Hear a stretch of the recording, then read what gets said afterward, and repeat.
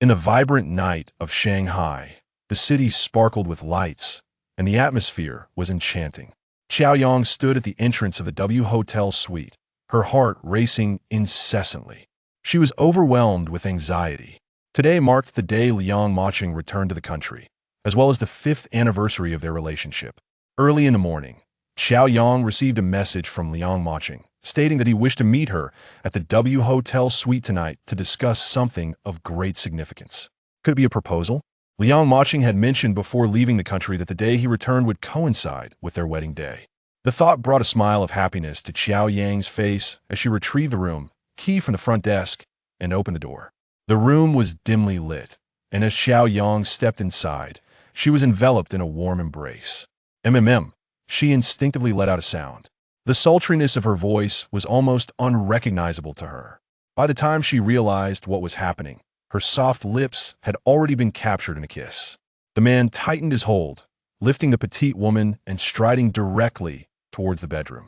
Having been together with Liang Maching for 5 years, they had shared nothing beyond simple kisses, and hugs. Qiao Yang had wished to reserve the most beautiful moments for their wedding night. Yet, after 3 years apart, she missed Liang Maching terribly. How could she bear to reject his fiery passion at this moment? She wrapped her arms around his waist. The following morning, as Qiao Yang awoke, Liang Maching lay with his back to her, his sun-kissed skin glistening in the morning light. A wave of soreness washed over her, causing her cheeks to flush as she shyly wrapped her arms around the man's waist, resting her cheek against his back, and sweetly murmured, "Good morning." In romance novels, moments like this often lead to tender exchanges and heartfelt promises, but the typically gentle and chivalrous Liang Maching abruptly pushed her hands away, coldly uttering a single word, "Get out, get out." After such intimacy, Liang Maching actually told her to leave? Wait, that voice was not Liang Maching's at all. Qiao Yang's heart raced as she quickly lifted her head to see a man already dressed in a robe, standing before her. The man before her was not Liang Maching. This was disastrous. She, Qiao Yang, had mistaken her partner. Hastily, she pulled the covers around herself, her heart racing as she gazed at the stranger, her words stumbling over one another. "Why you? Who are you? How did you end up in my boyfriend's room?" It must be said that the man before her was strikingly handsome, his features sculpted with an artistry that seemed divine. His sun-kissed skin cloaked a muscular physique that hinted at strength beneath the robe. Standing there with furrowed brows, he resembled a model from a high-fashion magazine. His deep-set eyes were like a cold pool, exuding an air of chill, and when they locked onto Qiao Yang, an overwhelming presence emanated from them. He bore the regal intensity of a king surveying his domain, an unapproachable aura surrounding him. Yet, no matter how handsome he was, Qiao Yang had no time to admire. Her eyes darted around the disheveled and chaotic room, leaving her utterly bewildered. "What's your offer?" Siyan scoffed, his icy gaze sweeping over the woman before him. Over the years, he had encountered many women who sought to entangle him, yet none had ever feigned innocence quite like this one. Growing weary of such petty tricks, he deftly produced a check, scrawled a series of numbers, and tossed it towards Qiao Yang. "Is this sufficient?" The check fluttered down to Qiao Yang, landing on her face like a dismissive slap, a gesture of utter disdain. As she picked it up and read the amount, 1 million? 1 million. Was he truly treating her as if she were for sale?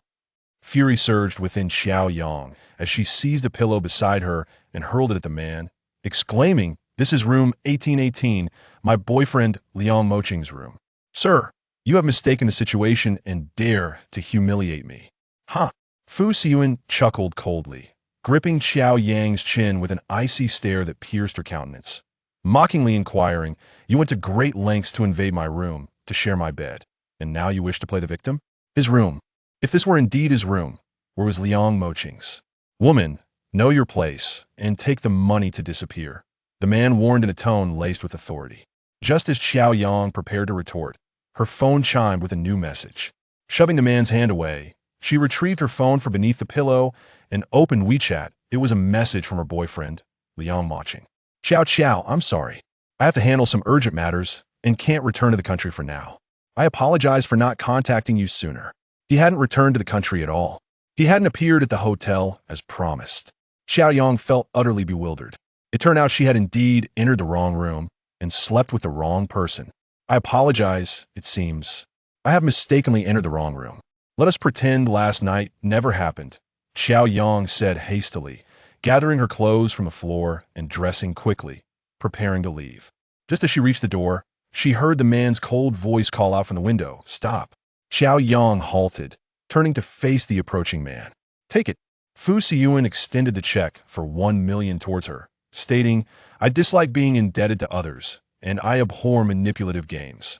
Qiao Yang glanced at the check in his hand, her inner fury igniting. What had transpired last night was a mere accident. Accepting the money would reduce her to nothing. Standing tall, Qiao Yang retorted, "Sir, are you unwell?" Fu Siyan narrowed his eyes, surveying the woman before him, astonished that she dared to insult him. How delightful! No one had ever had the audacity to speak to Fu Siyan in such a manner. "Woman, do not push your luck." His eyes blazed with anger. Had it not been for their encounter, he would have had this woman thrown out long ago. Embarrassed and enraged, Qiao Yang, at 22 years of age, had never before encountered anyone who would resort to monetary humiliation. It seemed she would need to show him a thing or two. As Qiao Yang's mind sparked with a sudden idea, she swiftly retrieved an object from her handbag and thrust it into the man's hand, maintaining a composed gaze upon him. "Your pathetic skills are hardly worth more than this," she declared. "As for last night, I shall consider it as having indulged in a bargain. Should you persist in your pursuit, I will report you for assault." With that, Qiao Yang hastily flung open the door and fled. Fu Siyan stood momentarily stunned, his hand now open to reveal a solitary coin resting in his palm. 100 yen? So this was the worth of Fu Siyan's arduous night. How dare she dismiss him as merely a cheap encounter? This wretched woman. Who was Fu Siyan, you may ask? He was the most esteemed man in the city of Hu, a young titan presiding over a vast commercial empire. With the Fu Group's ventures sprawling across the nation and numerous foreign lands, his wealth beyond measure. Over the years, countless women had sought to share his bed, yet he felt no inclination towards them, casting them aside without a second thought. Thus, rumors spread throughout Hu that Fu Siyan, the master of the Fu Group, harbored a secret affliction, for not a single woman had graced his side in years. Last night, under the influence of a drug, he had lost control upon encountering this woman, succumbing to the fiery urges within him and engaging in an act of intimacy. It was the first time in his 28 years of existence. Damn that woman. I pray I never cross paths with you again.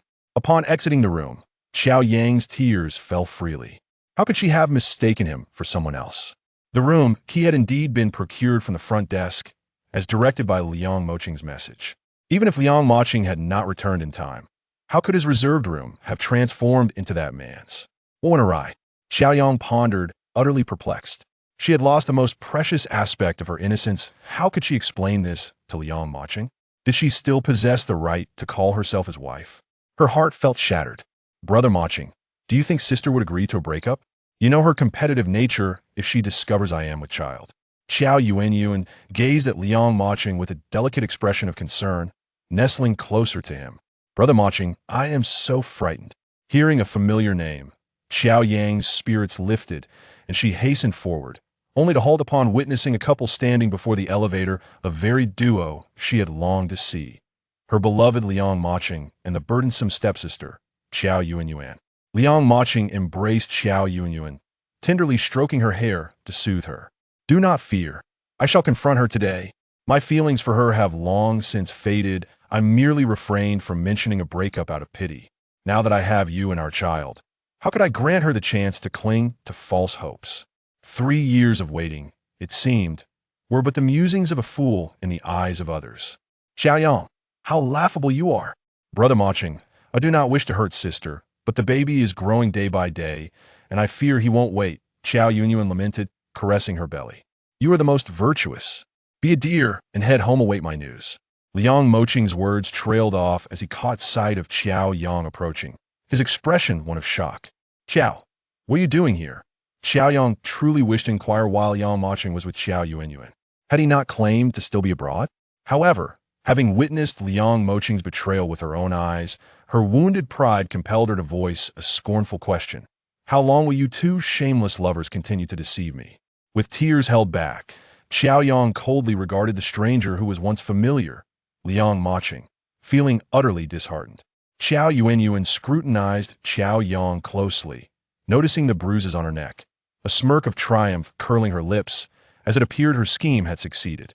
Qiao Yuanyuan grasped Qiao Yang's arm, suddenly bursting into inconsolable tears. "Sister, it was my fault for seducing Brother Maching and becoming pregnant with his child. You may hit or scold me as you please. I only beg you not to blame Brother Maching." Qiao Yang felt an overwhelming sense of revulsion. Qiao Yuanyuan, what pretense of weakness is this? In their home, Qiao Yuanyuan was never this submissive. Instead, she was brazen and domineering, relentlessly suppressing Qiao Yang, the legitimate daughter of the Qiao family. Anything that belonged to Qiao Yang, Qiao Yuanyuan would schematically attempt to seize. If she could not take it, she would rather destroy it. In any case, she never allowed Qiao Yang to enjoy a moment of peace. "Sister, I am truly sincere." Qiao Yuanyuan's act was utterly repulsive. Qiao Yang shoved away her filthy hand. "Get away. Do not lay your dirty hands upon me. My mother bore only me. I have no sister as shameless as you." Yet, unexpectedly, Qiao Yuanyuan fell to the ground, clutching her abdomen and crying out in pain. Liang Maching rushed over in a panic, pushing Qiao Yang aside and cradling Qiao Yuanyuan in his arms, glaring furiously at Qiao Yang. "Yuanyuan is pregnant. How could you push her? Qiao Yang, you vile wretch." "Huh.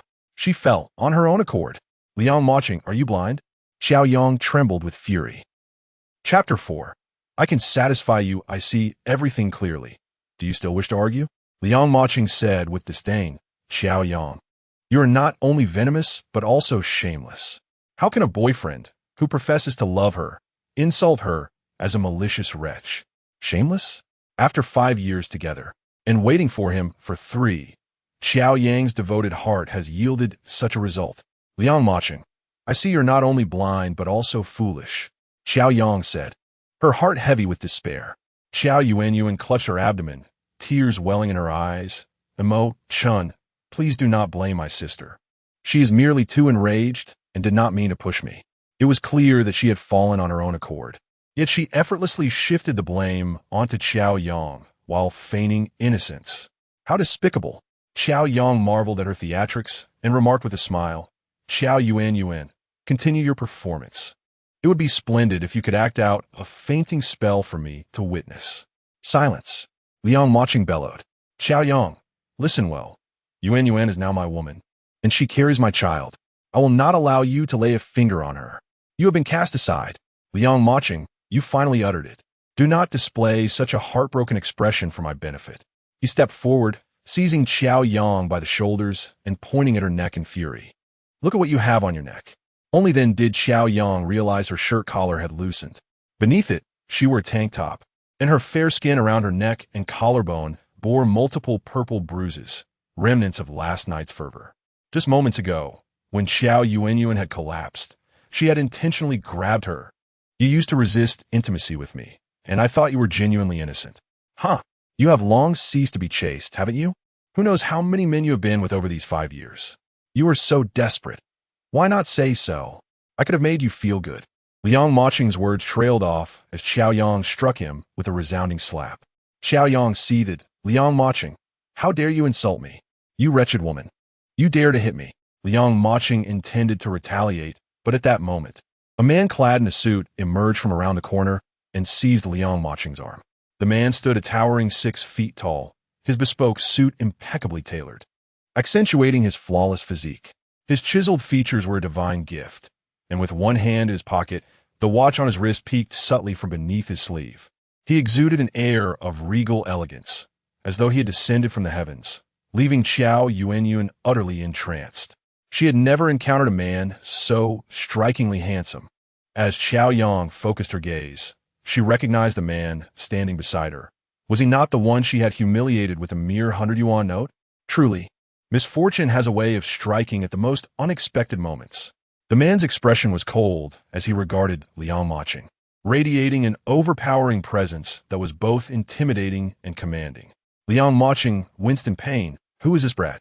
Let go of me." The man's voice was as frigid as ice. "Speak respectfully." Even these simple words sent a chill down Liang Maching's spine. He had never encountered a man with such a formidable aura and found himself unable to meet his gaze. Having spoken, the man released Liang Maching's hand, took out a handkerchief to wipe the spot where he had just touched him, and then callously discarded the handkerchief into the trash bin. Poor Hermes. Fu Siyan harbors a compulsive cleanliness obsession. After any interaction with others, he feels compelled to cleanse himself. Disgusting. Chapter 5. My fiancé, I advise you not to meddle in affairs that do not concern you. Do you believe that with a mere phone call, I could leave you unaware of your own demise? Liang Majin threatened, shaking his pained wrist. Know your place and leave at once. Fu Xiang's gaze darkened, a faint smile gracing his lips. You might as well give it a try. How did the last person who dared to challenge my authority meet their end? He struggled to recall the details. The man's imposing presence instilled a sense of trepidation in Liang Majin. He was uncertain of this man's origins, but he certainly appeared formidable. His act of striking a woman left him in a precarious position, especially if she decided to report it to the authorities. Should his father learn of his mischief, he would undoubtedly face severe consequences. Yet, having been slapped by Qiao Yang, his anger remained unresolved, and he indignantly pointed at her, exclaiming, Qiao Yang, I was the one who ended things with you. Just look at yourself. How could you possibly compare to Yuan? You wouldn't even be worthy to carry her shoes. A surge of unbridled fury ignited within Qiao Yang. It was these two who were truly despicable for their betrayal. Why should she be subjected to such humiliation? Liang Majin, listen closely. It was I, Qiao Yang, who ended things with you. I have no interest in a man of your blind and vulgar taste. You wish to know whom I am currently involved with? Allow me to enlighten you.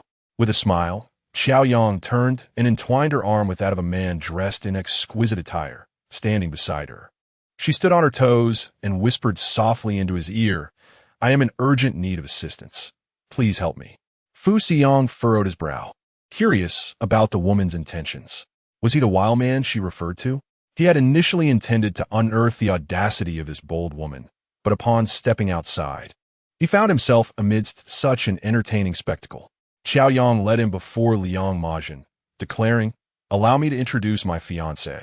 He may not be perfect, but he is 100 times more handsome and 100 times wealthier than you. What is most precious, however, is that he adores me immensely. Liang Majin, I implore you to keep your distance. My fiancé tends to get jealous. I have never loved you, you shameless scoundrel, and I, Qiao Yang, have no interest in you. Fu Siyan cast a discontented glance at the woman. Only 100 times more handsome and wealthy? You underestimate me greatly. Sister, I understand you are upset that Majin has cast you aside, but there is no need to fabricate a lie about having a new boyfriend. Qiao Yuan insisted, convinced that Qiao Yang was being untruthful. The man she had arranged for Qiao Yang was a petty thug, certainly not this strikingly handsome and affluent gentleman. Very well, I shall prove you wrong, Qiao Yang retorted, turning slightly, rising on her toes to gently press her lips against the man's cold ones, placing a fleeting kiss. She thought to herself, having kissed him plenty last night, another kiss would not be detrimental. After the kiss, Qiao Yang tenderly spoke to the man, Brother, let us depart. It is too early in the day to be surrounded by such vile individuals. With that, she took his arm and they walked away. Seeing Qiao Yang kiss another man so openly, addressing him affectionately as brother, stirred a deep-seated irritation within Liang Majin. Yuan had indeed told him the truth. During his 3 years abroad, Qiao Yang had long been unfaithful. How foolish he had been to harbor feelings for her. It was as if he had been blinded. Upon witnessing the darkening expression of Liang Majin, Qiao Yuan's anger intensified. How dare this wretched person fabricate lies, merely to provoke Brother Majin by seeking the company of another man? Brother Machin's countenance was so grim, hinting at his evident concern. Brother Machin, please do not be upset. My sister has betrayed you, yet you still have me and the baby, Qiao Yuan implored, reaching out to grasp Liang Machin's hand, only to be brusquely rebuffed. Do not bother me. Return home on your own, Liang Machin retorted impatiently, leaving Qiao Yuan behind as he strode away. Chapter 6. This is my car. Observing Liang Machin's irate silhouette, Qiao Yuan felt an overwhelming sense of unease. Was Liang Machin still concerned about that wretched Qiao Yang? She dreaded the thought of Liang Maching being bewitched by Qiao Yang, reluctant to sever ties. Just last night, she had intercepted him midway, ensnaring him, and covertly used his phone to deceive Qiao Yang into coming to the hotel room. In advance, she had paid a petty thug to be present in the room, bribing hotel staff to install a hidden camera. After much effort, she had finally secured her position with Liang Maching and was carrying his child. She would not allow Qiao Yang to wreak havoc. Gritting her teeth, Qiao Yunyuan thought, once I obtain the video and photographs, Qiao Yang, you shall become the biggest laughingstock in the city. In the car, Qiao Yang clung to the man's arm as they exited the hotel and entered a vehicle. Afraid that the moment she let go, her composure would shatter, she clutched his arm as if it were a lifeline. Overnight, she had lost her precious innocence and love, feeling akin to a destitute beggar. At this moment, his arm provided her with the utmost sense of security. The driver discreetly glanced at the woman in the back seat through the mirror. Curiosity piqued. It was known that the president's car had never transported any woman, save for the elderly matriarch, to be seated beside the president, intimately entwined with his arm. This woman must be extraordinarily special. Could it be the future president's wife? Qiao Yang's mind was a tumultuous whirlpool, her heart ensnared by a tangle of emotions. The car had been in motion for quite some time before she realized that she was wrinkling the exquisite fabric of the man's custom-tailored suit. How long do you intend to hold on to me? With a touch of surprise, Siyan observed her grip on his arm, a man known for his aversion to physical contact with strangers. Yet, he found himself unable to harbor disdain for this woman. And then there was last night. It would be inaccurate to claim that the drink had completely subdued his willpower. Rather, the mere contact with her body had rendered him surrendering, unlike any prior experience with another woman that left him feeling utterly undone. The man's icy voice jolted Qiao Yang back to reality. She cast a resentful glance at him before releasing her hold, turning her face away to gaze out the window as tears threatened to spill. I'm sorry. Wiping her tears, the man produced a handkerchief from seemingly nowhere and offered it to Qiao Yang. She hesitated for a few seconds, not reaching out to take it. It's dirty. Impatiently, he urged, his brow furrowed in distaste. Oh! Qiao Yang accepted the handkerchief, wiping away her tears and snot. Moments ago, she had been terrified of being dismissed with a mere 100-yen note, feigning ignorance of her existence. That would have turned her desperate attempt to preserve her dignity into a farce, much to Qiao Yunyuan's delight.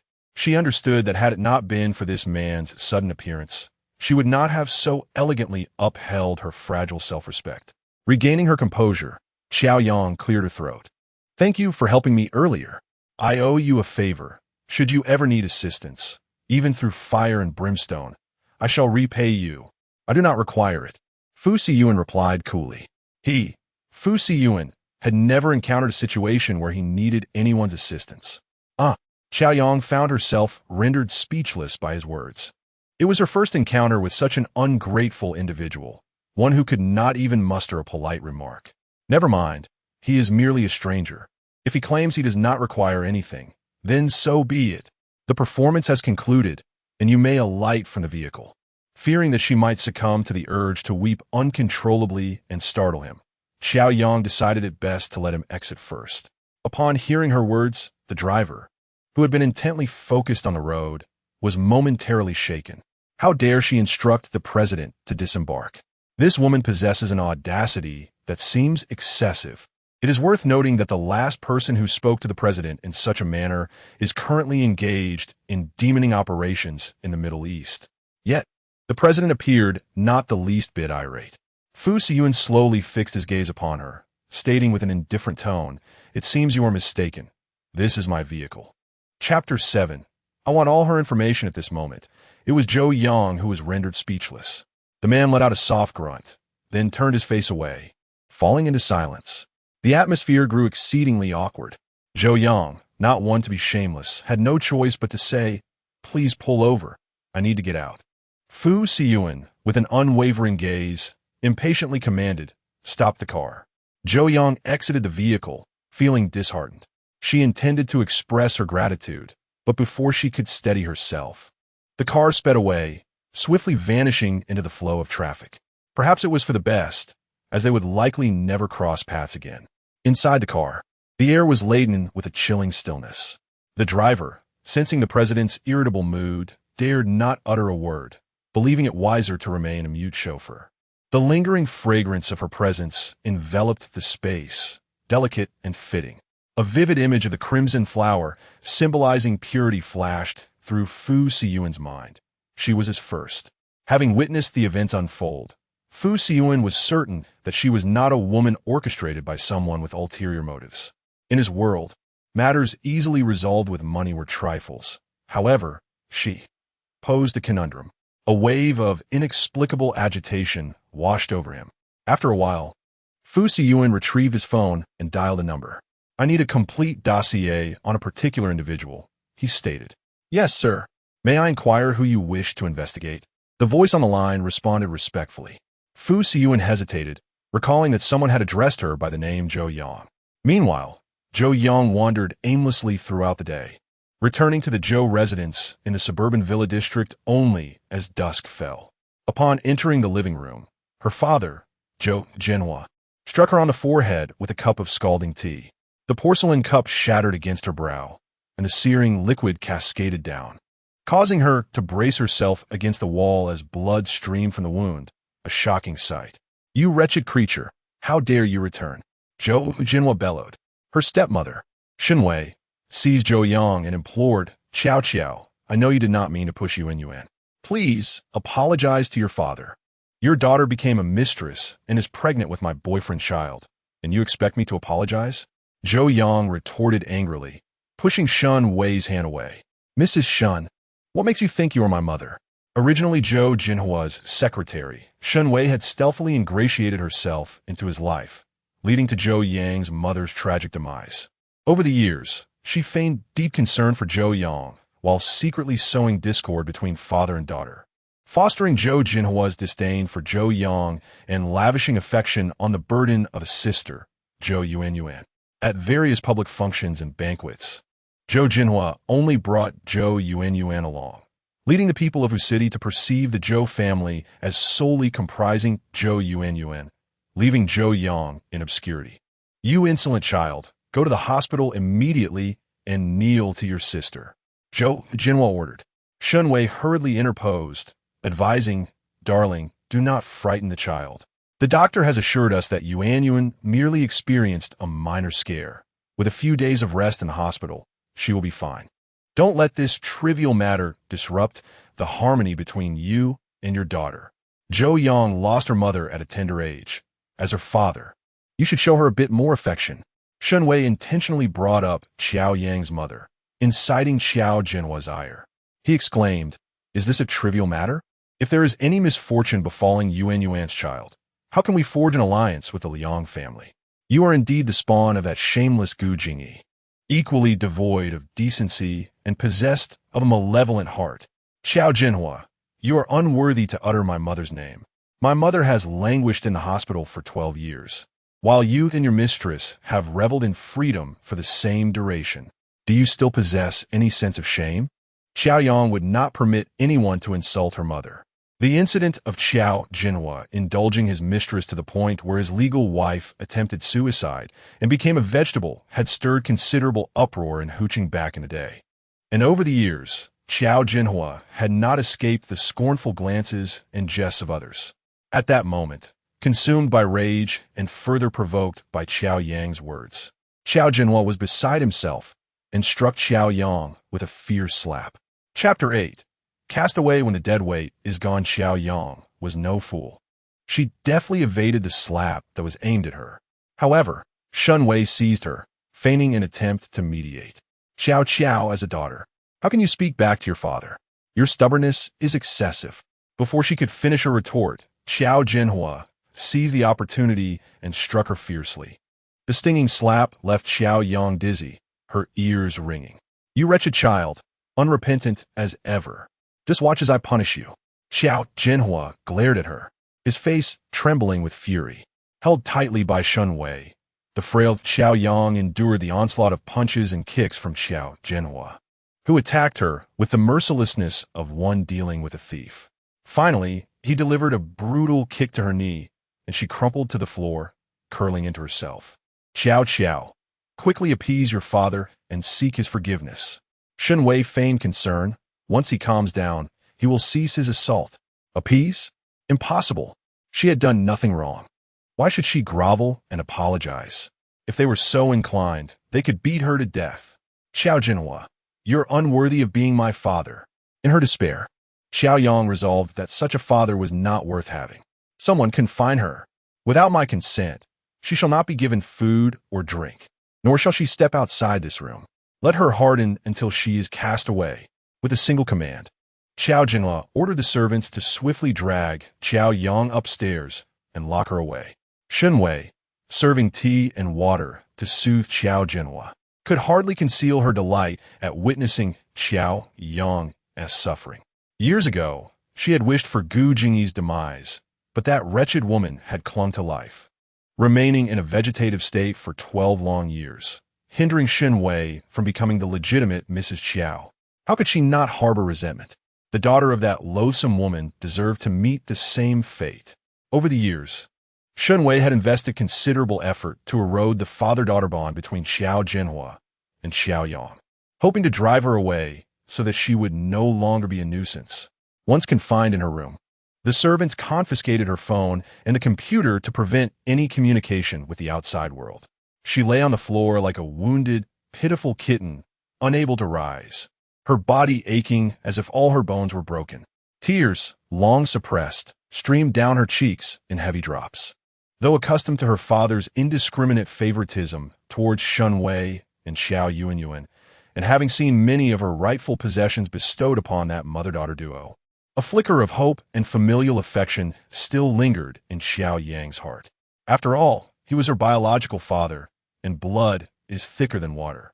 Yet, at this moment, that solitary hope was shattered. What father would brutalize his own daughter to such an extent? What father would refer to his own child as a wretched beast? Qiao Jinhua was entirely unworthy of the title of father. With her lip bitten in silence, Qiao Yang vowed to herself that she would no longer tolerate weakness or bullying. One day, she would ensure that these people paid for their actions. She, Qiao Yang, would not allow anyone to trample upon her. In a VIP hospital room, Qiao Yuanyuan, upon hearing of Qiao Yang's near demise, laughed, "Mom, if you ask me, Dad should have just killed her outright. The mere thought of Mo Chen's concern for her ignites my anger." Shen Wei shook her head. "Until you marry into the Liang family, your father will never heed our wishes.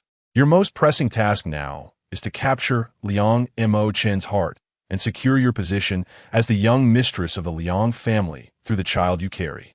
As Qiao Jinhua's company teetered on the brink of bankruptcy, with major banks refusing to extend loans, he was in despair when he learned that Qiao Yuanyuan was expecting a child with Liang Mo Chen. A bright path suddenly unfolded before him. If they could establish a connection with the Liang family, how could he possibly worry about saving his company? The Liang family is among the foremost noble families in Hu City. Initially, he had hoped to use this opportunity to thoroughly disgust Mo Chen. Yet the hotel staff reported that no compromising videos or photos of her had been captured. These incompetent fools, having taken the money and yet failed to deliver results. They are utterly useless. What is the rush? She is currently confined at home, and your father has stated that once she has recovered, she will be sent to President Fang's bed. Is that truly the case? Oh my goodness, Mother, is it the same President Fang who mistreated his wife to death? Qiao Yuanyuan asked joyfully. Indeed it is. During the last dinner, President Fang had shown interest in Qiao Yuanyuan, but Shen Wei would have none of it, insisting that Yuanyuan was still too young, with an unmarried elder sister, and went on to exalt Qiao Yang as an ethereal beauty, leaving President Fang drooling. Qiao Jinhua held little affection for his daughter Qiao Yang. Often, she could not compare to Qiao Yuanyuan, who had no blood ties in terms of closeness. Thus, when Shen Wei proposed introducing Qiao Yang to President Fang, Qiao Jinhua felt no pangs of compassion and readily agreed. Haha, how delightful! Even if that President Fang has halitosis. He is also old, ugly, and prone to domestic violence. The thought of sending Qiao Yang to be mistreated by President Fang brings me joy. The mother and daughter exchanged knowing smiles. Sending that little wretch to President Fong would be the ultimate form of torment. That President Fong is notorious for his perversions. His last wife was said to have died of illness, but in reality, she was beaten to death by him. Does Qiao Yang stand a chance of survival if she marries him? Chapter 9. You haven't seen me tonight. Qiao Yang was awakened by the cold. At this moment, it was late February with the arrival of spring frost. The temperature had plummeted and the heating in the room had been cut off. Qiao Yang had been confined for 3 days and nights, feeling both cold and hungry, utterly devoid of strength. She had lost consciousness from pain and hunger countless times during these 3 days. Each time she regained consciousness, she attempted to rise, only to fail each time. Qiao Yang was acutely aware that if this continued, she would either perish from pain or succumb to hunger and cold.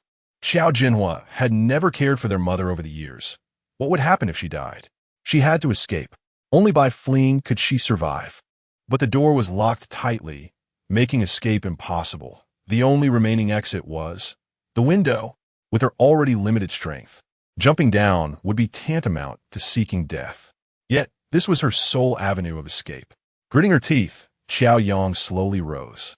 Aided by the moonlight seeping through the curtain's seam, she found a small pair of scissors, typically used for trimming paper, and painstakingly cut the bedsheet into strips to fashion a rope.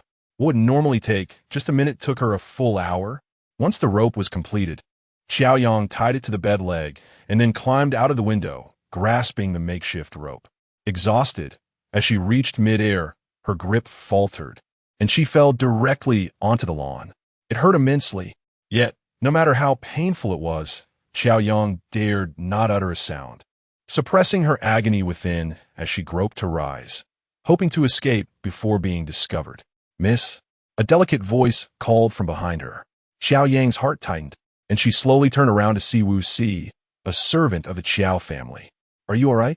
Wu Si stepped forward to assist Qiao Yang, but was halted by her sharp retort, "Do not come near." Although Wu Si was the only servant who treated her like a young lady, Qiao Yang could trust no one in that moment. Under the night sky, Qiao Yang eyed Wu Si warily, her voice cool and melodic. "Let me go. There's a jade bracelet hidden inside my vanity. You may take it." Wu Si bit her lip in concern. "Miss, please don't worry. I won't tell anyone. But with your injuries, where can you possibly go? Anywhere is better than waiting to die here." Qiao Yang, puzzled, asked, "You would really let me go?" Wu Si approached Qiao Yang and pressed the little change she had left into her palm. "Please, miss, you must leave. Otherwise, Madam and the second young lady will find a way to torment you. This is all the money I have left. Take it to buy some medicine." "Thank you."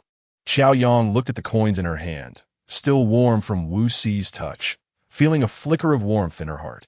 She knew Wu Si had little money, as her wages were sent home each month for her mother's medical treatment.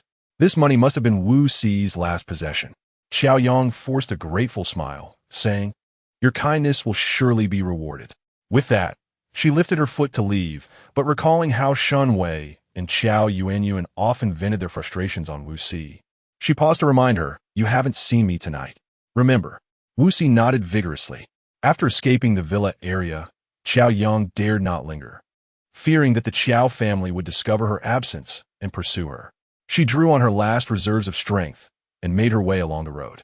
Yet she was utterly exhausted, her strength waning, her body aching all over, and her eyelids felt as though they were glued together, while her legs trembled uncontrollably.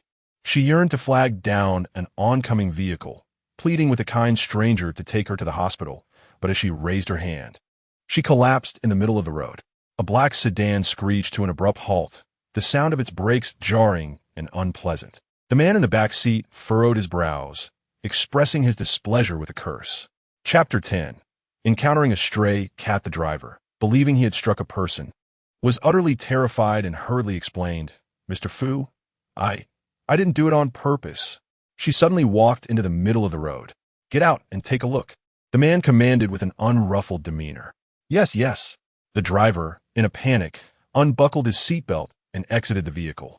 Before him lay a frail woman, unconscious before the wheels. Fu Siyuan also stepped out of the car. The driver, summoning his courage, turned the woman's face towards him and, upon recognizing her, exclaimed in shock. "President, it's her. The woman who was with you that day." Fu Siyuan's sharp brow furrowed slightly. How could she be here? And in such a state? Her clothes were disheveled, her face smeared with dirt, and her body marred with bruises. She resembled a pitiful stray cat. No, even a stray cat would appear cleaner than her. The driver hesitated, contemplating whether to call for an ambulance. But Fu Siyuan had already stepped forward, lifting the woman, Qiao Yang, and placing her inside the vehicle with a cold remark, "Have Shun Jin come to my home." The implication of the president's words was clear. He intended to bring her home. The driver dared not question further and swiftly started the engine, speeding away into the night. Shun Jin was abruptly summoned to the villa in the dead of night by a series of urgent calls from Fu Siyuan, expecting a matter of great importance. To his surprise, it was merely to attend to a woman. Throughout the procedure, Fu Siyuan remained by his side, as if fearing Shun Jin might harm her. Once finished, Shun Jin shook his hands, only to find Fu Siyuan's penetrating gaze fixed upon him, cold and inscrutable. Shun Jin, feeling a mix of exasperation and curiosity, ventured to ask, "How is she?" "She's all right. I've treated her injuries. Just some anti-inflammatory and fever-reducing medication will suffice," Fu Siyuan replied tersely. "Ah, Ian," Shun Jin teased, placing a hand on Fu Siyuan's shoulder with a mischievous grin. "You usually present yourself as refined, viewing women as dangerous beasts, never allowing them close. Who would have thought you could be so unconventional? This young lady is already frail, yet you were so harsh with her. After 28 years, you couldn't hold back anymore, could you? But even if you couldn't, a measure of restraint would be wise." Before Shun Jin's arrival, Fu Siyuan had already instructed the servants to clean and tend to Qiao Yang. Now, witnessing her unconsciousness and the numerous bruises adorning her body, Shun Jin's thoughts took a rather inappropriate turn. Fu Siyuan seized Shun Jin's wrist, causing him to yelp in pain. "If you wish the hospital funds to be processed smoothly, keep your mouth shut and do not provoke my ire," he warned. Shun Jin, terrified of offending his benefactor, quickly promised, Understood. Please let go. You're killing me. You may leave now." Fu Siyuan coldly dismissed him. "You are heartless." Shun Jin protested. "After all, I've worked tirelessly all night. Could you not reward me a little? Are you certain you desire a reward?" Fu Siyuan shot him a sidelong glance, his gaze laced with menace. All right, I'll leave. I'm going right away." Shun Jin hastily retreated. Once outside the villa, Shun Jin could not comprehend why Fu Siyuan, a lifelong bachelor, would harbor a woman within his home. Moreover, he had evidently pushed the young lady to the brink of unconsciousness. It seemed that after years of restraint, he had finally seized the opportunity to indulge himself. Most infuriating was the fact that in the dead of night, he was used up and then unceremoniously dismissed without even a cup of hot tea. After all, Shun Jin was a highly sought-after young doctor in the bustling city of Shanghai, with numerous dignitaries and affluent clients queuing for 3 months just to seek his counsel, all with the utmost respect. Shun Jin was deeply aggrieved. "Ouch, that hurts." He shook his aching wrist. It was imperative that he showed Fu Siyuan a thing or two. Chapter 11. 100 Yen. Qiao Yang found herself ensnared in a tumultuous dream, oscillating between the chilling confines of an ice cellar and the searing embrace of flames. The malicious visages of Qiao Yuan and Shun Wei loomed before her, incessantly urging her towards death. In another fragment of her dream, her mother, Gu Jingyi, appeared in the distance. Yet no matter how fervently Qiao Yang ran, she could never reach her. She chased after her, crying out, Mother, please don't leave me." But Gu Jingyi dissolved into a wisp of smoke, vanishing before her eyes. "Mother." As Qiao Yang reached out to grasp the ephemeral smoke, she jolted awake, her face streaked with tears. She gasped for breath, her heart racing as she surveyed the unfamiliar room around her. Where am I? Though the decor was exceedingly simple, each piece exuded a unique artistic flair, meticulously arranged to create an ambience of understated luxury. She recalled walking in the middle of the road, attempting to flag down a vehicle, but thereafter, her mind was a blank slate. With bare feet, Qiao Yang descended from the bed, discovering that her injuries had been expertly tended to, wrapped in bandages. She wore a men's sweatshirt and athletic shorts. A frown creased her brow. In the haze of her dream, she had felt someone gently caressing her forehead, administering water and medication. At that moment, footsteps approached, and the door was about to be pushed open. Could it be the one who rescued her? Hastily, Qiao Yang wiped away her tears and turned towards the entrance. A woman in her 50s entered, carrying a tray. Noticing that Qiao Yang had risen, she spoke softly. "Miss, do you feel better now? I am much improved. Did you bring me back?" Qiao Yang replied politely. "It was my young master who brought you back. I am the housekeeper here. You may call me Aunt Lan." Aunt Lan smiled, offering a glass of water to Qiao Yang. "The young master is having breakfast downstairs. Shall I escort you?" The young master? The clothes she wore must belong to him. Dazed, Qiao Yang nodded. She felt compelled to express her gratitude in person to her savior. However, upon seeing the face of her benefactor in the dining room, she gasped in astonishment. "It was you who saved me?"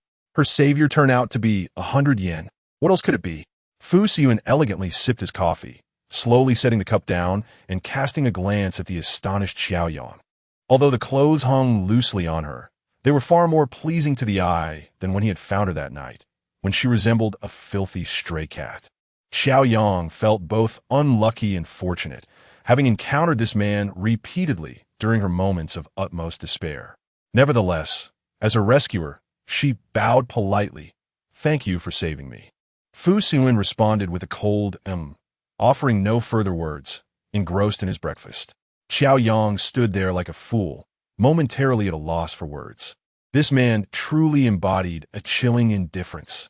At that moment, Aunt Lan placed a bowl of congee on the table opposite Fu Siyan, kindly saying, "Miss, please have some porridge.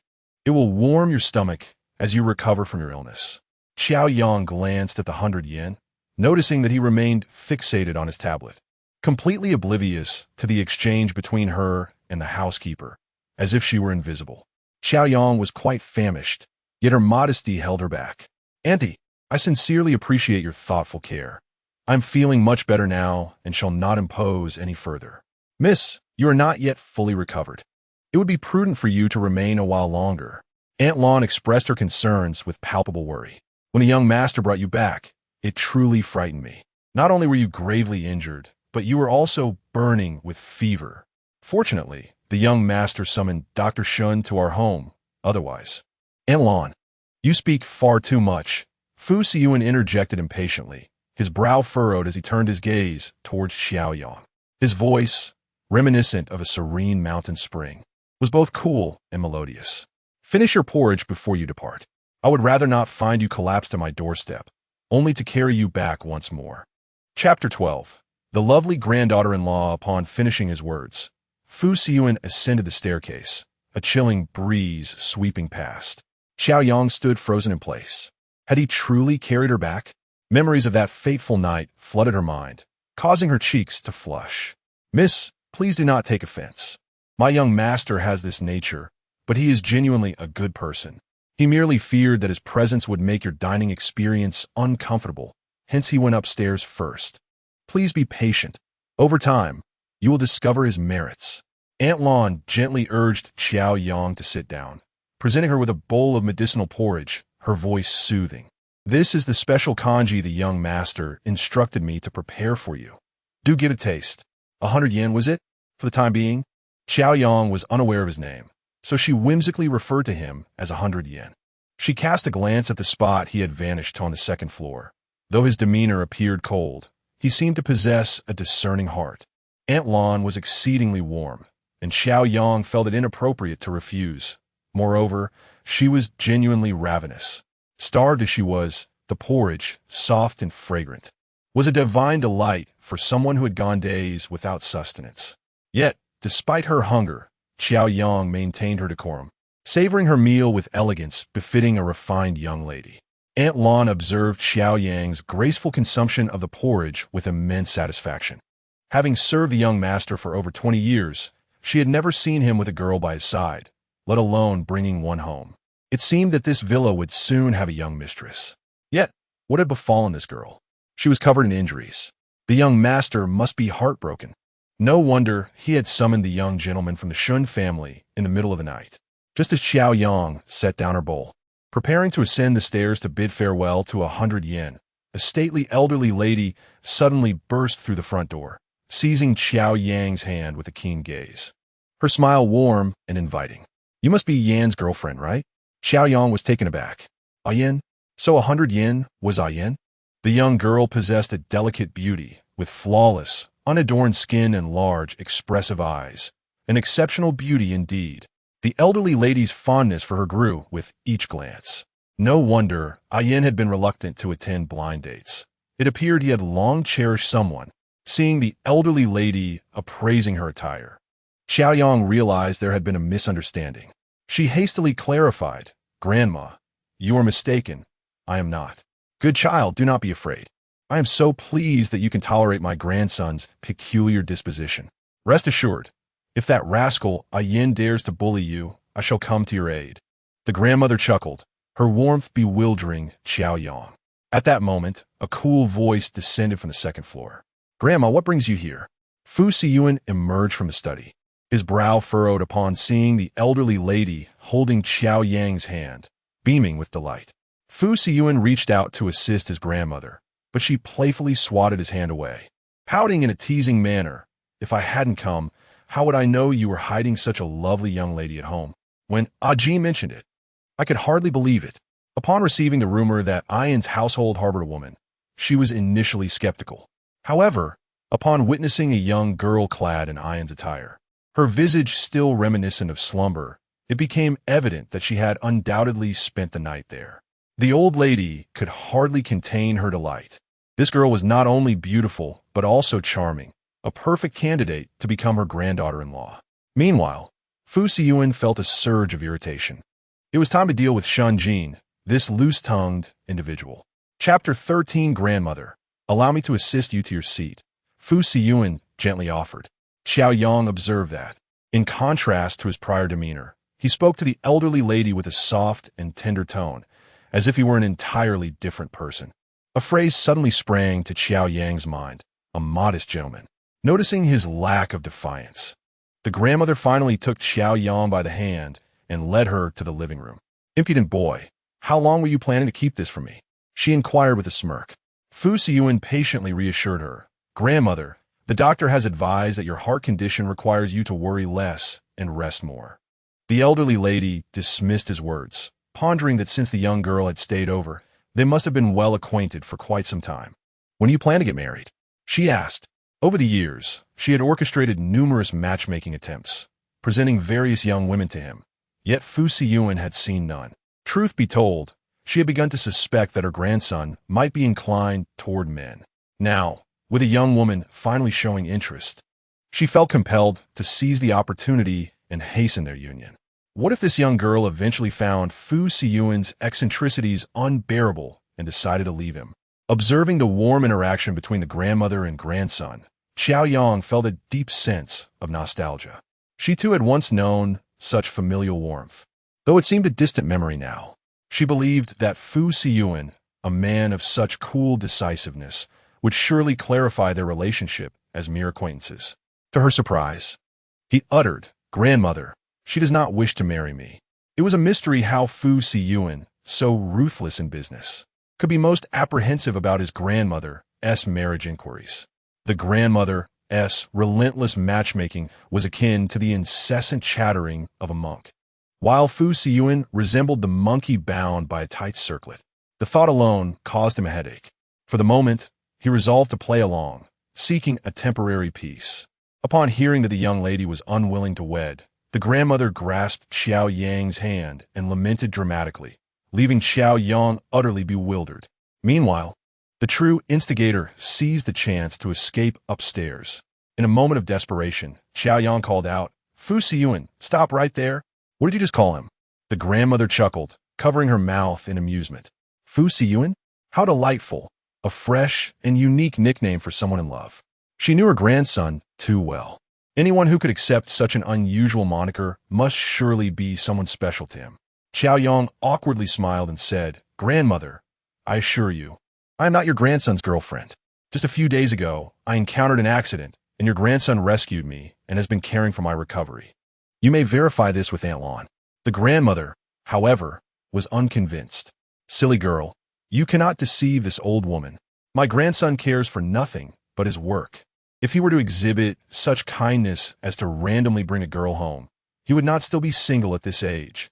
She then launched into an emotional appeal, expressing how desperately she wished to see her grandson married before her passing, followed by lavish praise of his many virtues, as if Qiao Yang's refusal would condemn her grandson to a life devoid of happiness. Ultimately, the grandmother, seizing the moment, laid out a detailed plan for their wedding. Qiao Yang found herself utterly unable to contend with the elderly lady, employing every conceivable tactic to placate her before she finally took her leave. Once the old woman departed, Qiao Yang stormed up to the study on the second floor, seething with indignation.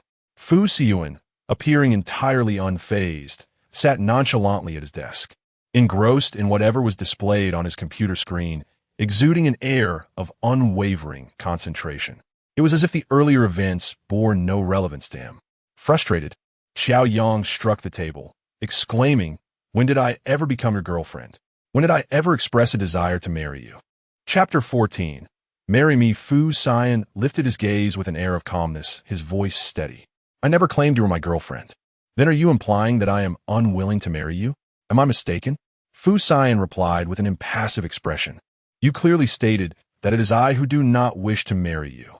Is that not the case?" Fu Siyan remained expressionless. Qiao Yang was momentarily taken aback, realizing she had been entangled in his words. He had indeed never uttered those two sentences, yet he had led her into a labyrinth of confusion. You are being unreasonable." Qiao Yang was at a loss for words, resembling an agitated pufferfish, her cheeks puffed up in indignation, as if ready to lash out. Fu Siyan's gaze rested lightly on Qiao Yang's face. "You owe me twice. You assisted me just now, which settles one debt. How do you intend to repay the remaining one?" Qiao Yang understood that one of the debts was for her cooperation in acting for the unscrupulous couple, and the other was for rescuing her home. She had always conducted herself with integrity. A favor owed must be repaid. Fu Siyan looked intently into Qiao Yang's eyes and stated with utmost seriousness, "Marry me." "Marry?" Qiao Yang doubted her hearing, gazing incredulously at the man before her. "What'd you just say?" Fu Siyan calmly pushed the computer towards Qiao Yang, his lips parting slightly as he spoke with a relaxed tone. "When you were 10, your mother was driven to suicide by Qiao Jinhua's mistress, becoming a vegetable. Qiao Jinhua seized the company under his name, pocketing the assets left to your mother by your grandfather. The mistress moved in, bringing along a daughter, the very woman who snatched your boyfriend away at the hotel that day. For 12 years, you have endured a life worse than death. Qiao Jinhua bears no affection for you. In fact, he harbors disdain. To resolve the company's crisis, he allied himself with the Liang family, tacitly allowing Qiao Yuanyuan to take your boyfriend simply because she accused you of pushing her. As a result, Qiao Jinhua nearly beat you to death to prevent you from obstructing this union. You managed to escape with great difficulty, and I found you. Alone and vulnerable in whose city do you wish to end up on the streets? Your mother, Gu Jingyi, still lies in the hospital, and Qiao Jinhua, along with your stepmother, have repeatedly attempted to terminate your mother's treatment, leaving her to fend for herself. It is only through your relentless efforts that she has survived until now. You investigated me." Qiao Yang cast a glance at the computer screen, which was densely populated with her information. Before him, Qiao Yang felt utterly transparent. "I meticulously investigate everyone who draws near to me to discern their intentions, thus avoiding unnecessary troubles." Fu Siyan stated this, yet it was the first time he had so thoroughly scrutinized a woman's background. "Nevertheless, where does your confidence stem from that I would marry you? Do you not desire to reclaim what is rightfully yours? Do you not wish to confront your abusive stepmother and the opportunistic Qiao Yuanyuan? You find yourself penniless and cornered. How will you survive moving forward? Do not even speak of seeking justice for your mother, for it is likely that after your disappearance, her life would also be in jeopardy." His words resonated with clarity, leaving Qiao Yang in a state of shock. He had not only articulated the truth, but had also struck at the very core of her innermost desires. The Qiao family was no longer a refuge for her, in whose city she was utterly alone. How would she navigate this precarious existence, let alone exact revenge and reclaim all that belonged to her? There is also mother. She has escaped from the Qiao family, unaware of what Qiao Jinhua and Shun Wei might do to her. At this thought, Qiao Yang's face turned pale. Fu Siyuan raised an eyebrow and said, Miss Qiao, marrying me is your wisest choice. You can use my influence to accomplish all that you desire. Chapter 15. Should I marry her? Seek revenge? Through him? But what right does he have to assist me in my vengeance? Qiao Yang regarded the man before her with keen interest, a faint smile gracing her lips. Indeed, he appeared to possess some wealth. Yet once Qiao Jinhua became entangled with the Liang family, what could he truly accomplish? During her time with Liang Maching, she was utterly oblivious to the Liang family's immense influence. It was only later, at a school opening ceremony, that she caught a glimpse of Liang Maching's father and overheard classmates gossiping, revealing that the Liang family wielded considerable power in Huqing. Liang Maching's father was a prominent figure in the political arena, with several uncles either serving in the military or engaged in business, their positions firmly entrenched. Qiao Yang mused that 100 yen was no match for the Liang family. It would be akin to striking a stone with an egg, foolish and futile. She could not be so easily deceived into marrying him, nor could she burden him with her troubles. Heaven knows how Liang Maching and Qiao Yuanyuan might retaliate against her in the future, especially since she had struck Liang Maching that day. Thank you for your kindness, but I am well aware of how to handle my own affairs. There is no need for your concern. Farewell. With that, Qiao Yang turned to leave. The thought of remaining in his presence threatened to drive her to madness. However, just as she grasped the doorknob, the man seized her wrist, pinning her against the wall. He towered over her, his robust physique pressing down, and she could easily perceive the steady rhythm of his heartbeat, along with the subtle scent of wood emanating from his attire, restrained and composed. This fragrance evoked memories of that tumultuous night. In this moment, he gazed down at her, his eyes cool and unyielding. Qiao Yang found it difficult to breathe. Had she not been a person of clarity and resolve, she might have already succumbed to the abyss of his penetrating gaze. Are you afraid of me? The man's eyes were profoundly deep, akin to a cold pool, where anyone who fell in would find themselves irrevocably lost. Under his intense scrutiny, Qiao Yang involuntarily spoke the truth. I am not afraid of you. However, the Liang family is formidable. Why would you, a stranger, invite trouble upon yourself for my sake? Sir, we are not suitable. Fu Siyuan's brow furrowed slightly. Did this woman doubt his capabilities? Did she fear he lacked the means to protect her? Lacking the strength to confront the Liang family? Woman, you are woefully ignorant. I am more than capable of handling them, Fu Siyuan declared disdainfully. Qiao Yang believed his audacity stemmed from ignorance of the Liang family's true power. Were he aware, he would surely be terrified. Yet, despite this, a flicker of comfort washed over her. Unexpectedly, in her time of solitude, a stranger had offered to assist her, genuinely willing to help. How absurdly comical this world is. Her blood relatives, driven by self-interest, cast her aside without hesitation, while a stranger sincerely desired to aid her. When Qiao Yang fell silent, Fu Siyuan lifted her chin to meet his gaze, his tone both stern and indifferent. Remember, you have only 3 days to consider. Time waits for no one. Qiao Yang fled in disarray. In the empty study, Fu Siyuan sat alone on the bench, lost in thought. That night, he had received a call from Shinjin, informing him that his grandmother's health had deteriorated, and it seemed she could not endure much longer. In the days to come, I shall strive to alleviate the worries of the elderly, ensuring they can traverse their final journey with joy. Grandmother is one of the most cherished individuals in Fu Siyuan's life, and her sole wish in this world is to witness him settle down, no longer living in solitude. Fu Siyuan found himself at a loss, having indulged excessively in alcohol, leading him to be manipulated by those with ulterior motives, resulting in the subsequent events. He had intended to honor his grandmother's wishes by engaging sincerely with the young woman she had arranged for him, but fate had other plans. As he unexpectedly encountered Qiao Yang once more, subconsciously, Fu Siyuan devised a plan. Though his initial aim was to fulfill his grandmother's desire, he reasoned that marrying anyone would suffice, rather than invest time in establishing a relationship with an unfamiliar and unappealing woman. It would be wiser to wed her. At the very least, Fu Siyuan believed he did not harbor any aversion towards her. Yet, to his astonishment, she declined his proposal. Huh! She is the first woman in this world to dare reject Fu Siyuan. Frustrated, he lit a cigarette, the smoke curling around his slender fingers. Chapter 16. Obedient compliance before departing, Aunt Lon presented Qiao Yang with a fresh set of clothing, along with a new mobile phone and some cash, claiming they were provided by the young master. The 100 yen thoroughly exposed her financial predicament, undoubtedly indicating that he was aware of her current state of destitution, which prompted his generosity. Although Qiao Yang initially hesitated to accept such aid, the harsh realities of her situation rendered her reluctance futile. Her phone had been confiscated by Qiao Jinhua, and the change that Wu Si had given her had mysteriously vanished, leaving her utterly bereft of resources and unable to move forward. She resolved to express her gratitude at a later date. For now, she needed to rush to the hospital to check on her mother. The 100 yen was correct. She had fled from the Qiao household, and that venomous woman, Shenwei, would undoubtedly seize any opportunity to strike.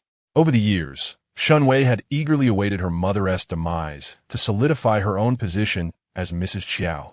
Qiao Yang's mother was the sole tether she had to this world, and she could not allow her to come to any harm. Upon arriving at the Qingshan Sanatorium, Qiao Yang found the ward desolate, save for a caregiver tidying up the room. "Excuse me, where's the patient who is staying here?" Qiao Yang inquired anxiously. "She was discharged yesterday afternoon," the caregiver replied, gossiping. "I don't understand what that family was thinking. The patient's health has deteriorated significantly. Even the doctor insisted that without professional medical care, it would be impossible. T is just waiting for death." But the family wouldn't listen to any advice. They brought a man who just carried her away, refusing even to buy a wheelchair. The caregiver sighed, lamenting the man's heartlessness.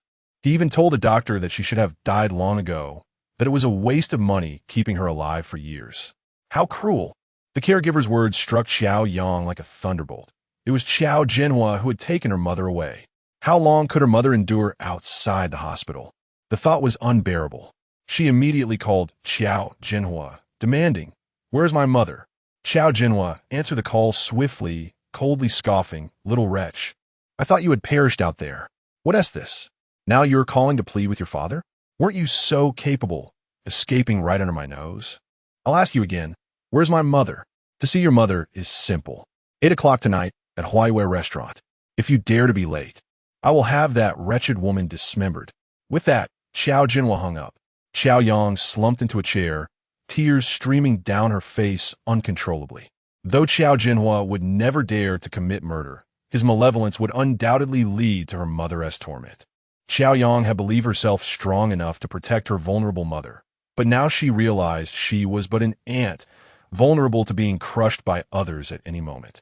Suddenly, a thought of the 100 yen flashed in her mind, along with the words he had spoken, "Marry me, and you shall have everything you desire." At this moment, she felt that having someone by her side to fight alongside her would suffice. It would alleviate her profound sense of loneliness and helplessness. As nightfall approached, Qiao Yang was reluctant to attend the meeting, but with her mother in Qiao Jinhua's clutches, she had no choice but to steel herself and go. Taking a deep breath, she hailed a taxi to the restaurant. At 8 o'clock in the evening, she arrived at Huaiwei Restaurant. Under the guidance of the waiter, Qiao Yang arrived at the private room. As she pushed open the door, she beheld the exquisitely adorned and stunning Shenwei, alongside the ostentatiously dressed Qiao Jinhua, and a portly, unfamiliar man, all engaged in lively conversation. "Mr. Fong, this is my eldest daughter I mentioned to you. Just look at her. Isn't she beautiful?" Qiao Jinhua said with an obsequious smile, pulling Qiao Yang to sit beside the man. He leaned in and whispered a stern warning. "If you wish to see your mother, behave yourself and finish this meal. Otherwise, what you will encounter is a lifeless body." Chapter 17. Smile for me. The Huaiwei Hotel stands as one of the most opulent establishments in the city of Shanghai. In the past, despite being the daughter of the Qiao family, she was utterly unqualified to dine in such a lavish venue. Every time, Qiao Jinhua would bring along Shenwei and Qiao Yuanyuan, leaving her at home, deeming it a sheer waste to bring her to such an extravagant place. As a mere, nameless daughter of the Qiao family, merely remaining at home with the servants for a meal was already a generous allowance. However, tonight, Qiao Jinhua had actually deigned to invite her. Qiao Yang was well aware that there was something amiss, yet she had not anticipated such a situation. The man's lewd gaze settled upon Qiao Yang, exclaiming her beauty. Indeed, the daughter of Qiao was exceptionally striking. Observing her, Mr. Fong was nearly drooling, thinking to himself that while Qiao Jinhua might be unsatisfactory, his daughter was a gem. Investing 5 million to acquire a beautiful young wife seemed a worthy trade. Just look at that slender waist. Would it withstand the trials of the night? Qiao Yang glanced at the man, who appeared to be in his 50s. With a corpulent physique and a smile that revealed a mouthful of dark, unsightly teeth, which was thoroughly repulsive. Qiao Jinhua was clearly harboring ulterior motives. Mr. Fong's satisfaction would be a stroke of good fortune for this girl. With an obsequious grin, Qiao Jinhua leaned over to whisper to Qiao Yang, urging her to smile prettily and not to look as if someone had died at home. He had dragged Gu Jingyi away from the hospital solely to lure Qiao Yang out, wanting her to obediently comply with his schemes.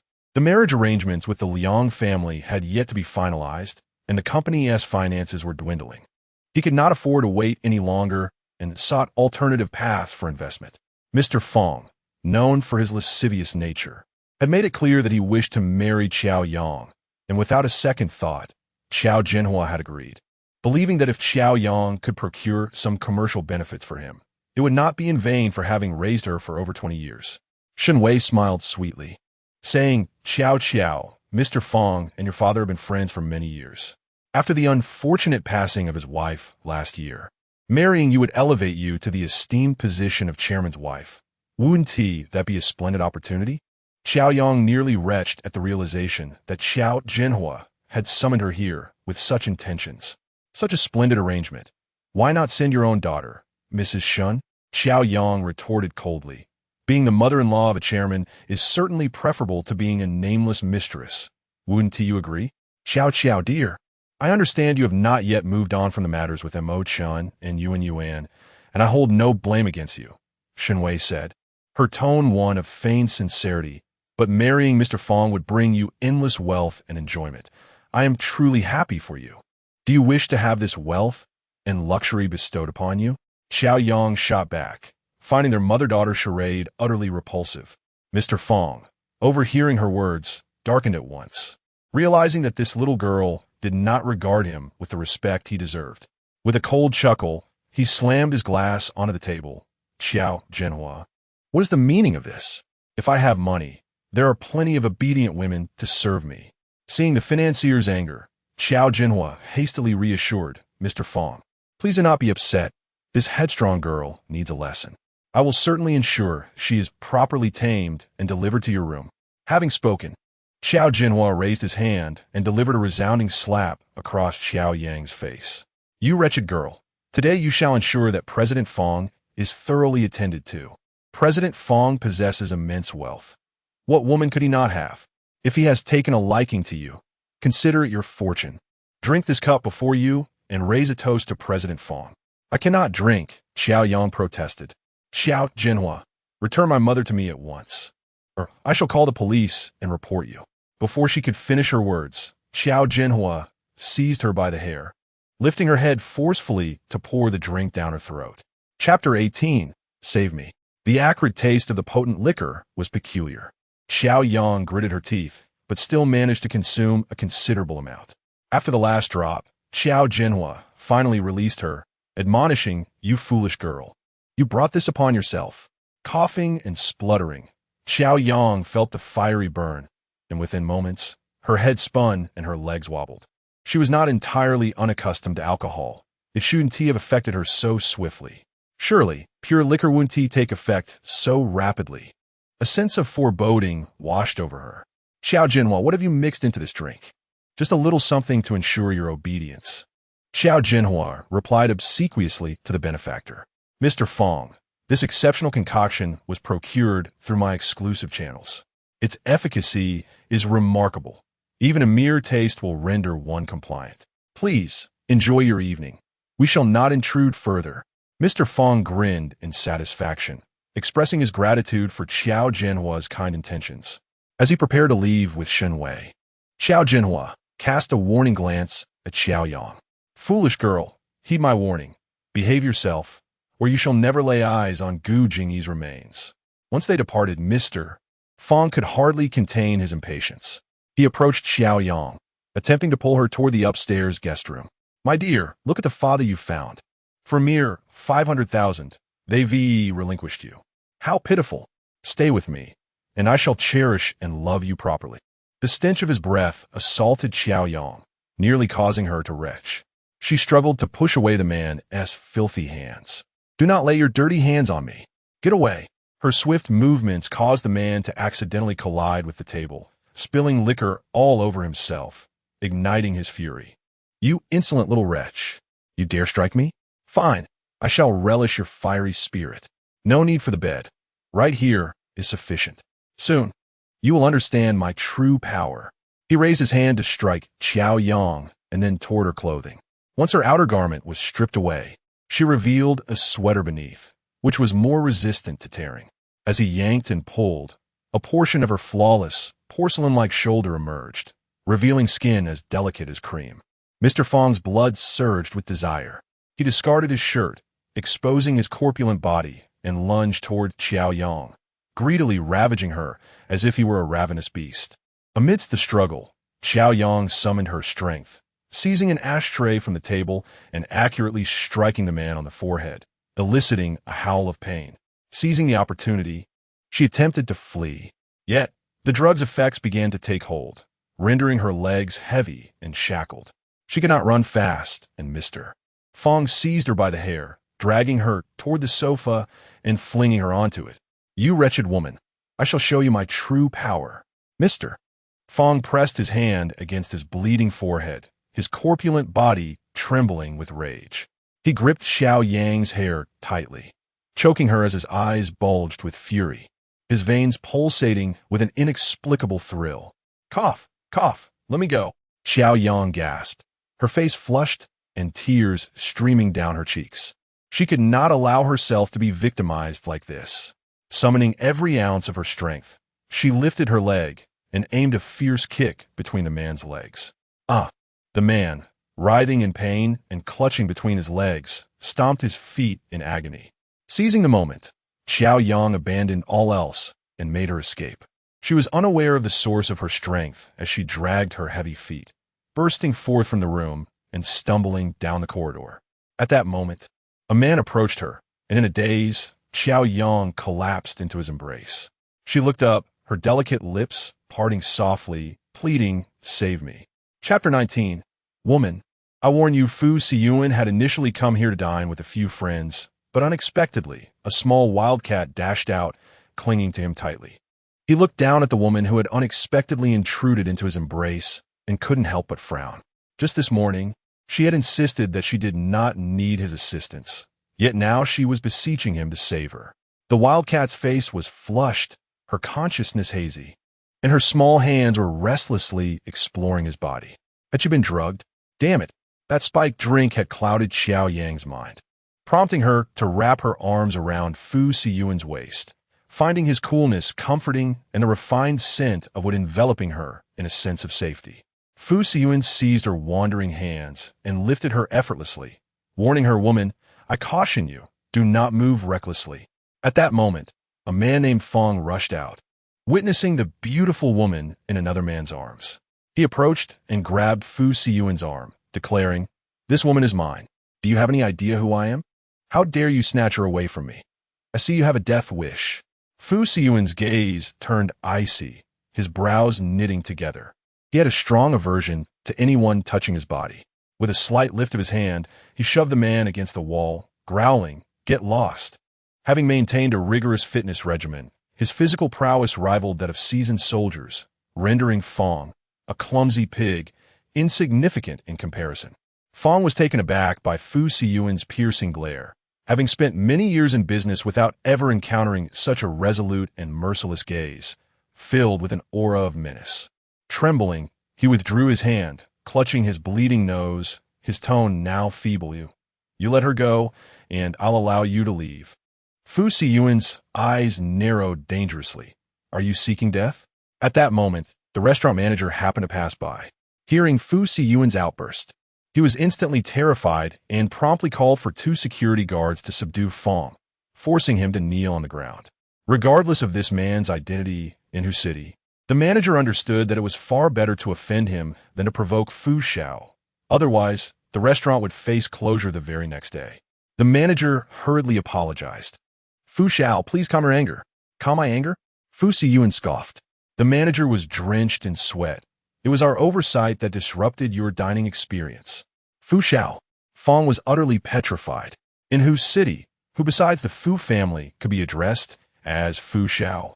Could it be that he was the legendary and enigmatic head of the Fu family? Fu Siyuan? What was his own worth? How dared he attempt to snatch a woman from Fu Xiao? Truly, he was courting death. Trembling uncontrollably, Fong knelt and bowed his head. Panic-stricken as he pleaded with Fu Siyuan, Fu Xiao, I was wrong. I failed to recognize your status. I did not know she was yours. Yes, it was Qiao Jinhua who sent her to me. Qiao Jinhua claimed he would exchange this woman for a 5 million investment.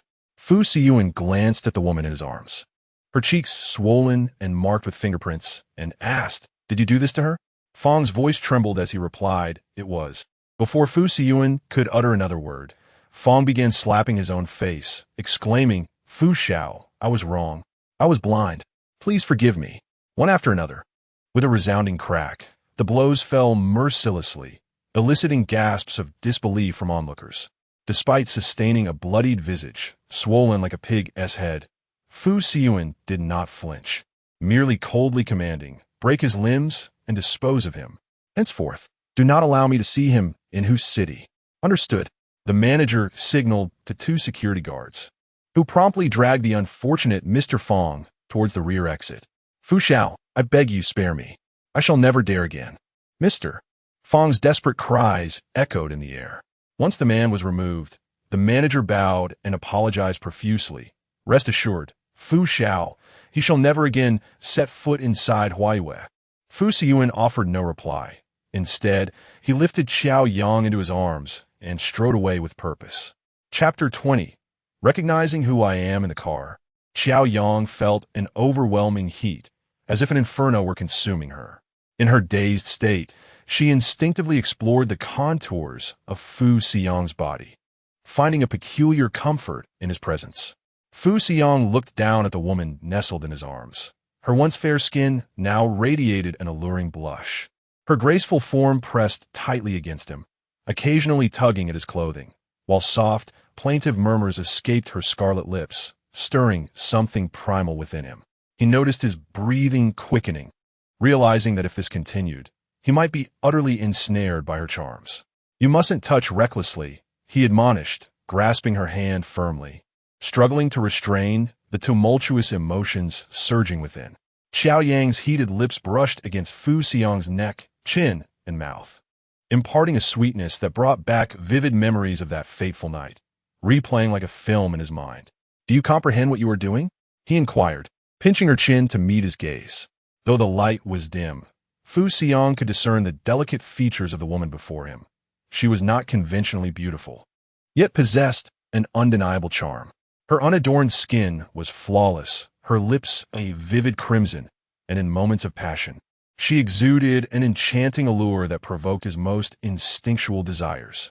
However, the sight of her injuries was painfully jarring, a stark contrast to her otherwise enchanting visage.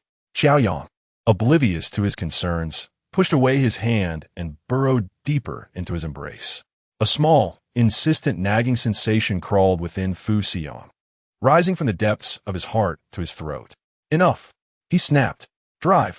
The driver, who had been holding his breath in trepidation, received the command and accelerated, swiftly returning to the villa. Upon their arrival, Fu Siyang carried her out, striding purposefully into the villa and ascending the stairs to the second floor. Aunt Lan had initially thought the couple had quarreled, that the young mistress had lost hope. Yet now, witnessing Fu Siyang return with her in his arms, urgency etched across his face. She mused that perhaps this young mistress had secured her place after all. The notoriously elusive bachelor finally had someone to cherish. Oh dear, if he looked this anxious, it wouldn't be long before a little master graced their home. In the master bedroom upstairs, Fu Siyan laid Qiao Yang on the bed, intending for her to rest peacefully. However, she clung to him, their bodies entwined in a fervent struggle, igniting the air between them. Qiao Yang pressed down upon him, her delicate form enveloping him completely. Her soft curves pressed against his firm chest while her restless hands roamed over his muscles. In her haze, she could not discern the man's features, only sought to warm his coolness with her fervent touch. Kisses fell recklessly upon Fu Xiang's face and lips. He seized her hands in frustration, exclaiming, "Woman, behave yourself. Don't move." Qiao Yang whimpered. Her body sprawled over his as she clutched at his garments, pleading, "Be good, take them off, all of them." Fu Siyan furrowed his brow, contemplating for a moment. He seized her arm, turning the tables and pinning the petite figure beneath him. Gripping her chin, he admonished with irritation, "Know who I am." Qiao Yang struggled to open her eyes, then smiled gently, cradling Fu Siyan's face with her hands. "You are 100 yen. 100 yen? Damn! She dared to give him a nickname? This audacious woman." Fu Siyan leaned down and bit her lips sharply, gazing intently into her dazed eyes, his voice dripping with allure. "Woman, this is of your own making." Chapter 21. I will compensate you when I am wealthy. When Qiao Yang awakened, it was already the following morning. During her slumber, she had dreamt for an eternity, envisioning herself swimming in the ocean, consuming copious amounts of seawater, yet failing to reach the shore. Ultimately, she nearly drowned. Upon opening her eyes, she found herself in a familiar room once again. Qiao Yang paused for a few seconds, then abruptly sat up. Good heavens! How had she ended up back at Bai Yuan's residence? She rubbed her forehead, feeling quite dizzy. She recalled the previous night at Huaiyue restaurant, where she had been force-fed spiked liquor by Qiao Jinhua, that repulsive man who sought to take advantage of her. In a desperate bid for escape, she had run out and collided with someone whose face she had not clearly seen, yet it bore a striking resemblance to Bai Yuan. No, that man was indeed Bai Yuan. Qiao Yang thought it rather astonishing that fate seemed to favor her, allowing her to encounter him during such perilous times. If one were to claim it was mere coincidence, she would not believe it. Was this what they called destiny? Last night, she had been ensnared and disoriented. Glancing at the gentleman's shirt draped over her, Qiao Yang pondered if she may have indiscreetly taken advantage of him. The fragments of memories lingering in her mind suggested that she might have indeed crossed a line. Despite their physical intimacy, they were still strangers at heart. If she had truly done something to him, no amount of jumping into the Yellow River would absolve her. What to do? At that moment, the bedroom door swung open, and Qiao Yang hastily concealed herself beneath the covers, wishing fervently to never emerge again. The sound of light, yet firm footsteps halted beside the bed. The man coldly commanded, "Get up." Qiao Yang remained silent, utterly embarrassed to face him. I do not favor repeating myself. Though they had only met a few times, she had grown accustomed to his nature, a man of few words. And if she did not rise, he might very well pull back the covers and cast her out. Very well, she thought, one must face the consequences of their actions. At worst, she could write him an IOU and repay him when she was financially stable.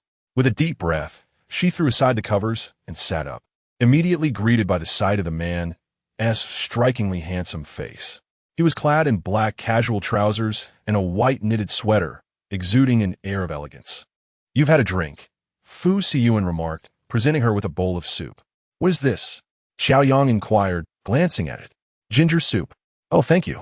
Feeling lightheaded, likely from a cold, she accepted the perfectly warm ginger soup and drank it in one go, feeling warmth spread throughout her body. Thank you for saving me again. About last night, did I do something inappropriate to you?" Qiao Yang summoned her courage to ask. Fu Siyan chuckled softly, his dark eyes locking onto hers. "What do you think?" Upon hearing this, Qiao Yang felt a wave of despair wash over her. The first incident had been an accident, but this time, it was as if she had willingly thrown herself into his embrace. Embarrassed and flustered, she stammered, "Let me say this, we are both adults. If something has occurred, let us consider it as if it never happened. After all, you have not been wronged, right? If you feel aggrieved, I am willing to compensate you. However, I currently lack the funds, but I shall repay you once my financial situation improves. Money? Compensation? Fu Siyan narrowed his eyes at the incoherent woman before him, his tone laced with displeasure. Are you offering me a mere 100 yen as a token of gratitude? Or perhaps you intend to support me financially? The previous debts had yet to be settled with her. Qiao Yang bit her lip and, laying everything bare, confessed, I regret to inform you that I possess not a single yen at this moment. The few hundred I have left were, in fact, given by you. Fu Siyuan's expression darkened considerably. Chapter 22. You wishful thinker, however, rest assured, I shall never evade responsibility for my actions. Once I acquire wealth, I promise to spend it on you. How much do you desire? I am so impoverished, and you are wealthier than I. Do not be so greedy. Qiao Yang felt that no matter how she expressed herself, it was wrong, yet she could not cease. Fu Siyuan interrupted her. You wishful thinker. Huh? I have no interest in a woman who is not in her right mind. Besides, your emaciated figure leaves much to be desired. After saying this, Fu Siyuan deliberately scanned her from head to toe, expressing his disdain. He then turned and exited the room. Although he had been quite stirred the previous night, he had no desire to engage intimately with a woman lacking self-control. He had placed her in a bathtub, allowing her to soak in cold water until she became compliant before retrieving her. Relieved to confirm that nothing had transpired between them, Qiao Yang let out a breath. Yet, wait, was that disdainful glance he cast at her a contempt for her figure? Unconsciously, Qiao Yang scrutinized herself. Although her bosom was somewhat modest, it was still acceptable. Why should he look down upon her? Strangely, if nothing had occurred between them, how had the Y on her body been undone? Qiao Yang could not help but wonder. At that moment, Aunt Lan brought in clothes for Qiao Yang, her expression warm and gentle. Miss, your clothes were wet last night. I took the liberty of changing them and have now dried them for you to wear. Aunt Lan, were those your clothes? Indeed, but our villa lacks women's clothing. So I had no choice but to have you wear the young masters for the time being, Aunt Lan explained. Ah, that explains it. Qiao Yang had just been worried that she had been changed into a 100-yen outfit, fearing that he had seen her entirely unclothed. Upon hearing Aunt Lan's explanation, she happily took the clothes to the bathroom. As Qiao Yang gazed at the full bathtub, she suddenly understood how the Y on her body had come undone. It had not been a dream after all.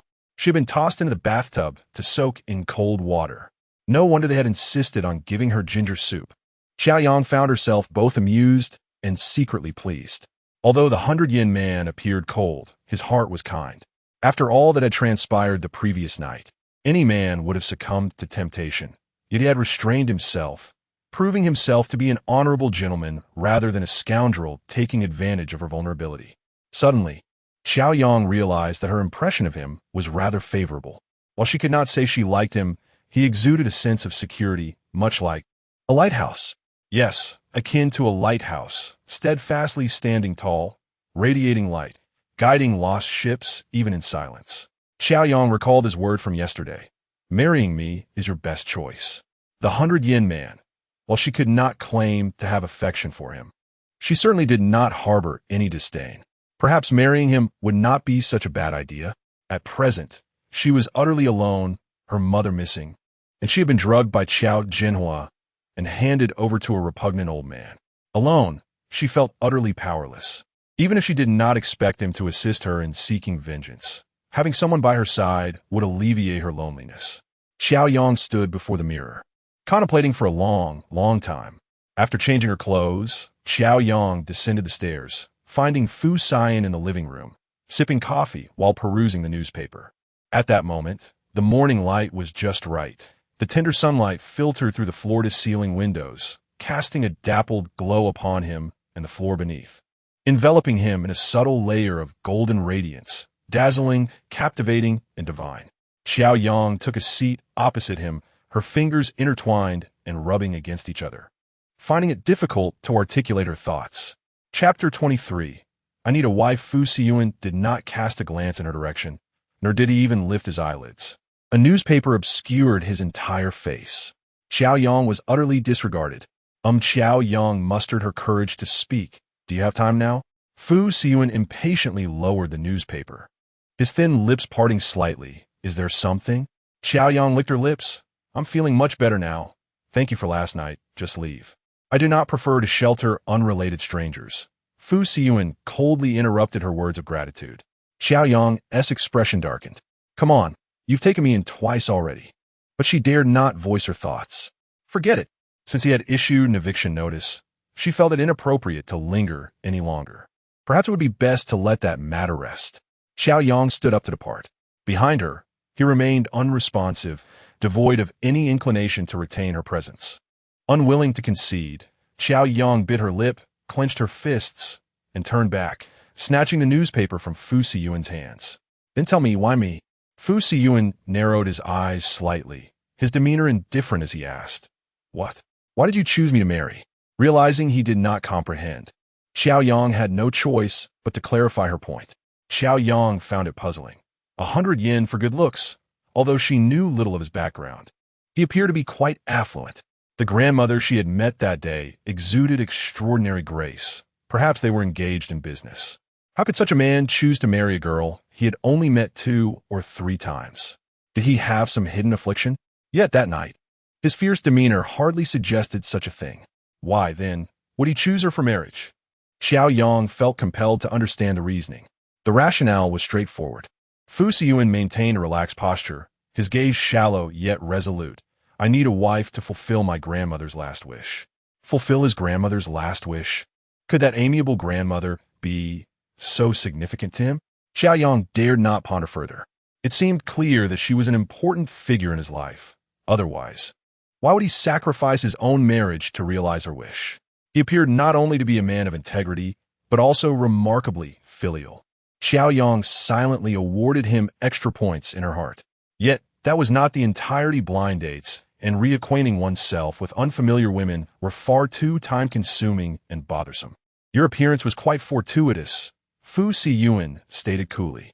So, you prefer to marry me to avoid the hassle? Qiao Yang felt somewhat bewildered. Such individuals truly existed in the world, marrying someone they had only met a couple of times to save time and trouble. Or did you think, Fu Siyuan teased, that I fell head over heels for you at first sight? I did not. Qiao Yang was left speechless by his retort. Being self-aware is a commendable trait. Fu Siyuan lounged lazily on the sofa, inquiring, So, have you made your decision? Qiao Yang nodded. But marrying me may bring you considerable trouble. Such as? Qiao Yang let out a sigh and sat beside him, candidly confessing, My ex-boyfriend, the one you saw at the hotel that day, is named Liang Maching. His family in whose city is certainly not of humble means. I fear that marrying me may bring you misfortune, and you might regret it later. Fu Siyuan, dismissing her concerns with a scoff, replied, The Liang family is hardly worthy of my consideration. Qiao Yang surveyed the opulent villa and advised, While you may appear to have substantial wealth, you are no match for the Liang family. I must caution you. Do not find yourself in a position where you lose both your fortune and your peace, only to endure a life of hardship alongside me. Chapter 24. Contract Marriage. 3 provisions. Fu Siyuan gazed at the woman before him, pondering whether she was genuinely ignorant or merely feigning ignorance. Did she truly not know of the illustrious Fu family, a prominent lineage in whose city, spanning a century? Was she unaware of the significance of his name? Fu Siyuan? What of Liang Qingyuan, the esteemed mayor? In the presence of the Fu family, he too was but a subordinate. Why should Fu Siyuan feel intimidated? Should he reveal his true identity now, to demonstrate the foolishness of her previous remarks? Qiao Yang, observing Fu Siyuan's contemplative expression, smirked. Was he afraid? If so, that was inconsequential. The word fear had never graced her vocabulary. Fu Siyuan dismissed her with disdain.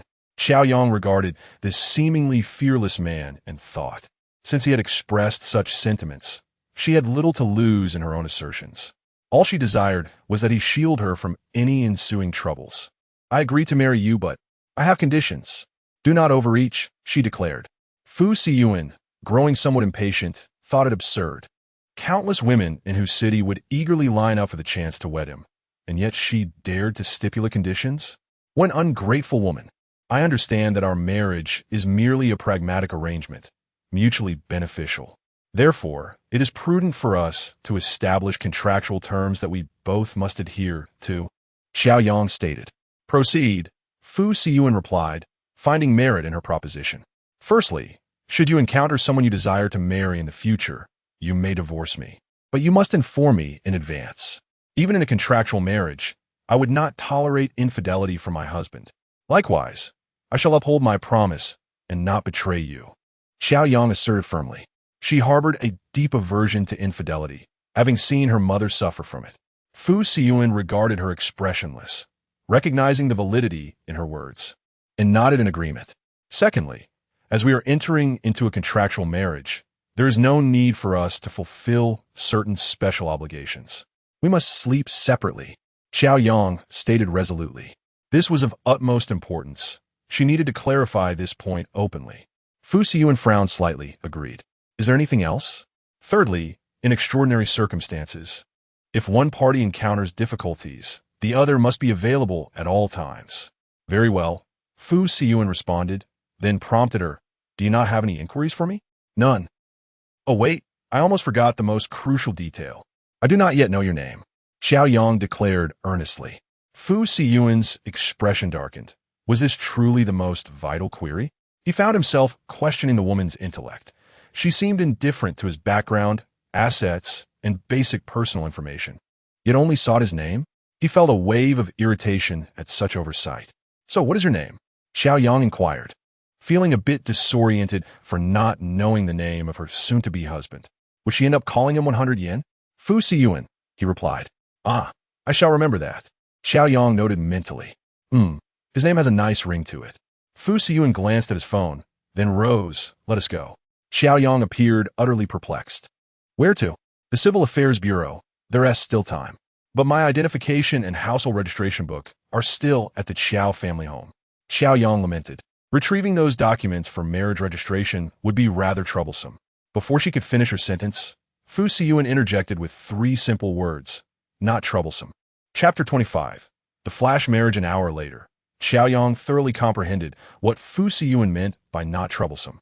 At that moment, she stood at the entrance of the Civil Affairs Bureau, clutching a vibrant red booklet in her hands, her heart racing with anxiety.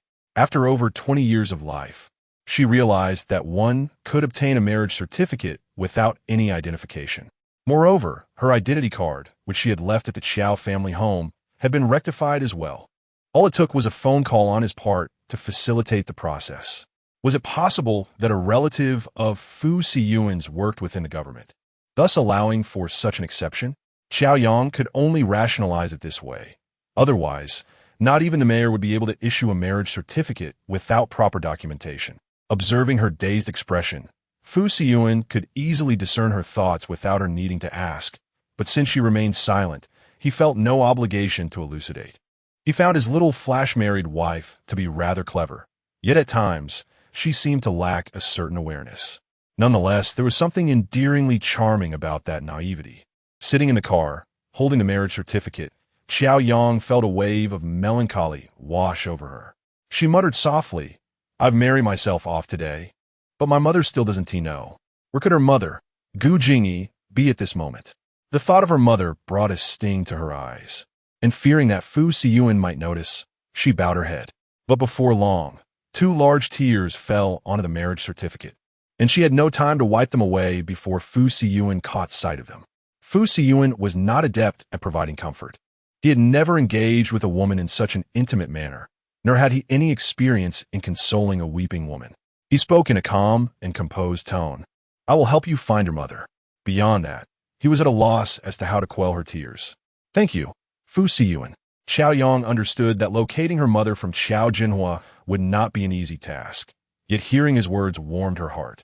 For so many years, she had traversed life alone, and suddenly, having someone willing to share her burdens and offer warmth made all the difference. Even if he could not provide much assistance, she felt it was enough. She resembled an injured creature, accustomed to hiding in a cold cave, tending to her wounds alone. Yet, upon receiving care and concern from another, the fortifications she had built within her would crumble in an instant, leaving her vulnerable and gentle. Suddenly, an idea struck her, and she perked up, saying, by the way, Fu Siyuan, we need not hold a wedding, right? This marriage is merely a formality. I believe it unnecessary to make it public. If you find someone you truly adore, we can quietly divorce, sparing you the ridicule of others. A wedding is a sacred and beautiful affair, and I cannot impede you from reserving that special moment for your true love. Fu Siyuan's gaze darkened, his expression turning grim as he replied coldly. You seem to have a clear understanding of your situation. Does that mean you consent? My grandmother would not approve. I will handle matters with her, and besides, I do not wish to hold a wedding until my mother is found. Qiao Yang felt that marrying him not only provided her with emotional support, but also offered her a stable place to reside. She was immensely grateful for that. It is perhaps wisest not to disclose the news of their marriage, for if Liang Maching and Xiao Yuanyuan were to retaliate in the future, one would feel exceedingly guilty. Within the bounds of her capabilities, Qiao Yang wishes to avoid adding to his troubles, even though they are now, by all accounts, a legitimate couple.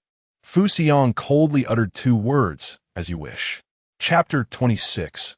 Narrow paths of enmity should the media and public relations become aware of the mysterious head of the Fu family's sudden marriage. It would undoubtedly lead to considerable complications.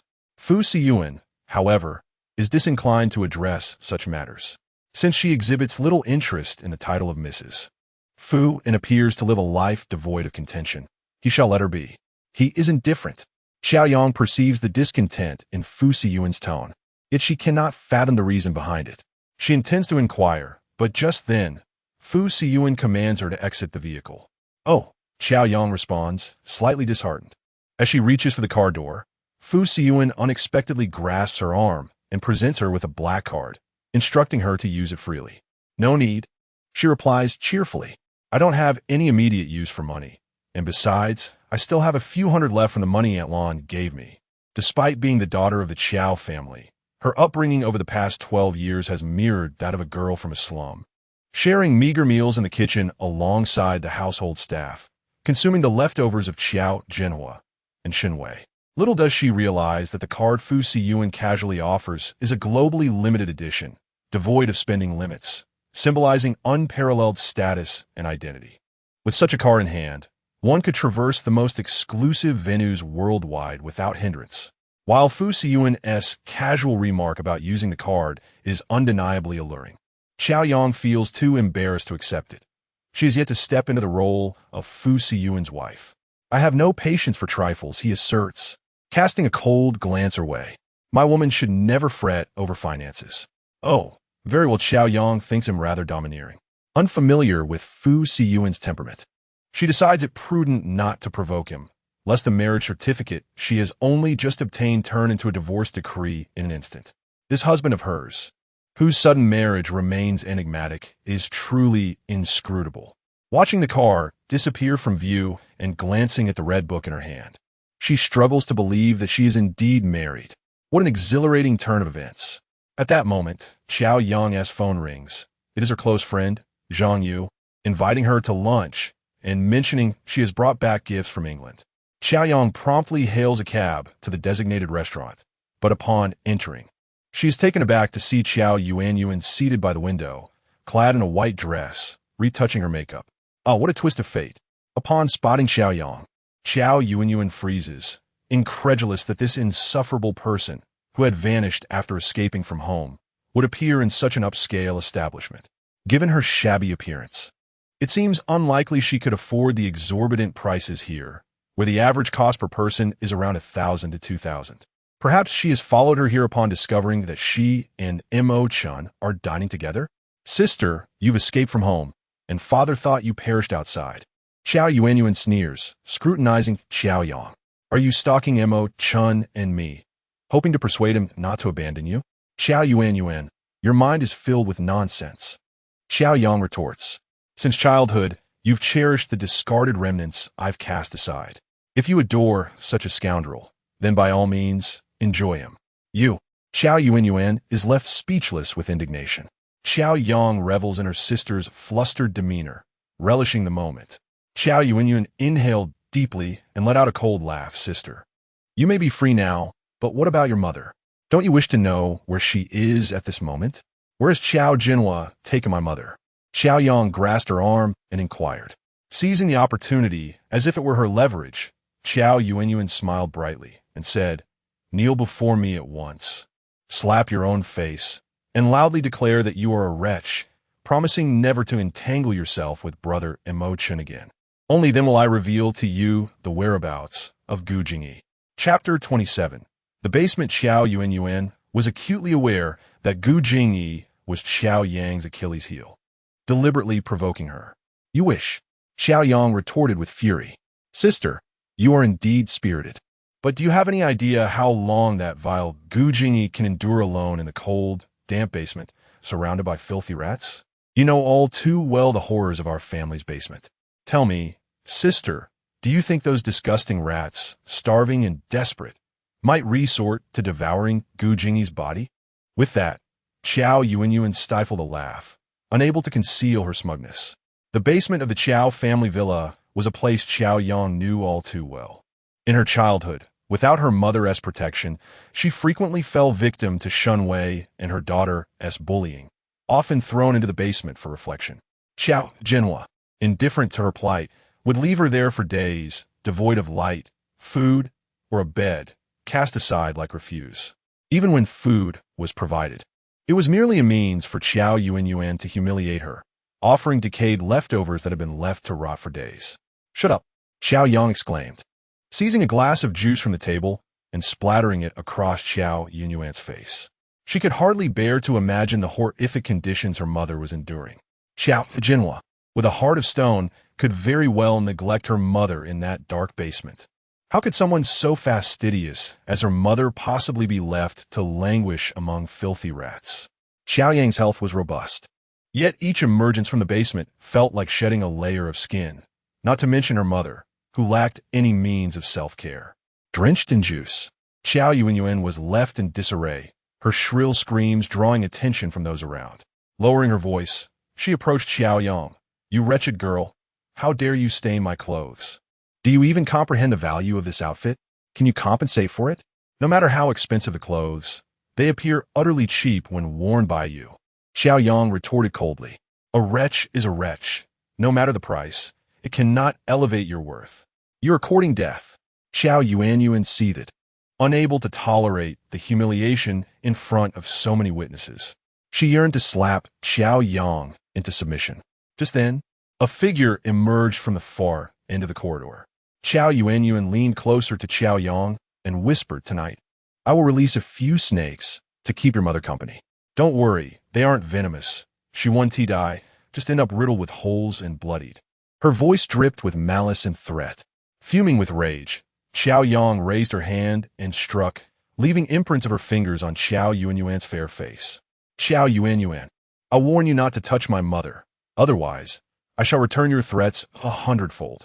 Qiao Yuan covered her face, the venomous expression vanishing as she gazed at Qiao Yang with feigned innocence. Sister, please, return home.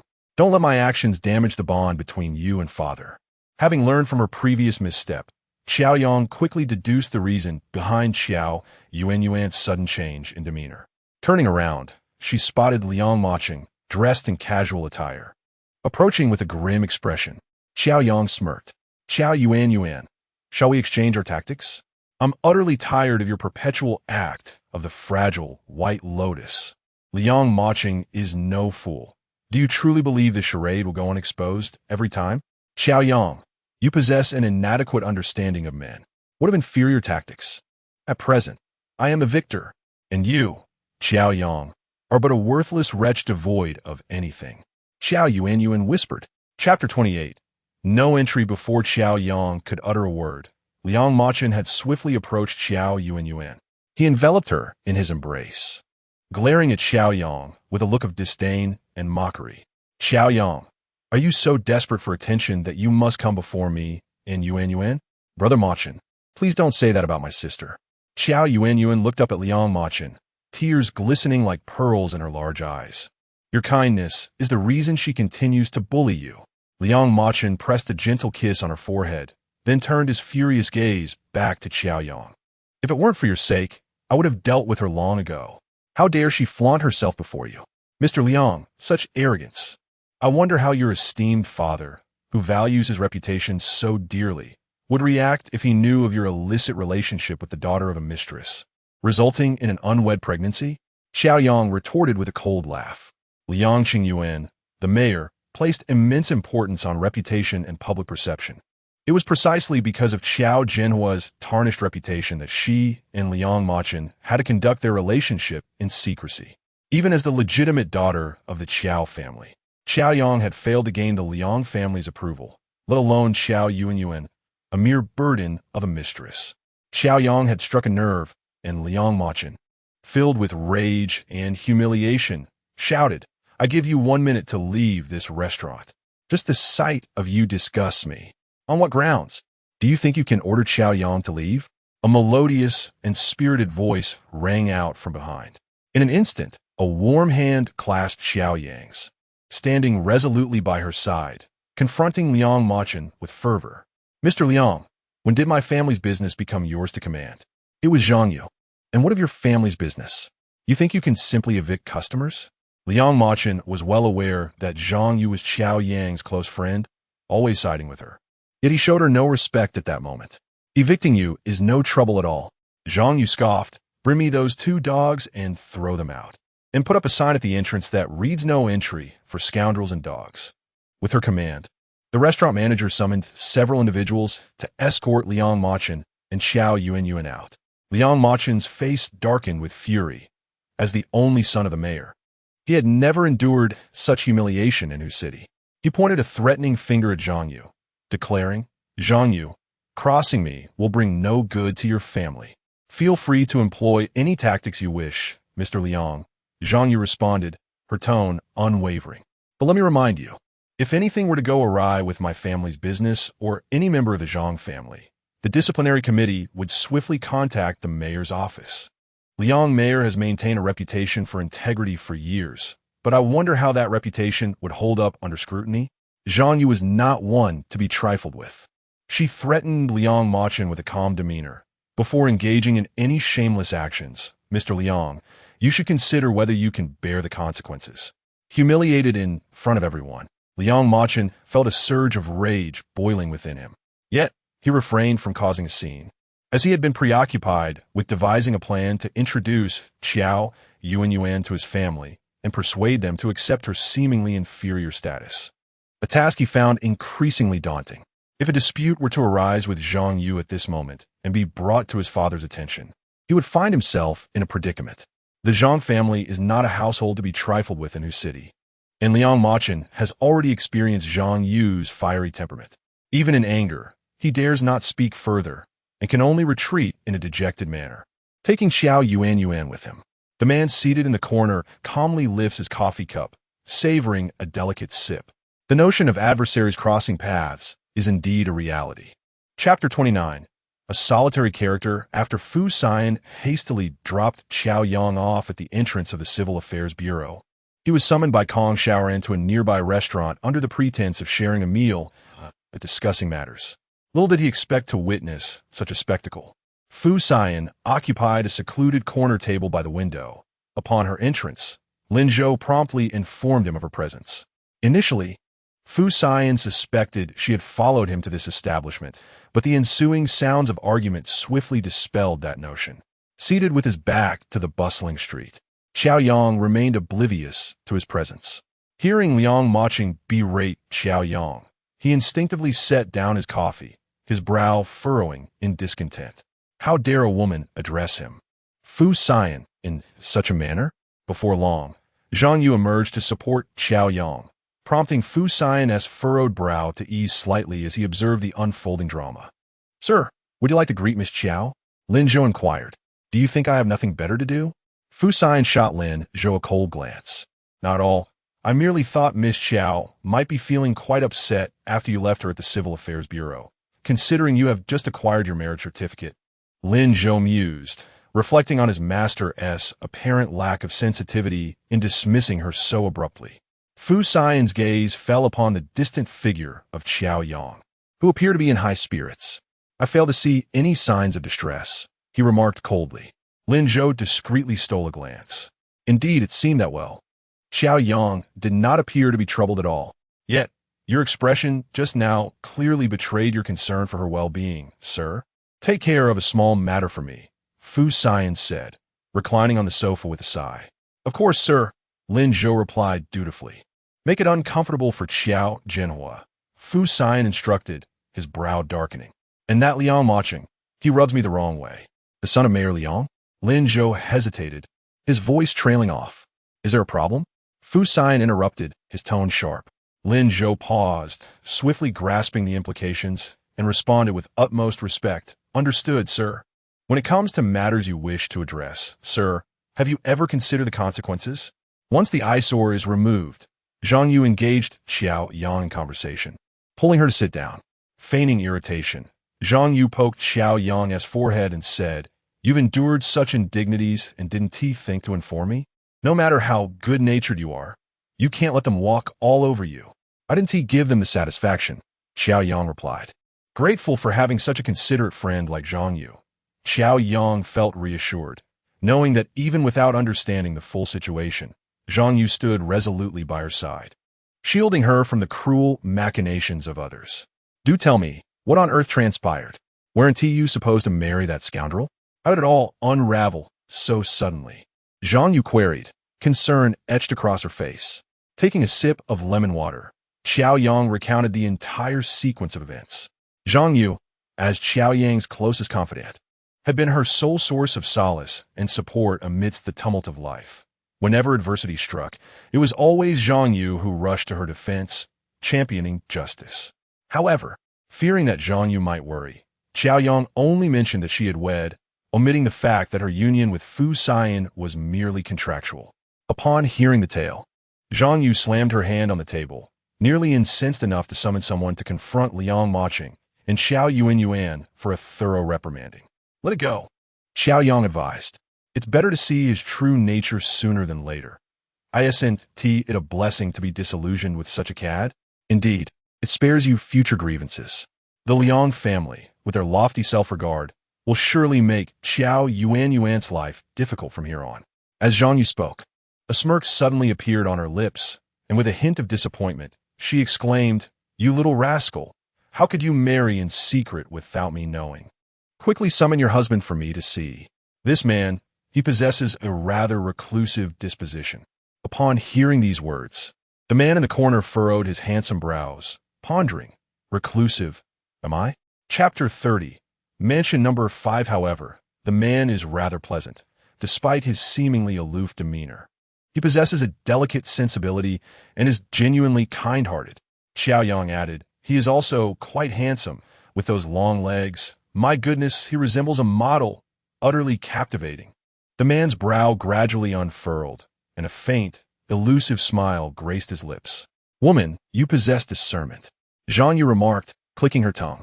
All right then, let us revel tonight and grant you a night of singlehood celebration. Certainly, Qiao Yang readily agreed, as she had been beset by numerous worries lately. Indulging in some spirits to drown her sorrows seemed a fitting remedy. The two joyfully exchanged high fives. Nightfall. Mansion number 5. Mansion No. 5 is the most renowned nightclub in the city, a nationally acclaimed den of indulgence. The male and female models here are of unparalleled beauty. Any one of them could effortlessly grace the runway, their figures and looks exceeding all expectations. Zhang Yu ordered 8 male models for Qiao Yang, tossing a wad of cash onto the marble table, commanding, Tonight, ensure that my dear friend is well taken care of. The rewards are yours. Yes, Miss Zhang. The 8 models replied in unison, bowing deeply before eagerly seating themselves beside Qiao Yang, surrounding her completely. Never before had Qiao Yang encountered such a spectacle. With no means of escape, she was relentlessly plied with drinks by the 8 male models, and after a few glasses, she felt herself floating, her stomach churning tumultuously. After a valiant effort, Qiao Yang managed to slip out of the private room in search of the restroom, only to have one of the male models follow her, gently assisting her while saying, Miss Qiao, the restroom is this way. Allow me to escort you. Lin Zhou, who had been lurking by the door of the private room, received the news and wasted no time. He extinguished his cigarette and pushed open the door. Inside the room, Fu Siyan sat alone in a corner, while the others were accompanied by at least 2 ladies, engaged in drinking and playing dice.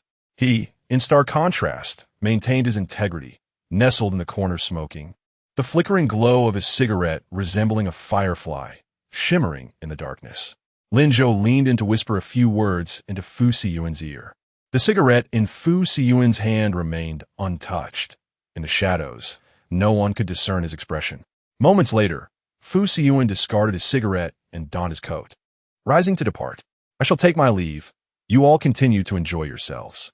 With that, Fu Siyuan strode out of the room, his long legs gracefully carrying him away. Hey, Fu Siyuan, that's rather inconsiderate. You are the one who initiated the revelry at Mansion Number 5, and yet you are the first to leave. Kong Shaoran grumbled. Cigarette in mouth.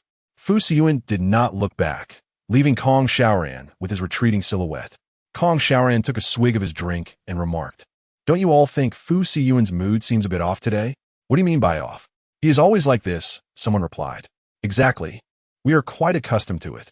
Kong Shaoran and his companions expressed their bewilderment, criticizing Fu Siyuan's peculiar temperament, finding him increasingly inscrutable. Although Fu Siyuan often frequented Mansion Now 5 without ever requesting companionship, always sitting alone in the corner, Kong Shaoran felt something was amiss today. Meanwhile, after exiting the private room, Fu Siyuan followed Lin Zhou's lead to the restroom. As she turned the corner, she beheld a flamboyantly dressed male model who, with a flourish, offered her a tissue, saying, Miss Qiao, allow me to assist you in drying your hands. Your hands are so immaculate, the most exquisite I have ever seen. Qiao Yang, slightly inebriated, floated in a dreamy haze, and with a charming smile, she remarked, Such sweet words. Subsequently, she playfully caressed the model's cheek, exclaiming, Young man, you are truly handsome. On the very first day of her marriage, she had come to a club seeking a liaison. Was she truly reckless? How infuriating that she would dare to compliment another man's looks. Chapter 31. Is it expensive to order you? Thank you, Miss Qiao. Miss Qiao, let's connect on WeChat. Next time you can summon my services again. The male model said, attempting to pull Qiao Yang into an embrace. Before Qiao Yang could respond, Fu Siyuan stepped forward, wrapping the inebriated Qiao Yang in his arms. His icy gaze swept over the male model, and with a slight parting of his lips, he commanded, Get lost. The male model, confronted by the formidable presence of the man before him, stammered, unable to assert his confidence. The man exuded an aura of undeniable authority. He was clearly not just another model, but a distinguished guest. Those who frequented such establishments were either affluent or noble, and a mere male model like him could not afford to offend. The male model swiftly retreated. Cocooned in Fu Siyuan's embrace, Qiao Yang's eyes were hazy from the alcohol, rendering her incapable of discerning the identity of the man holding her. Mistaking him for one of the gentlemen she had just ordered, she playfully poked Fu Siyuan's chin and murmured, You're quite handsome too. You bear a resemblance to my newlywed husband. Is it expensive to order you? The term husband slipped from Qiao Yang's lips, leaving Fu Siyuan momentarily taken aback. An inexplicable emotion stirred within him, strange and somewhat disconcerting. Let us go home, Fu Siyuan said with a stern countenance. I have no home. Where would I go?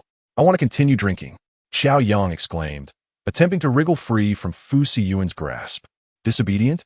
Not listening, not listening.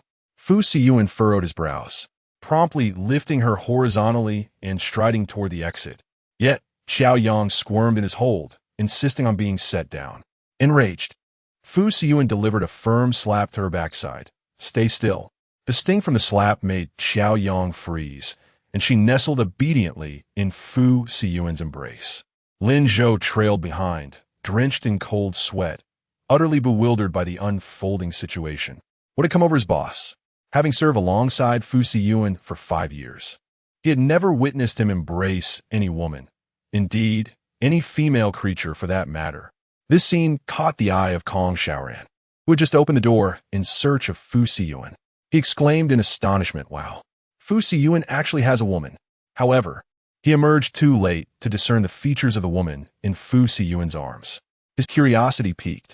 What kind of woman could tame a man as peculiar as Fu Siyuan? You must be seeing things. Yin, this eternal bachelor, has a woman? If he has a woman, I'll go bankrupt tomorrow.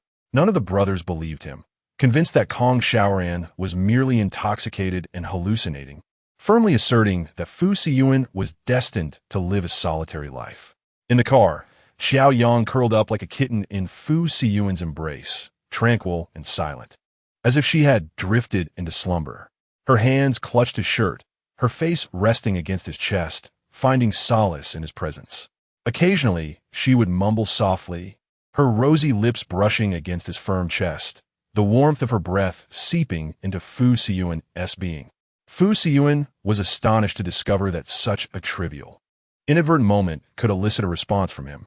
He dared not move, fearing that even the slightest motion might provoke a reaction from the person in his arms, leading him to lose control and commit an indiscretion within the confines of the car. In the faint light, he observed her delicately curled eyelashes quivering gently, and her flushed cheeks accentuated her skin's luminous, jade-like quality. Her features, while not conventionally stunning, exuded a sense of comfort akin to a refreshing summer brook, quietly soothing Fu Siyuan's restless heart with its gentle coolness. Chapter 32. Beyond control, it is truly perplexing. Over the years, he has encountered a myriad of women, yet he feels no inclination towards them. In fact, their mere proximity breeds a sense of aversion within him. Exceptionally, it is this woman alone who stirs something deep within him, awakening his instincts and loosening his rationality. Fu Siyang averted his gaze, fearing that if he continued to look, he might lose control. Ironically, the source of his turmoil remained oblivious, clinging to his shirt and pressing herself against him. Her delicate hands, akin to creeping vines, inched toward his heart. With a furrowed brow, Fu Siyang pushed her aside and reclined on the seat, directing his gaze out the window, resolutely ignoring her. Without the warmth of his embrace, Qiao Yang felt a twinge of discomfort. However, intoxicated as she was, she succumbed to slumber once more, her elegant brows knitted, likely troubled by an upset stomach. Approximately half an hour later, the vehicle halted at the entrance. Lin Zhou swiftly exited to open the door for Fu Siyang, who then lifted her out and strode into the villa. Perhaps due to the jolting ride and the chill of the evening air, the moment Fu Siyang crossed the threshold, Qiao Yang suddenly retched, spewing the contents of her stomach all over him. On his pristine white shirt, a splotch of filth appeared. Aunt Lan, standing in the living room, witnessed this scene unfold and felt a jolt of anxiety. The young master was known for his fastidious nature. How could Miss Qiao have sullied him so? Aunt Lan feared that Fu Siyang might, in a fit of displeasure, cast Qiao Yang out of his home. Thus, she promptly suggested, "Young master, allow me to take care of Miss Qiao. You should wash up first." Unnecessary. Fu Siyang had no intention of relinquishing her to her. He commanded Aunt Lan, "Prepare a glass of honey water for her." "Of course, young master." Aunt Lan gazed at Fu Siyang in astonishment. He was not angry. Such a cleanliness fanatic had been vomited on by Miss Qiao, yet he remained unperturbed. Indeed, Miss Qiao was his Achilles heel. Fu Siyang carried her upstairs without a second thought, placing her gently onto the master bed and tucking her in, observing the petite figure nestle beneath the covers.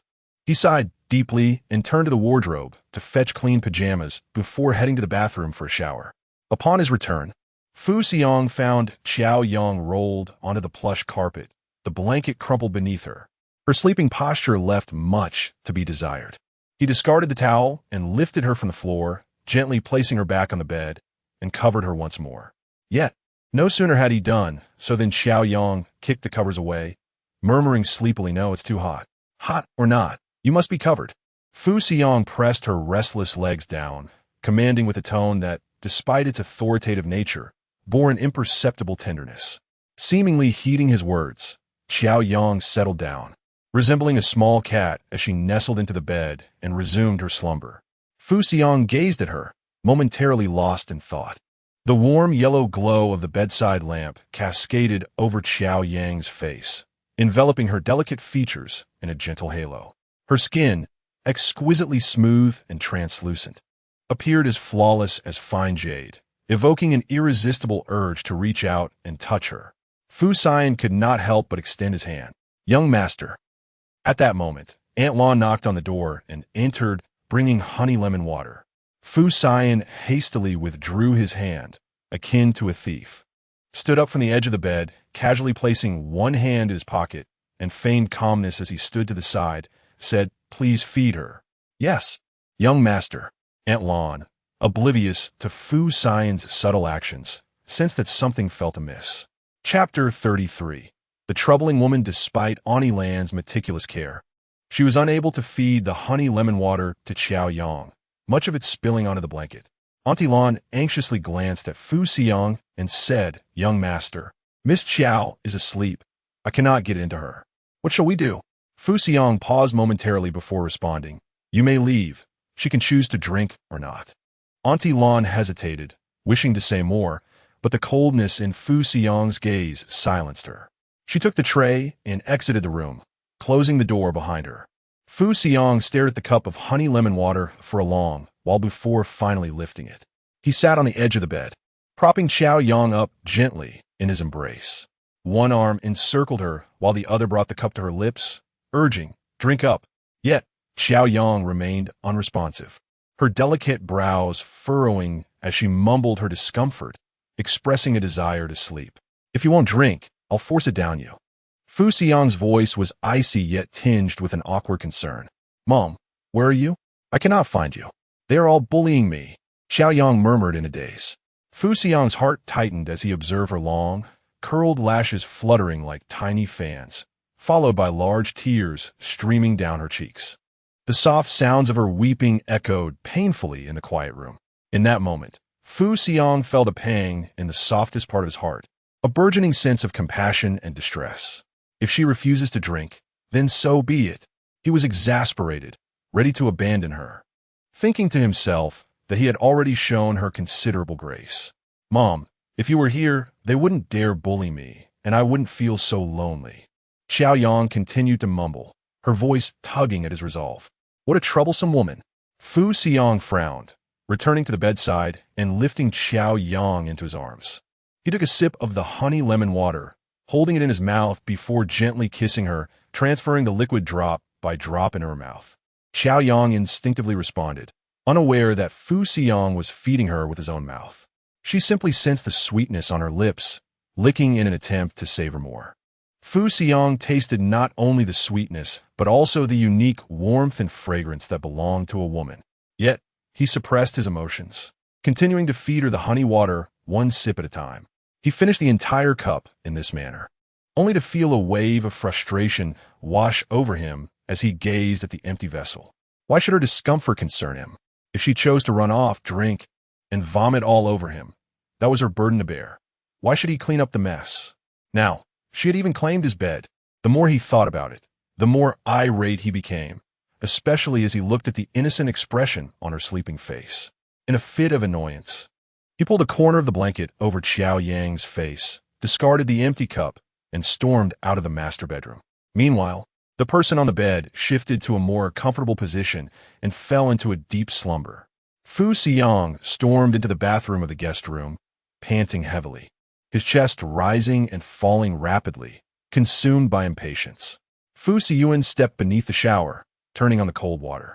The icy cascade instantly enveloped his heated body, and he stood there, one hand braced against the wall, allowing the frigid water to wash over him, gradually suppressing the fervor and restlessness that simmered within. He was an ordinary man. No matter how focused he remained, it was impossible to remain entirely unresponsive.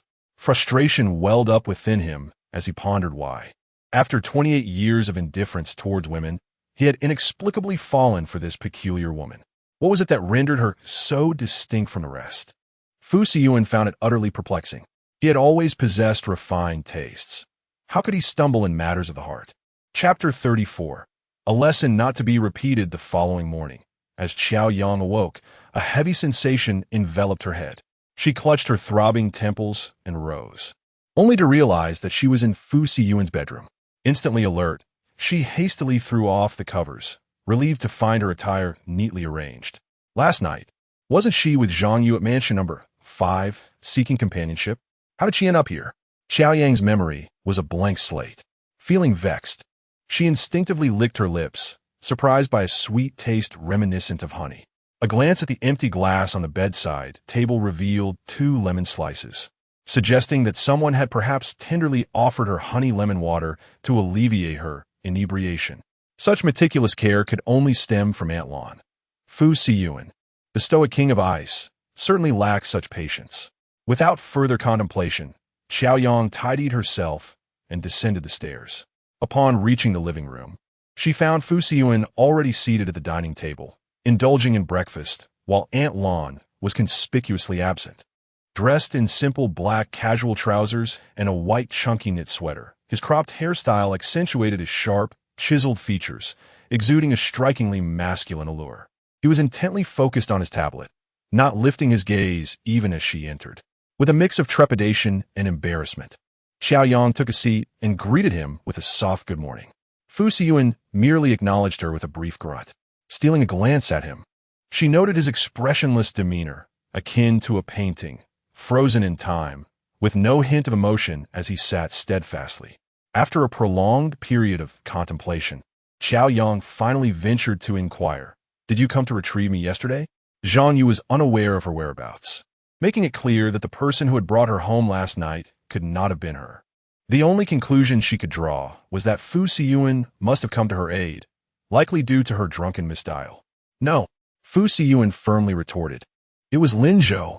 Qiao Yang pressed further. "But how did Lin Zhou know where I was?" "By coincidence."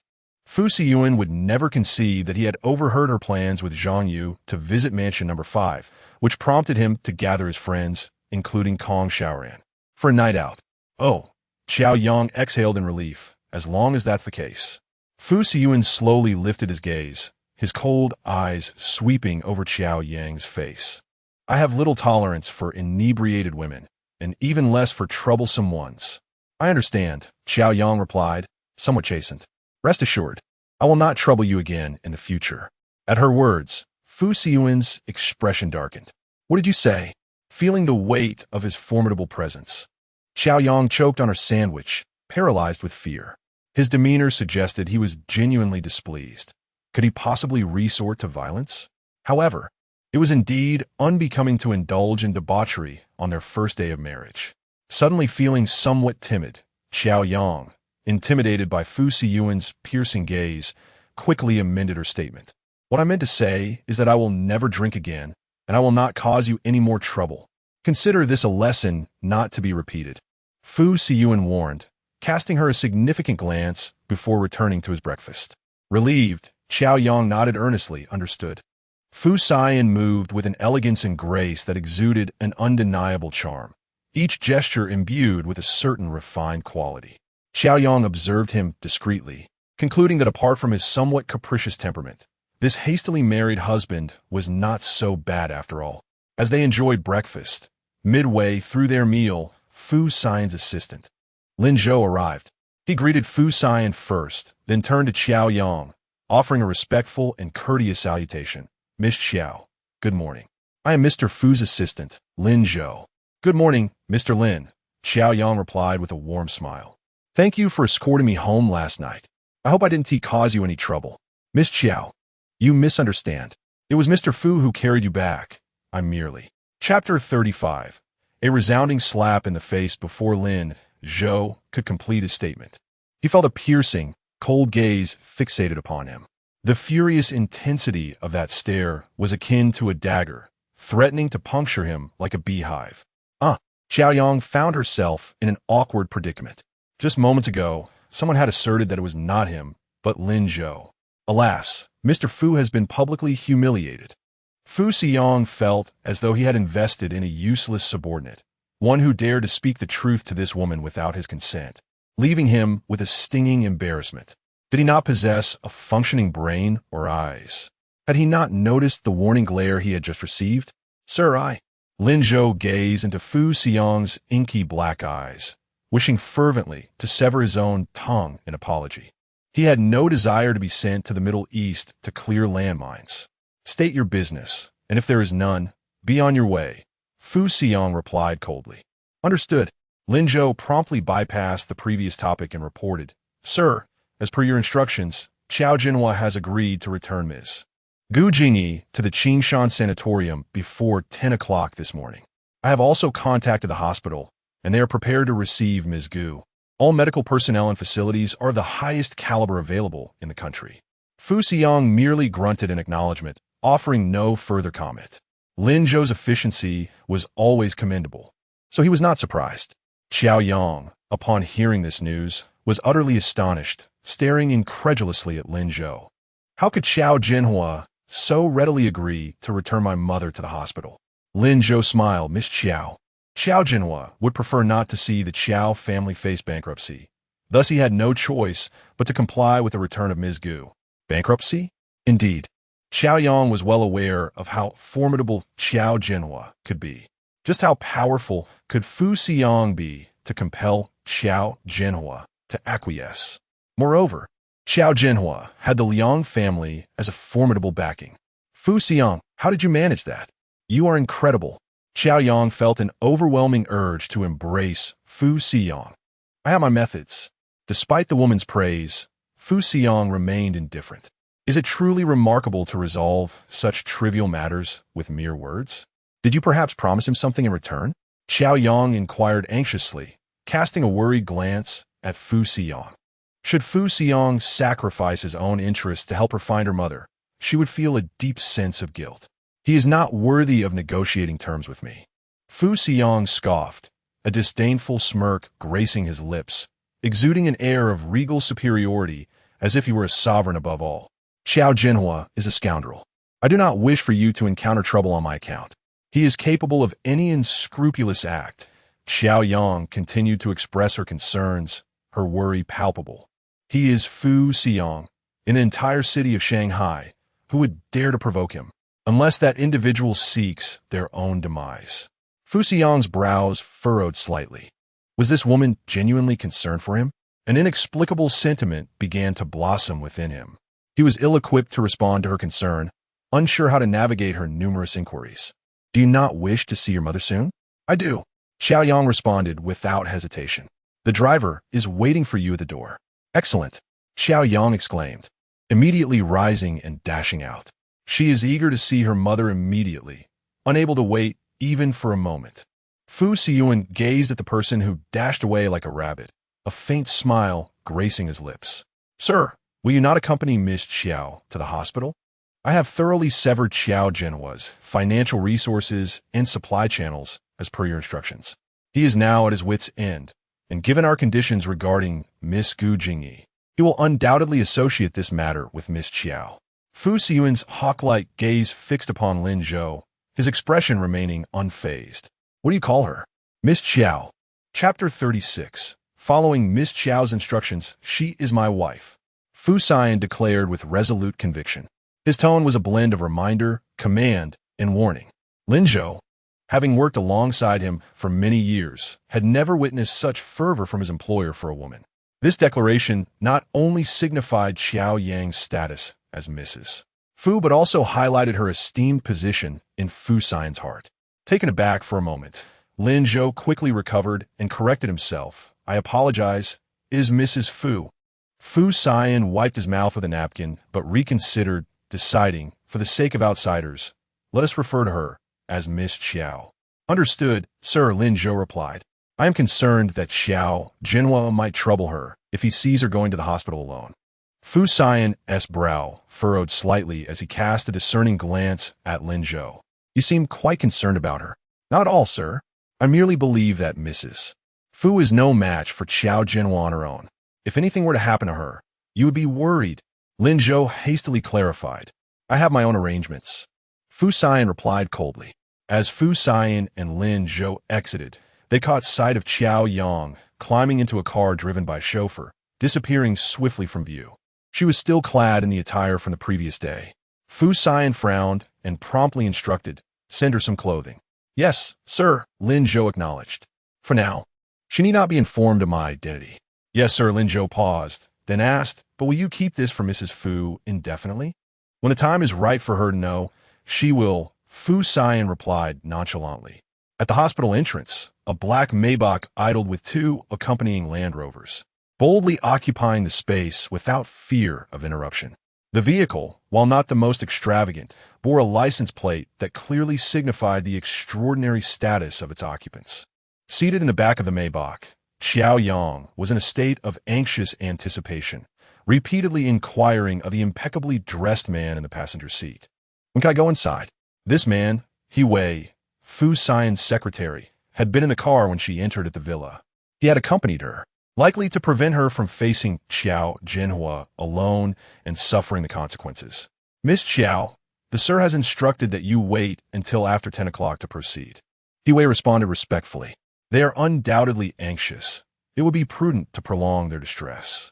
But Miss Qiao, there is reason behind the sir's arrangements. Please remain calm. Mrs. Gu is quite safe, so there is no need for concern," Siyan patiently explained. Though he had yet to ascertain Qiao Yang's true identity, he adhered strictly to Siyan's directives, not overstepping his bounds. Having spent considerable time in Siyan's company, he understood well that some matters were not to be questioned or concerned over. Qiao Yang pursed her lips in frustration. Very well.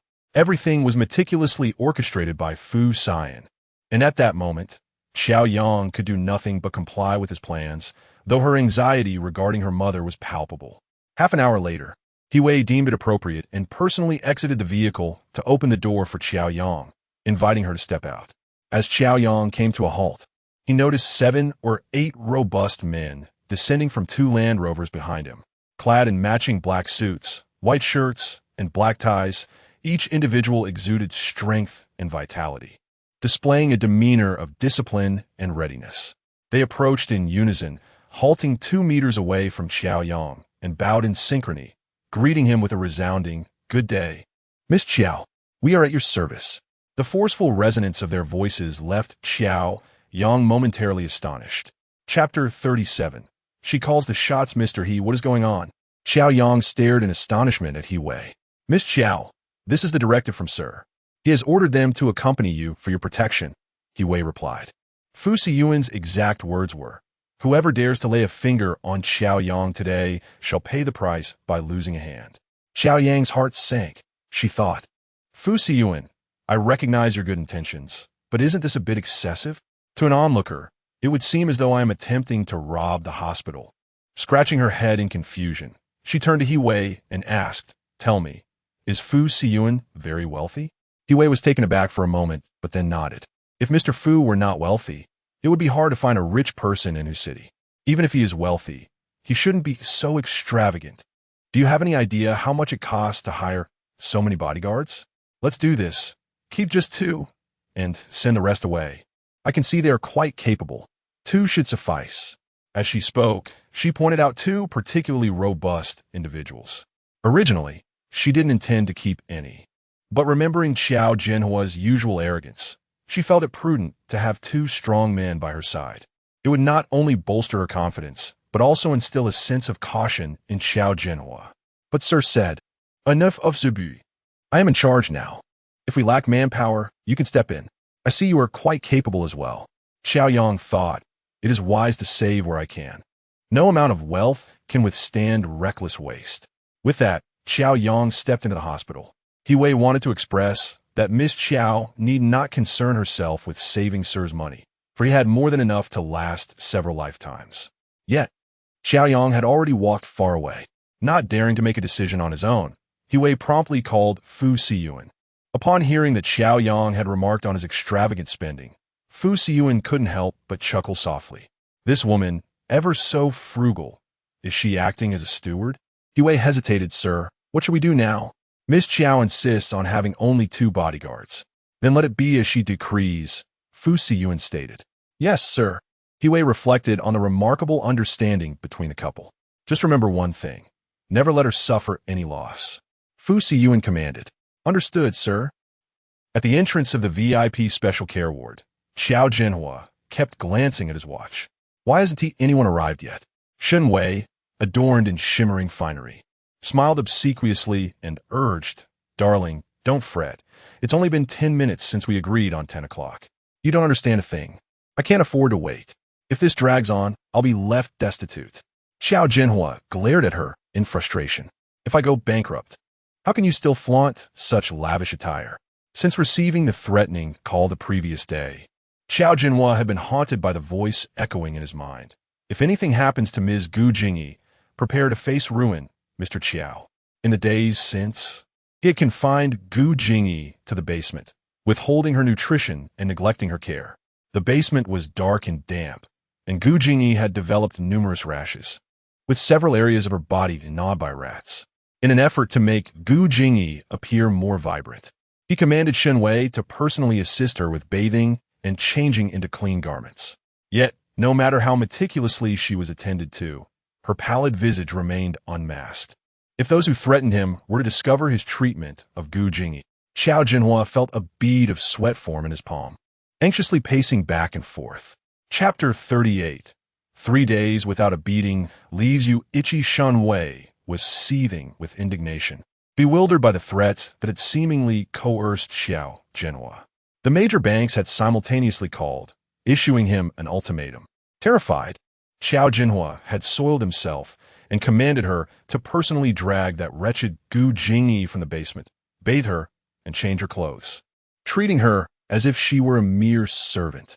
Fueled by rage, Shen Wei yearned to strangle Gu Jingyi. Suddenly, Qiao Jinhua barged in, delivering a resounding slap that left her dazed, cursing her as a vile creature, accusing her of wanting to ruin him. The force of that blow still left Shen Wei's face swollen and red, the makeup insufficient to conceal it. With a forced smile, Shen Wei implored, "Darling, calm down. You have never offended anyone, so why would someone threaten you? Could it be that little Qiao is deliberately making things difficult for you, hiring someone to frighten you?" She pondered throughout the night, but could not decipher the situation. Gu Jingyi and Qiao Yang had no backing in New City. Who would care for the life of that wretched woman? That little scoundrel lacked the capability. Initially, Qiao Jinhua suspected Qiao Yang was behind the chaos. But as the banks relentlessly pressed for debt repayment and suppliers ceased deliveries, he found himself beseeching them, only to be met with a unified response. There were higher powers compelling them to act against him, forces they could not afford to offend. The individual who could command the obedience of every bank in whose city was certainly not ordinary. Qiao Jinhua was confident that Qiao Yang, that despicable girl, did not possess such influence. At that moment, he yearned to confront the puppeteer behind this turmoil, to strategize his next move. Just then, footsteps echoed from the end of the corridor, and Qiao Jinhua looked up, momentarily elated, only for his expression to darken. The newcomer was Qiao Yang. Doubt gnawed at him. Why was she here? It was fortuitous, as he could inquire about the whereabouts of the elusive Mr. Fong, who had seemingly vanished overnight. Coinciding with the company's announcement of bankruptcy, the promised $5 million had not even left a trace. Today, his pent-up frustration needed an outlet, and she would serve as the perfect scapegoat. Qiao Jinhua glared at Qiao Yang with palpable disdain. "You slept with Mr. Fong. Where's the money? What happened to the promised $5 million? "I have no idea." Qiao Yang genuinely did not know where Mr. Fong had gone. That night, she had been drugged and could not recall how Fu Siyan had handled Mr. Fong. She cut straight to the chase. "Where's my mother?" "Shut your mouth." Qiao Jinhua snapped. "I have important guests to attend to. Be sensible and step aside. I will deal with you later." He pointed an accusatory finger at her. "Useless wretch. You slept with someone and still haven't managed to secure the funds. What a financial disaster you are." Qiao Yang laughed coldly, maintaining her composure as she stared into Qiao Jinhua's wrathful eyes.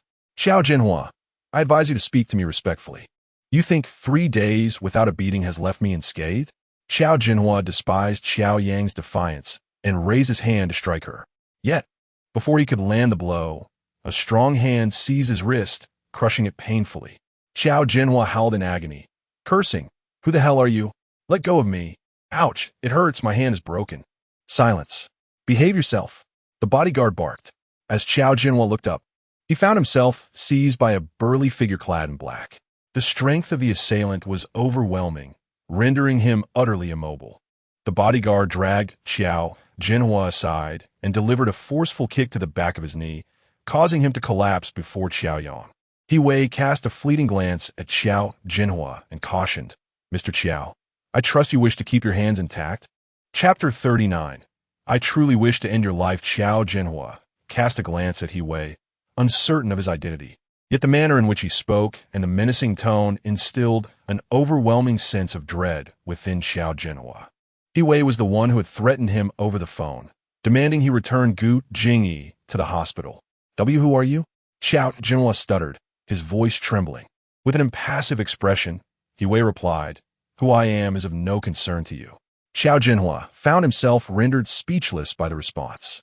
Subsequently, He Wei respectfully addressed Qiao Yang. Miss Qiao, are you unhurt? I am fine, she replied. How would you like to handle him? Qiao Yang glanced at the kneeling Qiao Jinhua, inhaled deeply, and stated, Let him remain in that position for now. I will go check on my mother. As you wish. Qiao Jinhua was left in a state of shock, pondering what kind of connections this little wretch had cultivated to command such deference from the man before him. Had this little scoundrel truly transformed in just a few days? As Qiao Yang proceeded towards the hospital room, Shen Wei obstructed her path, showing no intention of moving aside. It was not merely Shen Wei's physical presence that halted her. She appeared utterly bewildered, her mind swirling with questions. Who had this little vixen entangled herself with to gain such power? How had she suddenly become so formidable? It had only been a matter of days. Step aside. Qiao Yang glared at her, delivering the command with unmistakable disdain. Shen Wei, ever the hypocrite, grasped Qiao Yang's arm with a sycophantic demeanor. Qiao, where have you been? Your mother has been worried sick about you. Do not lay your filthy hands on me. Qiao Yang shouted angrily, shaking Shen Wei's grip off her arm. Mrs. Shen, my mother lies in the hospital. Do you think you are worthy of playing the role of my mother? Qiao, get lost. Yet Shen Wei remained, refusing to leave. He Wei raised his hand, signaling for another bodyguard to step forward and forcibly escort her away. Under the guidance of a nurse, Qiao Yang proceeded to the VVIP private ward. Upon entering the opulent room, she felt a surge of gratitude towards Fu Siyan. This luxurious accommodation must have been arranged by him, a stark contrast to the ordinary room her mother had previously occupied. The equipment was of the highest caliber, and the nurse informed her that 2 dedicated personnel had been assigned to care for Gu Jingyi, providing round-the-clock vigilance. Her mother lay silently on the hospital bed. Qiao Yang approached, kneeling beside the bed, clutching Gu Jingyi's hand while tears streamed down her face as she apologized.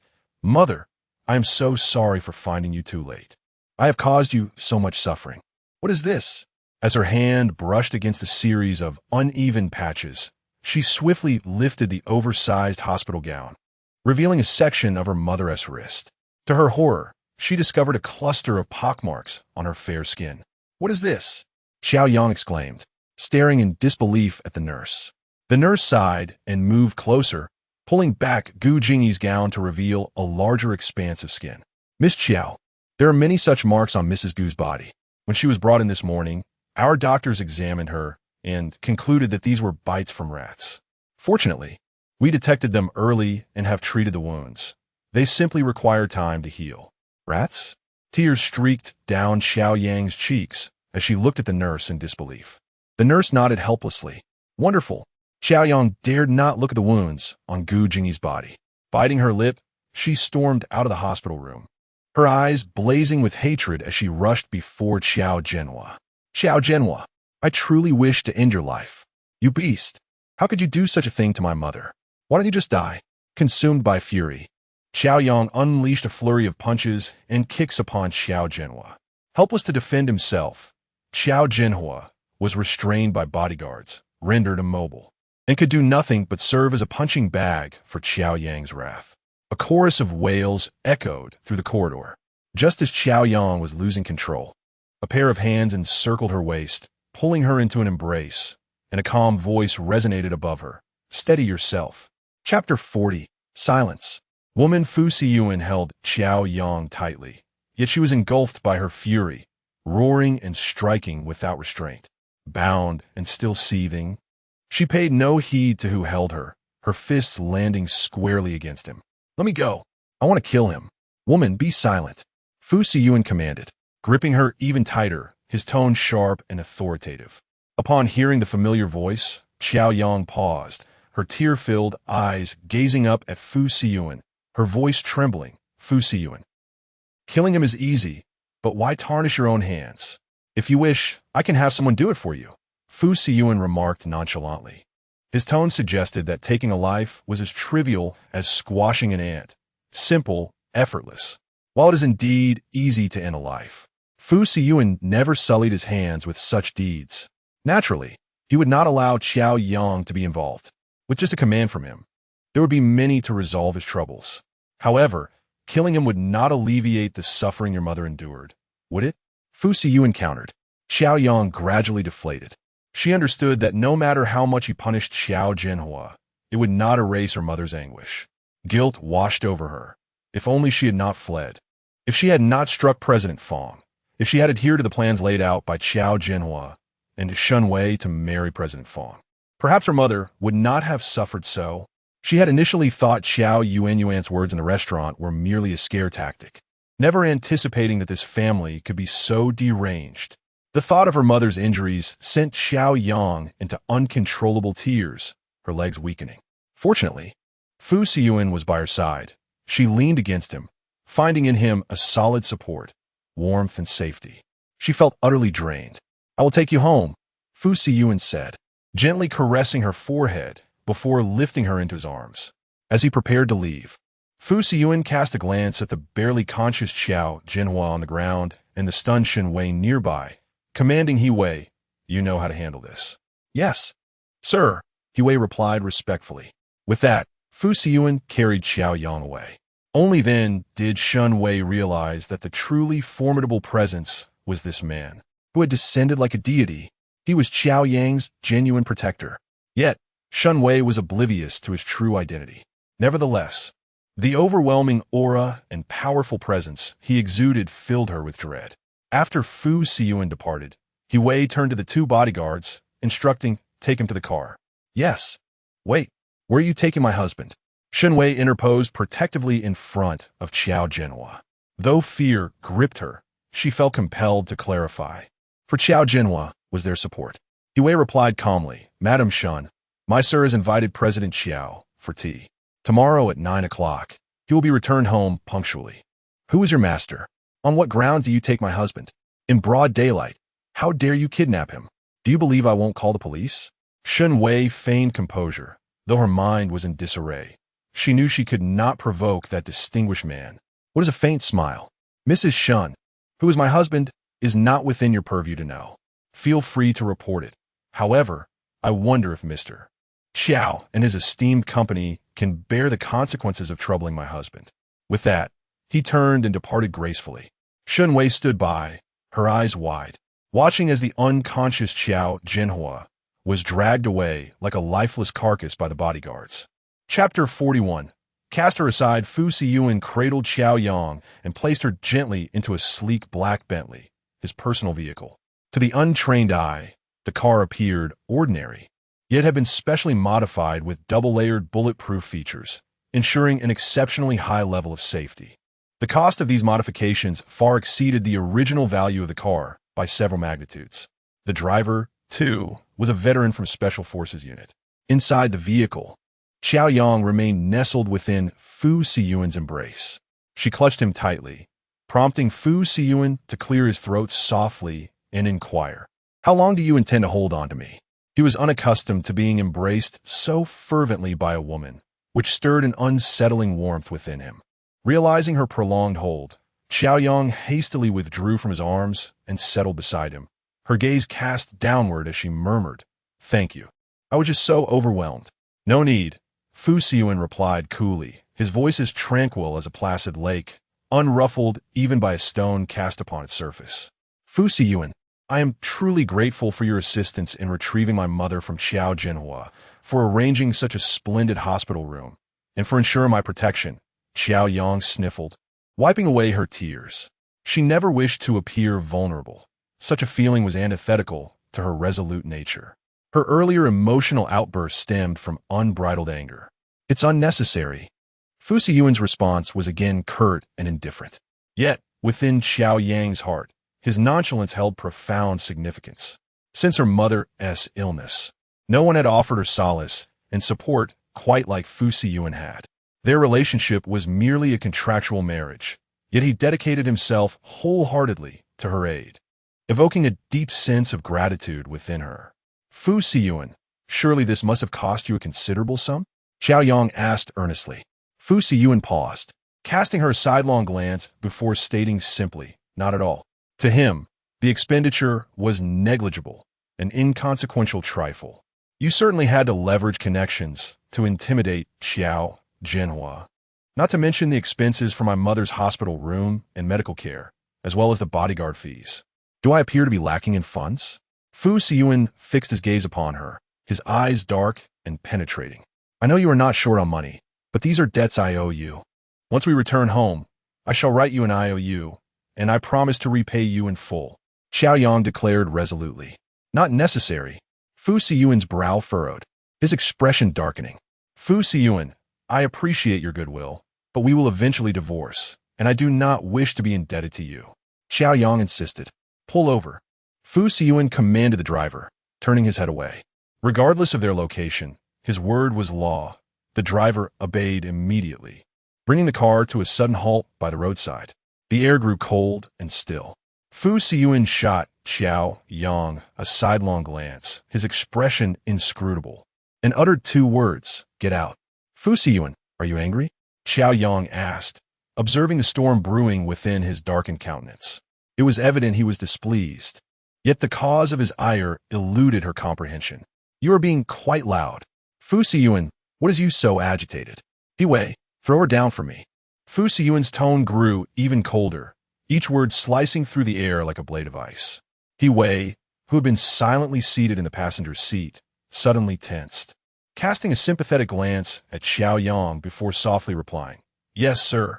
Chapter 42, no longer alone in a moment of indecision. Qiao Yang hesitated to throw her out of the car. Instead, she quickly opened the door and stepped out. As she regained her footing, the vehicle sped away, leaving behind a cloud of dust that obscured her vision. By the time she focused her gaze again, the car had vanished without a trace. How swiftly it departed. Qiao Yang concluded that Fu Siyan was indeed angry, yet she could not fathom the reason for his ire. What could possibly have offended him? Had she said something amiss? The confusion gnawed at her thoughts. This was the second time he had ordered her out of the car. What an eccentric tyrant he was. Inside the vehicle, Fu Siyan wore a dark expression, his mood as heavy as a storm cloud. He and the driver observed the unfolding drama in silence, each pretending to be an unfeeling statue. Fu Siyan mused that he must have lost his mind. Only madness could explain his concern for her well-being despite having arranged for numerous bodyguards to accompany her. He had sacrificed an important multinational video conference, delegating Lin Zhou to preside over it, and had taken an impromptu detour to the hospital, all prompted by the harrowing image of her injuries from that fateful night and her sleep-laden murmurs of fear. How infuriating! On the second day of their marriage, she was already contemplating divorce? Such an ungrateful woman. Abandoned by Fu Siyan, Qiao Yang stood by the roadside for quite some time before managing to hail a taxi. Initially intending to return to the villa, she realized that her earlier emotional outburst had left her no time to converse meaningfully with her mother. Thus, she redirected her journey back to the Qingshan sanatorium. The ward was eerily quiet, the sound of intricate medical equipment piercing the stillness.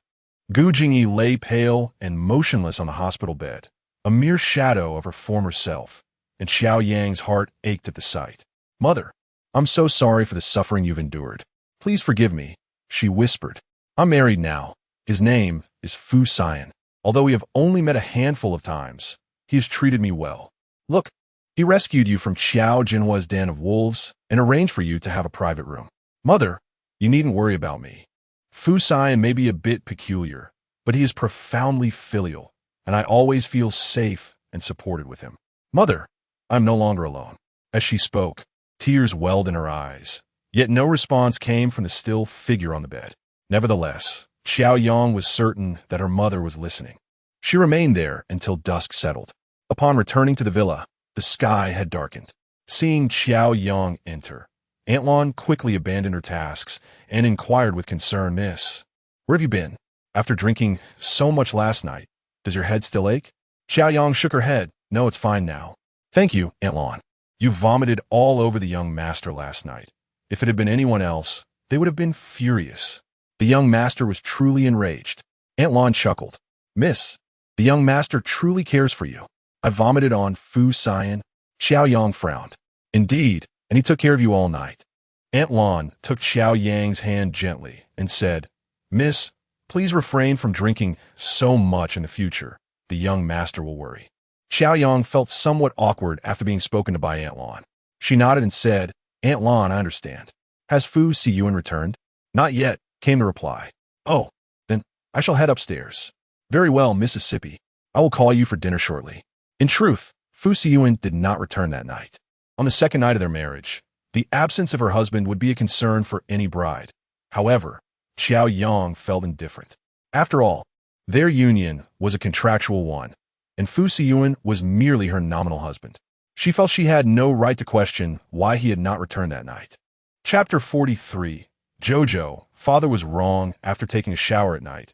Qiao Yang lay in bed. Despite feeling utterly fatigued, sleep eluded her. The stillness of the night was conducive to contemplation. Yet, what occupied Qiao Yang's thoughts? A series of fantastical images flickered through her mind, such as Aunt Lon mentioning that Fu Siyun had carried her back and cared for her throughout the night. Once again, she found herself in his arms. In just a few short days, she had lost count of how many times he had held her. She had even vomited on him. Such a fastidious person. Yet he had not cast her aside. Recalling the empty glass on the bedside table that morning, she surmised that it was likely the honey lemon water Fu Siyun had given her. In reflection, Fu Siyun's character was indeed peculiar, yet he possessed a certain warmth. And then there was the shirt in the trash. Perhaps he simply deemed it too filthy to wash and had discarded it instead. Qiao Yang retrieved her phone, opened her messages, and began drafting a note of gratitude. However, as she approached the moment of sending it, she deleted each word one by one. This morning, he had been so stern, insisting she exit the car. Clearly, he did not wish to converse with her, so why should she make herself uncomfortable? Enough of this. It was time to sleep. She pulled the covers over her head. That afternoon, just as Qiao Yang awakened from her nap, a call from Qiao Jinhua came through. She couldn't help but scoff. Ever since Shun Wei and her daughter had entered their lives, Qiao Jinhua had scarcely reached out to her. Now he was calling her?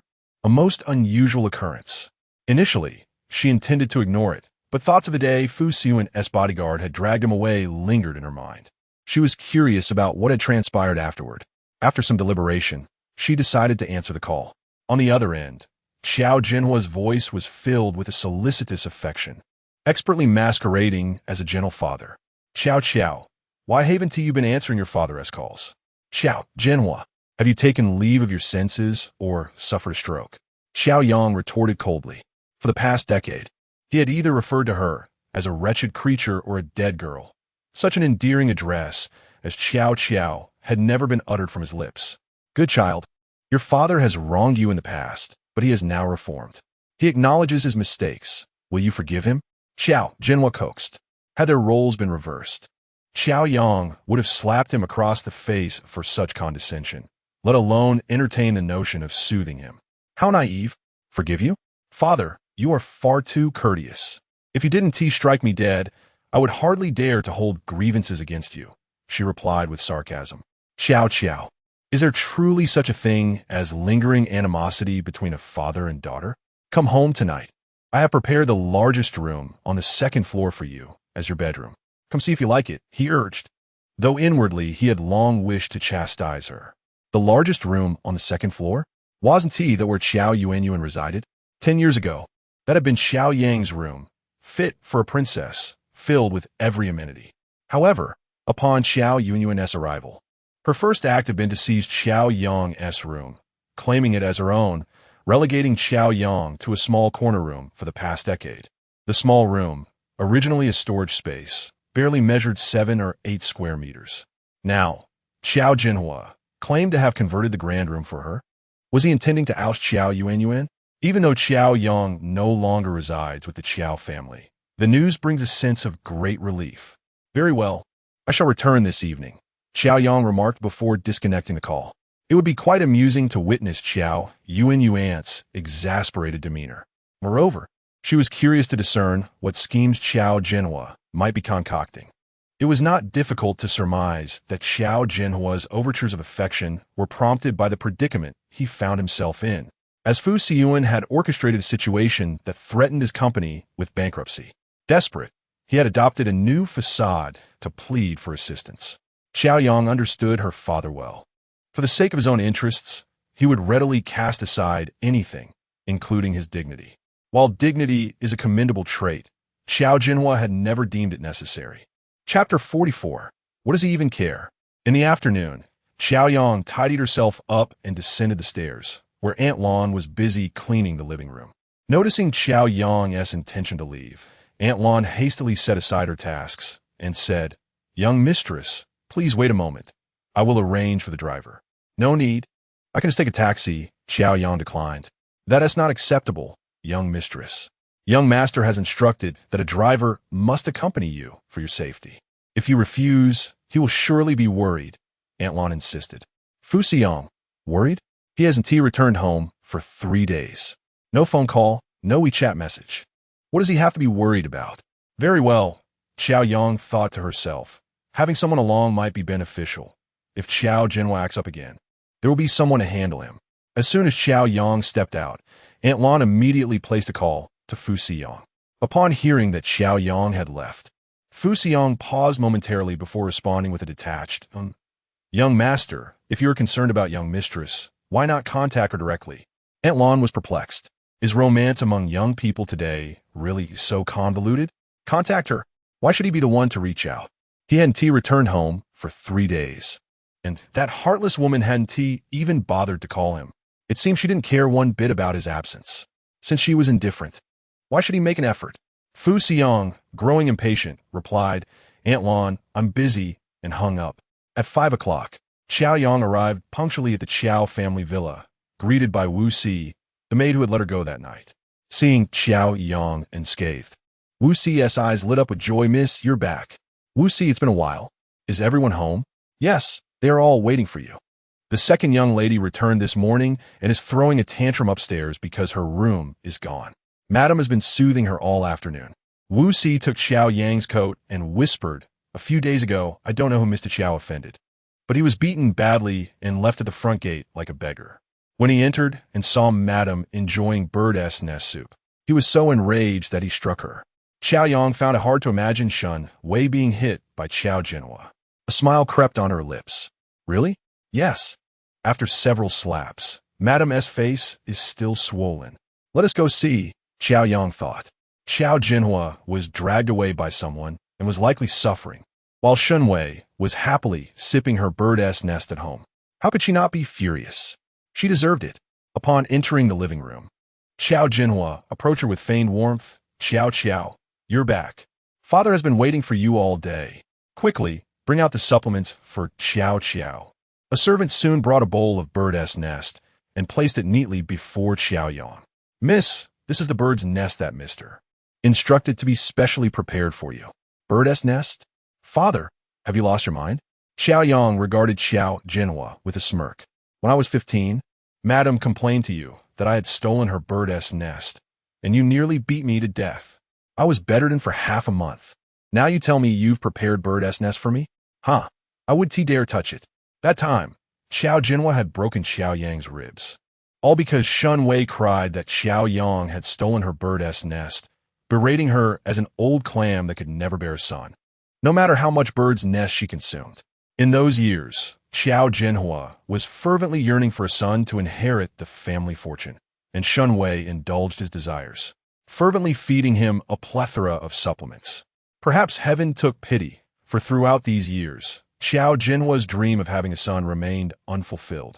When reminiscing about the past, an uncomfortable smile graced Qiao Jinhua's face as he awkwardly remarked, Qiao, in the past, it was my fault. I apologize to you, my dear." He added, "Let bygones be bygones. Let's not dwell on it. Not dwell on it. Can one truly forget by simply choosing not to speak of it?" Chapter 45. Her new room. Qiao Yang glanced at the second floor and recalled that a room had been arranged for her. Yes. Go see if you like it," Qiao Jinhua exclaimed, rising to accompany her upstairs. Qiao Yang, her expression devoid of emotion, coldly replied, "I will go up by myself." "All right." Take a look and let me know if anything is missing, he said. With a sardonic smile, Qiao Yang ascended the stairs. Upon returning to what had once been her room, Qiao Yang felt an overwhelming sense of unfamiliarity.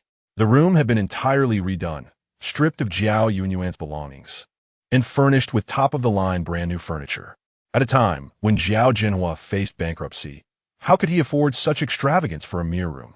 Clearly, he had gone to great lengths to appease her. Suddenly, the door burst open, and Zhao Yuanyuan stormed in. Upon seeing Qiao Yang admiring the room, she seethed. "You shameless wretch! How dare you take my room?" "Your room?" Qiao Yang scoffed. "My room was occupied by you for 10 years. How does it suddenly belong to you? You wretched girl, why don't you just die?" In a fit of rage, Zhao Yuanyuan charged toward Qiao Yang, seizing any object within reach to hurl. All the while cursing, "Don't think for a moment that Dad cares for you genuinely.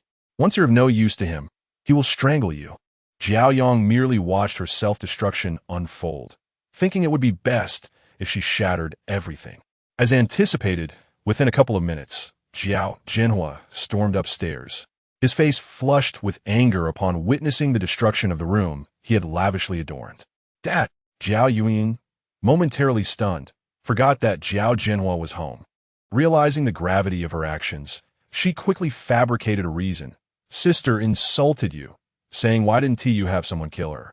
Without hesitation, Zhao Jinhua slapped her, exclaiming, "I have been too lenient with you. Who gave you permission to destroy your sister's room?" "Dad, my mother only bore me." Zhao Yang smiled gently, implying, "I have no sister." Taken aback, Zhao Jinhua quickly corrected himself. "Who allowed you to enter the young lady's room?" Zhao Yuanyuan, struck by the slap, stumbled onto the bed, her tear-filled eyes pleading, "Daddy, I have only one daughter, Jiao. You're not my child. From now on, do not call me Dad," Zhao Jinhua commanded, pointing at her. "Father." Zhao Yuanyuan protested defiantly. "You dare to call?" Zhao Jinhua raised his hand, prepared to strike again. "Go ahead. You might as well kill the child in my womb too." Zhao Yuanyuan cried. "It was Qiao Yang who ruined your company and caused you suffering. Why do you still dote on this wretch?" Zhao Jinhua was nearly exasperated to death by Zhao Yuanyuan's foolishness. His affection for Qiao Yang was merely a facade. He was compelled to bow to her due to the stranglehold she had on his company's fate. Moreover, he would never genuinely harm Zhao Yuanyuan, for that child was of the Liang family. He had hopes of becoming a son-in-law to the mayor's family. "I warn you, if you dare to insult my daughter again, I will have you and your mother thrown out immediately," Zhao Jinhua declared furiously. "At this moment, it is most opportune to stoke the flames." "Dad," she expressed, "you are merely exploiting me. You do not genuinely believe you were wrong in the past." "Nonsense. Father has truly turned over a new leaf." The words of Qiao Jinhua slipped out effortlessly. She further asserted, "As soon as you rise to power, you will eliminate me." "How could that be? You are my own flesh and blood. This vast family enterprise will ultimately be yours to inherit," Qiao Jinhua declared with unwavering conviction. Qiao Yang felt a wave of nausea wash over her. Truly, he was lying without a hint of hesitation. Chapter 46. Insincerity in the restaurant. Only Qiao Jinhua, Shun Wei, and Qiao Yang were present. After a decade, this was the first time Qiao Yang sat at the dining table. As previously, she was relegated to the confines of the kitchen, sharing leftovers with the servants. Occasionally, there were no leftovers to share at all. Qiao Jinhua deliberately arranged her seat at the lower right corner, placing all the delectable dishes before her. Shun Wei offered Qiao Yang a piece of sweet and sour ribs, saying, Qiao, do try the dish Annie made just for you. Yuan is quite thoughtless. Please be more forgiving." Before the ribs could reach Qiao Yang's plate, she swiftly obstructed the dish, causing the ribs to fly directly onto Shun Wei's face. In her panic, Shun Wei spilled the abalone chicken soup in front of her, creating a chaotic scene. "Do not feign kindness. I find it distasteful," Qiao Yang retorted without hesitation. The servant, Sister Chun, hurriedly brought a towel. "Say, madam, please wipe yourself." Shun Wei, feeling aggrieved, implored, Qiao, and he has always been sincere to you. Is Qiao how you address me?" Qiao Yang responded sharply, her voice unwavering and her bright eyes piercingly fixed on Shun Wei. "Madam Shun, If I recall correctly, you are merely my father's secretary. When you came to our home, you claimed it was merely a temporary stay. If that is the case, you ought to understand some decorum. What should you call me? Surely you know in your heart. You. Shun Wei was infuriated, having expected Qiao Jinhua to support her, as he had always protected her in the past. Qiao Yang dared to humiliate her. Yet Qiao Jinhua did not inquire into the matter before delivering a punishment. Qiao is absolutely right. You should address her as young miss. Qiao Jinhua declared with a stern expression and resolute tone. Husband. Shun Wei, feeling wronged, shed tears. She was not foolish. It was pointless to confront Qiao Yang now, so she grudgingly uttered, Young Mississippi. Qiao Yang felt a sense of satisfaction. She then turned her gaze to Sister Chun, who stood behind Shun Wei, a distant relative of Shun Wei, sent to work in the household and having not spared any effort in undermining Qiao Yang over the years. Sister Chun, what did you just call her? Sister Chun replied, Madam, an unacknowledged mistress. What right does she have to call herself Madam? Qiao Yang, do not go too far. Sister Chun, known for her fiery temper and having bullied Qiao Yang for years, felt deeply unsettled by the sudden rebuke and was about to retaliate. Were you to dare speak back to me?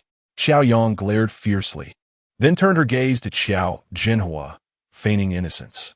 Father, is this still my home? A servant dares to call me by my name, showing me such disrespect. Good child, do not be angry. She is merely an ignorant servant. If you dislike her, I shall have her leave immediately. Qiao Jinhua commanded, instructing Sister Chun to pack her belongings and return to the countryside.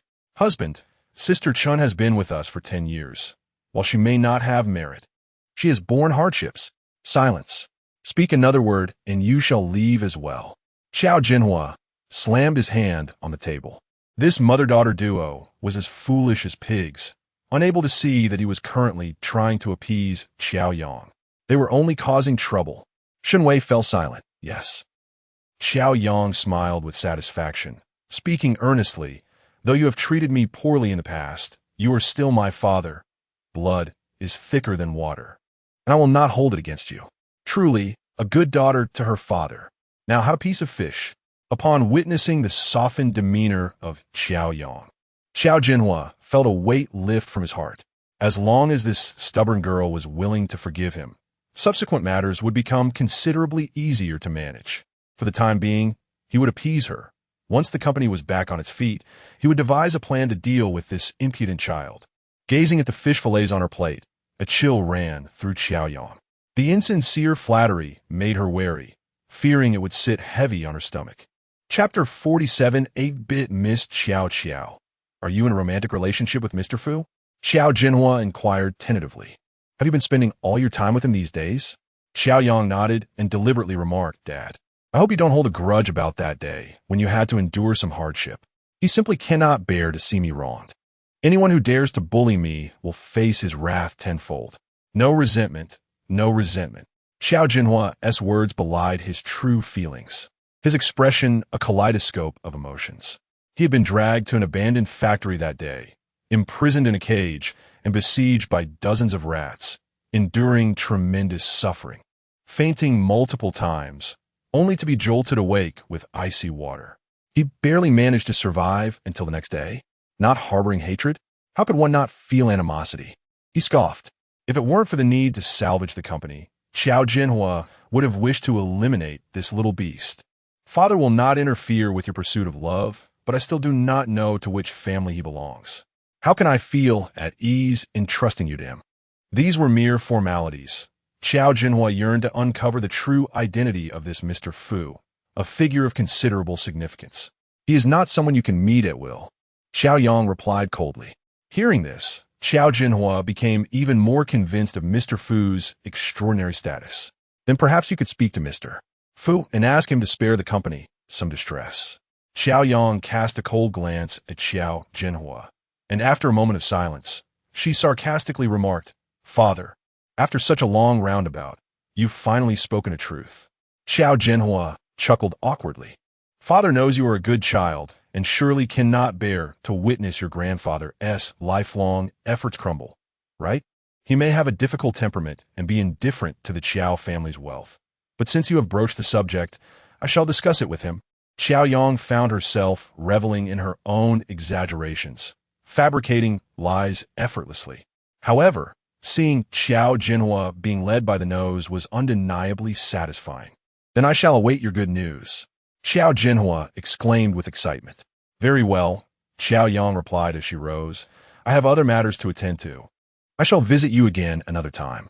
All right, do hurry back. Don't keep Mr. Fu waiting. Qiao Jinhua had achieved his aim. He no longer cared whether Qiao Yang had eaten or not. Qiao Yang felt a mix of disgust and amusement. Even in his performance, Qiao Jinhua lacked dedication. At the entrance of the Qiao family villa, Qiao Jinhua witnessed Qiao Yang stepping into a Rolls-Royce, noting the license plate. A limited edition Rolls-Royce Phantom. With fewer than 10 in existence worldwide, Qiao Jinhua was certain that the man behind her was unfathomably powerful. As the car departed the villa area, Qiao Yang leaned against the seat, gazing blankly out at the vibrant nightscape. She felt exhausted, despite having thoroughly stirred up the Qiao family, which she found quite exhilarating. In this moment of stillness, she felt an overwhelming sense of loneliness. If only all of this were true. If only Qiao Jinhua were not merely acting, but rather a loving and forgiving father. Everything that transpired today was a performance, executed with such a lack of sincerity. How could someone so devoid of morals and shame be her biological father? If one could choose their parents, she would vehemently reject Qiao Jinhua as her father. The tragic reality was that she had no such choice. Tears silently streamed down her cheeks. Qiao Yang gazed out the window, allowing her tears to flow freely. Today, she had wielded the power of the formidable Fu Siyan, leveraging his intimidation of Qiao Jinhua to make him believe she had found a reliable ally, one of significant strength. But what would happen next? This tactic could not be a sustainable solution. Alas, for the moment, she could only take one step at a time. Fu Siyan. Qiao Yang whispered his name in her heart. This man had vanished for 3 days. To her surprise, she realized she was missing him. Chapter 48. I am not thinking of him in the Tianyuan building. Inside the president's office, Fu Siyan inexplicably sneezed. A fleeting image of Qiao Yang's delicate and handsome visage flashed through his mind. He paused momentarily before once more reaching for his phone. Yet, there were still no messages. His brow furrowed, and he hurled the phone to the ground, shattering it into countless pieces. President, the driver just called. Wei had just entered and was taken aback by the sight of the broken phone scattered across the floor. What has happened, President? Why have you thrown your phone again? In just a few days, Fu Siyan had already destroyed 3 phones. Fu Siyan cast a cold glance at the fragments. It's broken. Again? Wei hesitantly remarked. But didn't Tu just finish a call with young Master Kong? In less than half an hour, the phone was ruined? Do you have an opinion? Fu Siyan shot him a displeased look. No, Wei replied hastily. I will have someone bring you a new one immediately. Fine. If the phone had not broken, how could he have failed to receive her calls and messages? It was evidently malfunctioning. If I say it's broken, it is broken. Wei, having completed his statement, turned to leave, but suddenly remembered something and turned back to stand still. President, Uncle Chong just called to say that he has safely delivered the madam back to the villa. She seemed to be in low spirits and cried the whole way. Upon hearing that Qiao Yang had been crying, Fu Siyan's gaze sharpened. Had the Qiao family bullied her? Sensing a sudden surge of chilling hostility, Wei quickly clarified. Not at all. Uncle Chong mentioned that Qiao Jinhua was trying his utmost to please the madam, and she did not suffer the slightest grievance. Then why did she cry? I don't know. Perhaps you could call and ask her? Wei thought to himself that since they had not been in contact for so many days, if he wished to know, he should inquire himself. Call her? Must I take the initiative? That won't be necessary. Fu Siyan retorted stubbornly. Then how about I make the call for you? Wei asked once more, sensing that the president was indeed curious about why the madam had cried. But it was simply a matter of pride. Fu Siyan's cold eyes swept over him as he asked icily, Do you seem to have too much free time? You shall work overtime tonight. President, Wei forced a smile. That's not how you play this game. In the early morning, Qiao Yang rose early. Descending the stairs, she found the dining area desolate and empty. Counting on her fingers, she realized it had been an entire week. Fu Siyan had not returned home for a full week. Stirring the seafood porridge in her bowl, she found herself lacking any appetite. "Young madam, why aren't you eating? Is the porridge not to your liking?" Aunt Lon, noticing her lack of movement, inquired with concern. "What would you like to eat? I could prepare it for you right away." "It's not the porridge, Aunt Lon. Fu Siyan has been away for a week. Has he gone missing?" Aunt Lon chuckled softly. "So it seems you miss the young master. Who misses him?" "I do not." Qiao Yang immediately denied it. Aunt Lon merely regarded Qiao Yang as being shy and said, "The young master is quite busy with work. It's not uncommon for him to be away for half a month, so do not worry." "And where does he stay?" "Most of the time. It's in the office." Qiao Yang nodded. "Oh, very well. Perhaps he was simply too occupied." Nevertheless, even amidst a busy schedule, a phone call could be made. Could it not? After all, they were nominally married, having officially obtained a marriage certificate. His week-long silence raised questions about whether she truly mattered to him. Was he still sulking, perhaps? Qiao Yang pondered, could he really be so petty? Aunt Lon, noticing Qiao Yang's furrowed brow, inquired, "Madam, have you and the young master had a disagreement?" Qiao Yang pursed her lips. "I suppose so." Aunt Lon encouraged, "The young master is quite innocent. If he is merely sulking, a little coaxing should suffice." "How does one coax him?" Qiao Yang's interest was piqued. Chapter 49. Fu Siyan, will you return tonight? As night enveloped the city, the Tianyuan building stood as a paragon of architectural grandeur. Its majestic form soaring into the clouds during the day and exuding an air of authority under the starlit sky at night. The lights of the entire edifice were extinguished, save for the brightly illuminated presidential office on the 128th floor, which loomed solitary at the pinnacle, keeping company with the moon. Fu Siyan concluded his work past midnight. Lin Zhou, witnessing him shut down his computer, let out a sigh of relief. "Sir, shall I arrange for a driver to take you home?" Fu Siyan rubbed his temples, replying, "You may return first." Lin Zhou sighed again, realizing that his employer was destined to spend another night in the office. Though the 128th floor spanned a vast expanse of 800 square meters, featuring not only the presidential office, but also a luxurious apartment complete with a sky garden, gym, and swimming pool, the solitude of the empty building at night was palpable. Even if Fu Siyan did not reside there regularly, a dedicated staff managed its upkeep. It was a lavish haven, a dream for many. Yet, with the night deepening and only the 128th floor ablaze with light, did he not feel lonely being there alone? In the past, Fu Siyan had often spent 10 days or more in the office without hesitation, but this week had been relatively calm. Why the insistence on staying overnight? Had he perhaps quarreled with his wife? "Sir," Lin Zhou began to voice his concern, but was abruptly interrupted by Fu Siyan. "You are quite bothersome. If you do not wish to return home, continue working." Fu Siyan's impatience was evident. "Then, I shall take my leave. Please rest early, sir," Lin Zhou said before closing the office door behind him. The office fell into a profound silence, with only the sound of breathing resonating in the air. Fu Siyan glanced at his phone, finding it devoid of any notifications. A wave of disappointment washed over him.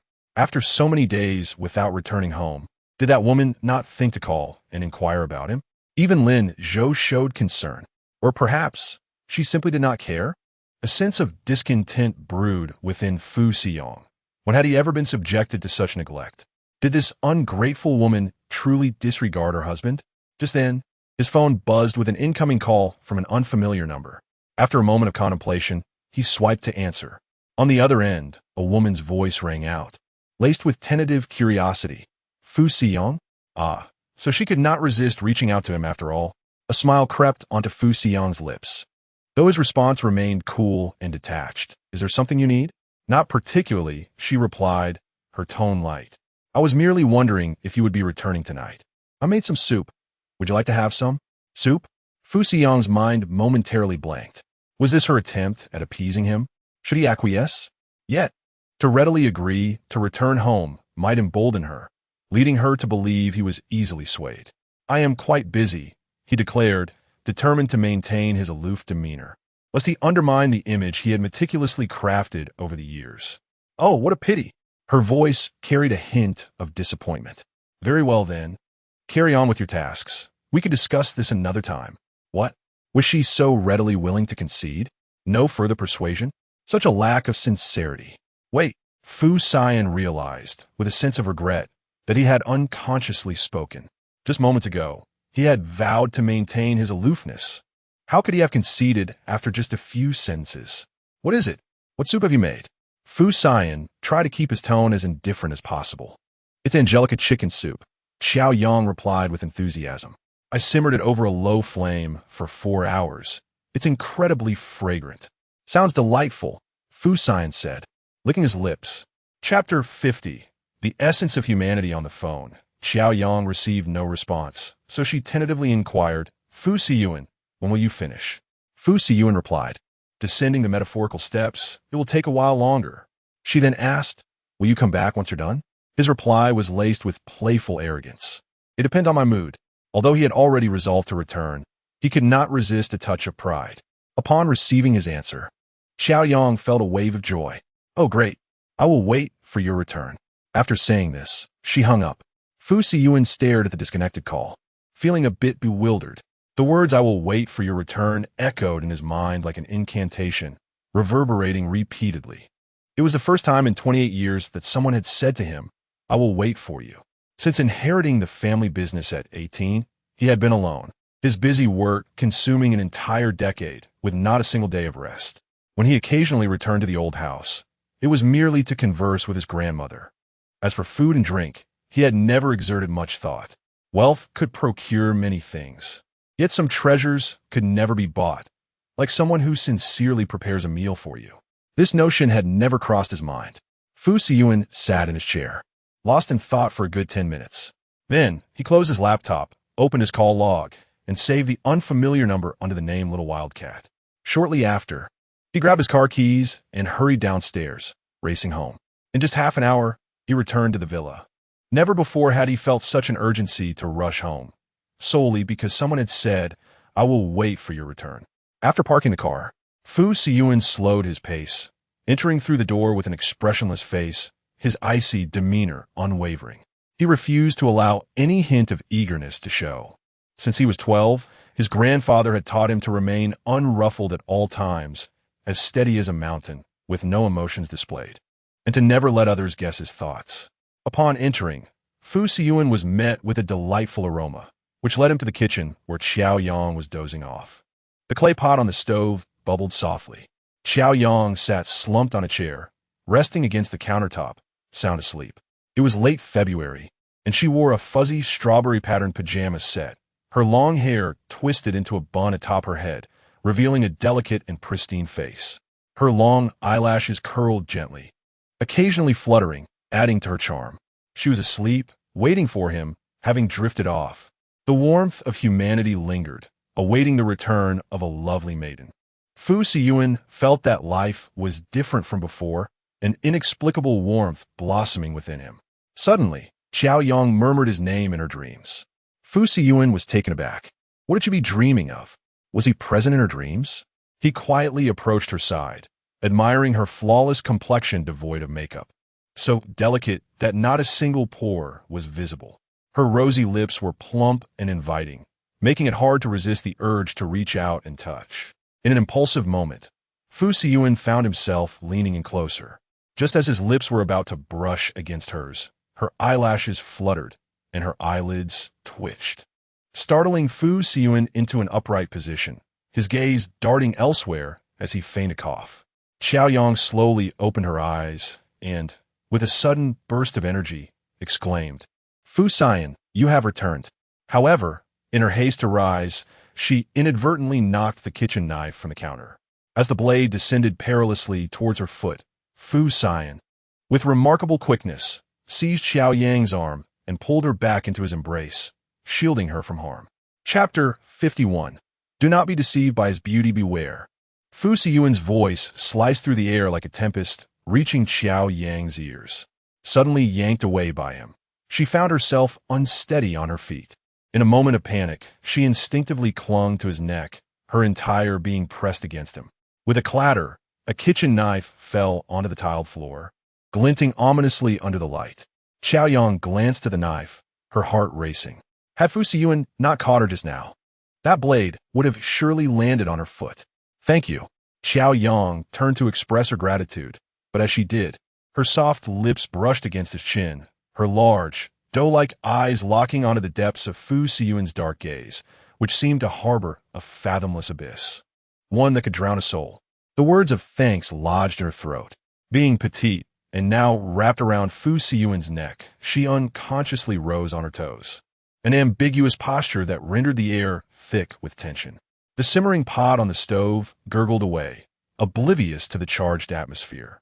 Her gentle kiss, akin to a feather, glided over Fu Siyuan's chin, stirring a sense of elation within him. Both of their faces turned crimson, warmth flooding their cheeks and ears. Their eyes met, a current of electricity coursing through them, and in that moment, they forgot to release each other. Fu Siyuan swallowed hard, his Adam's apple bobbing, consumed by a desire to complete what had been left unfinished moments ago. The ambience was just right. He slowly leaned down, drawing closer to Qiao Yang. Her heart raced, pounding in her chest, her mind a blank canvas, her face aflame, limbs frozen in place, wide eyes fixed on Fu Siyuan's approaching visage. But at that fortuitous moment, Fu Siyuan's phone rang. I'm so sorry." Qiao Yang snapped back to reality, hastily letting go of Fu Siyuan and leaping aside like a child caught in wrongdoing. Her fair cheeks flushed in embarrassment. She had just kissed Fu Siyuan, albeit accidentally, yet the contact lingered. Moreover, he had seemed intent on kissing her too, leaning in so close. Flustered and at a loss, Qiao Yang struggled with her emotions. Fu Siyuan, feigning nonchalance, ended the call from Kong Xiaoran, loosening his tie while diverting the conversation. "I'm hungry. You should go sit outside. The soup will be ready soon," Qiao Yang said hurriedly. Fu Siyuan responded with a casual before striding out of the kitchen. Just then, the interrupted call came through again. Fu Siyuan answered with a scowl, his tone brusque. "What is it? Can I call to check on you if there's nothing urgent?" Kong Xiaoran teased from the other end. "Are you entangled with a woman at this hour? You must be tired of living." "Fine, the guys want you to come out and play," Kong Xiaoran continued. "I'm busy." Fu Siyuan snapped, abruptly ending the call and tossing the phone aside. Damn it, had he truly intended to kiss that woman? Twice, no less. Had it not been for Kong Xiaoran's call, he would have surely gone through with it. Fu Siyan felt that it was time to block him. In the kitchen, Qiao Yang, while washing the dishes, splashed a handful of cold water onto her burning face, murmuring softly, "Stay awake. Stay awake. I must not be tempted by his captivating beauty. You are merely contractual spouses," Qiao Yang reminded herself. Chapter 52. He is quite easy to please once her emotions were calmed. Qiao Yang carefully carried the steaming chicken soup and placed it before Fu Siyuan. The bowl was too hot to handle, and after setting it down, she immediately pinched her ears with both hands, beaming at Fu Siyuan, urging him to drink it while it was still hot. "I simmered it for 3 hours. The chicken is utterly tender. Do have a taste, and see if it suits your palate." Seeing the adorable way she held her ears, Fu Siyuan suddenly found his appetite rekindled. He picked up a spoon and took a mouthful. The soup was scorching, imbued with a subtle sweetness from the angelica and dangshin. As soon as it touched his lips, warmth enveloped him. This week, he had hardly felt hungry, and Qiao Yang's soup arrived just in time. After just one sip, Qiao Yang couldn't help but inquire, "How is it? Is it good?" Fu Siyuan, holding the spoon, scooped another bite and, with an air of pride, replied, "It's acceptable." He would never admit it was delightful. "If it's merely acceptable, does that mean you're no longer angry?" Qiao Yang asked with a cheerful smile. At her words, Fu Siyuan paused, stubbornly insisting, "I'm not angry." "Not angry? Yet you haven't returned home for an entire week?" "Busy." "Oh." Qiao Yang pouted and chuckled. "If you say you're not angry, then I suppose you're not." A stubborn duck refusing to admit defeat. Who was it that threatened to throw me out of the car? Qiao Yang stayed by Fu Siyuan's side, and after he finished the entire bowl, she eagerly served him a second helping. "Are you afraid I'll be upset?" Fu Siyuan pondered for a long moment before finally voicing the question. "Of course. We just got married, and if you were to become unhappy and divorce me, I would find myself homeless." Qiao Yang blinked innocently. "That would be truly unfortunate for me." Fu Siyuan was not pleased with this answer.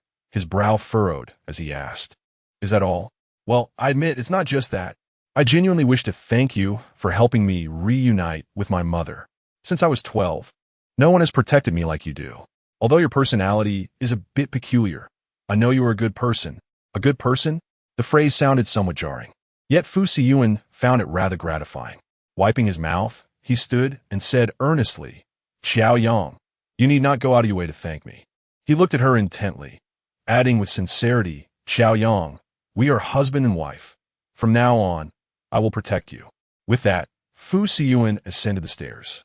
In his 28 years of life, he had never uttered such words to anyone, and he felt quite unaccustomed to this version of himself. Watching him depart with such a graceful demeanor, Qiao Yang felt a sudden sting in her eyes.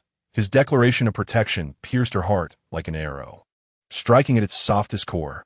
No one had ever said those words to her, nor had anyone ever sheltered her in such a manner. Qiao Yang felt immensely fortunate to have encountered a warm soul like Fu Siyuan. Perhaps it was a blessing from the heavens. She understood that Fu Siyuan was indifferent to the bowl of chicken soup, yet she was more than willing to do whatever little she could for him. Moreover, gazing at the empty room without his icy countenance, she felt a sense of discomfort. Aunt Lan had remarked that he was easy to please, but it had taken Qiao Yang an entire afternoon to decide to make soup for him. Now, it seemed he truly was easy to please. Just a bowl of chicken soup was enough to bring him into a compliant mood.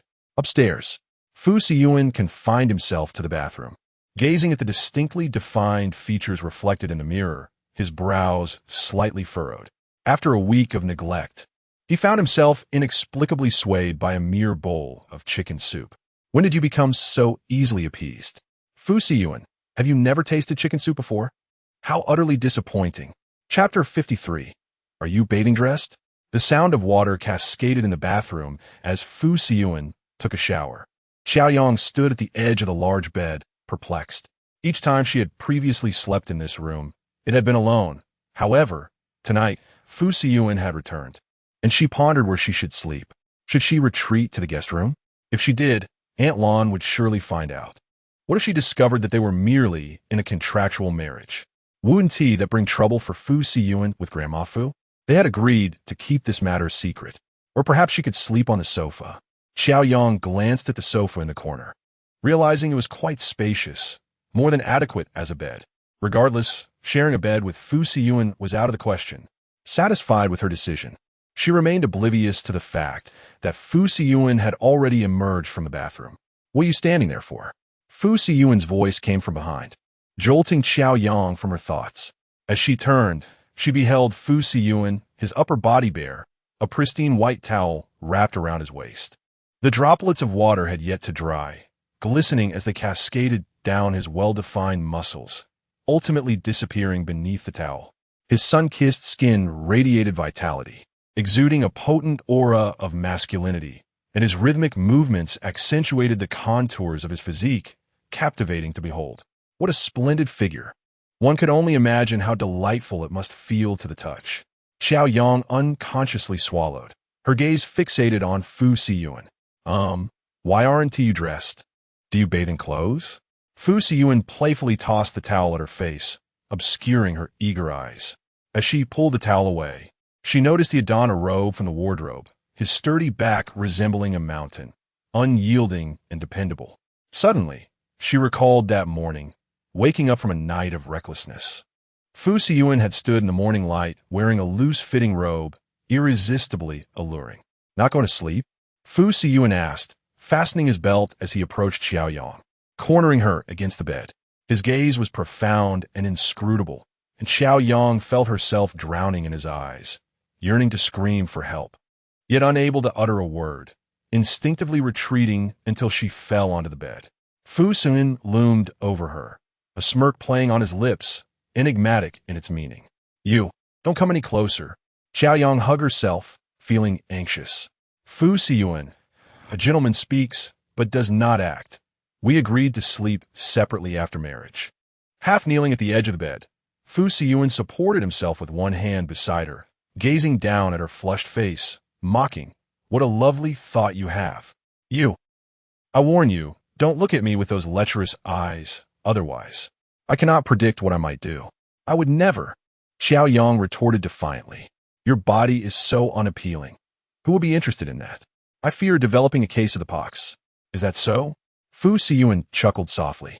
Before you lie, perhaps you should wipe away your drool. Drool? Am I drooling? Qiao Yang hastily touched the corner of her mouth, only to find it dry. You're teasing me. In a fit of indignation, Qiao Yang abruptly pushed Fu Siyan away and leapt onto the floor, pointing at the bed and declaring, Considering the numerous times you have aided me, I will yield this to you. You shall occupy the bed while I take the sofa. Fu Siyan reclined on the bed, casting a sidelong glance at Qiao Yang and retorting, This is my room and my bed. Do I require your permission to use it? What happened to the gentlemanly demeanor we agreed upon? Although Qiao Yang had no intention of actually sleeping in the bed, she thought to herself, Mr. Fu, could you not at least display a modicum of humility? Angrily, Qiao Yang settled onto the sofa, relieved that it was spacious enough for her 6-foot frame to stretch out comfortably. Chapter 54. I simply find it troublesome the night was tranquil. Qiao Yang could hear Fu Siyan's gentle breathing. Preoccupied with her thoughts, she found it impossible to sleep in the same room as him. Yet, she hesitated to toss and turn, fearing she might disturb Fu Siyan. After much contemplation, she softly called his name, Fu Siyan. The man replied in a hushed tone, Are you asleep? Not at all. Qiao Yang felt her question was rather pointless. If he were asleep, he wouldn't be able to respond. Fu Siyan, there's something I need to tell you. Go ahead. A few days ago, I visited the Qiao family. Qiao Jinhua thought I had secured a powerful ally and treated me with much more respect. So, I played along, leading him to believe that your background was formidable. I apologize for not informing you beforehand. I used you as a shield, Qiao Yang confessed. For days, she had wanted to share this with Fu Siyan, worried that Qiao Jinhua might trace his name through the license plate, inadvertently causing him trouble. In the darkness, Fu Siyan chuckled softly. His background was indeed formidable. No need for deception. Fu Siyan, you're not angry, are you? Not at all. Qiao Yang felt a warmth in her heart. Thank you, Fu Siyan.